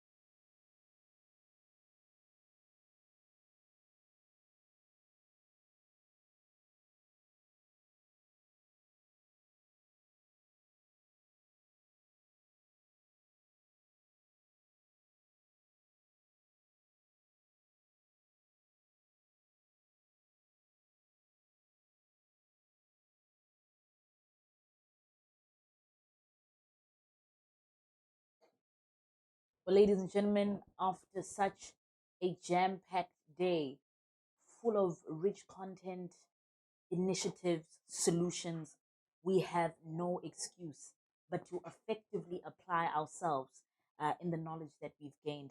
Just a quick overview on the discussions that we held. We opened up the morning with how do we transition from secondary school to tertiary education. And we then went further to speak about sustainable technology startups supported by local and international partners. That was led by one of our key sponsors, Technology Innovation Agency. We then had future-proofing skills. You know, the World Economic Forum said by 2030, we got to have reskilled 1 billion citizens. How do we do that? And that panel offered solutions saying entrepreneurs are the new form of employment. So how do we capacitate our SMMEs with the relevant skills that could tackle economic challenges, but also most important, provide emancipation in various sectors? And lastly, we concluded the day with SMMEs at the heart of economic recovery. So that was such a beautiful flow and transition to say, we can do it. We've got everything that we need. It's all about application. And I love what one of our panelists said, that there's just two things that are needed: collaboration and action. And that's how, ladies and gentlemen, we end day 2 of the 4th Leadership Skills Development Summit. Tomorrow is our last day. Do tune in. We hope to start the day exactly at 9 o'clock. But if we do delay, oh, no, we'll be starting at 9 o'clock. Oh, we'll be starting earlier than that. Okay, so we'll be starting at 8:30 for our day 3. Please note that times have changed. Excuse me, I've got a couple of narrators in studio. So at times, the information, comes in later. But please make sure that at 8:30, you are tuned in, because we do have load shedding stage 4. So we will be concluding our day early. And with that, I always conclude and say, being the best is great because you're number 1. But being unique is greater because you're the only one. And with that, ladies and gentlemen, we want to say thank you for joining us on this virtual summit. You take care. See you tomorrow. Boop, boop, boop, boop.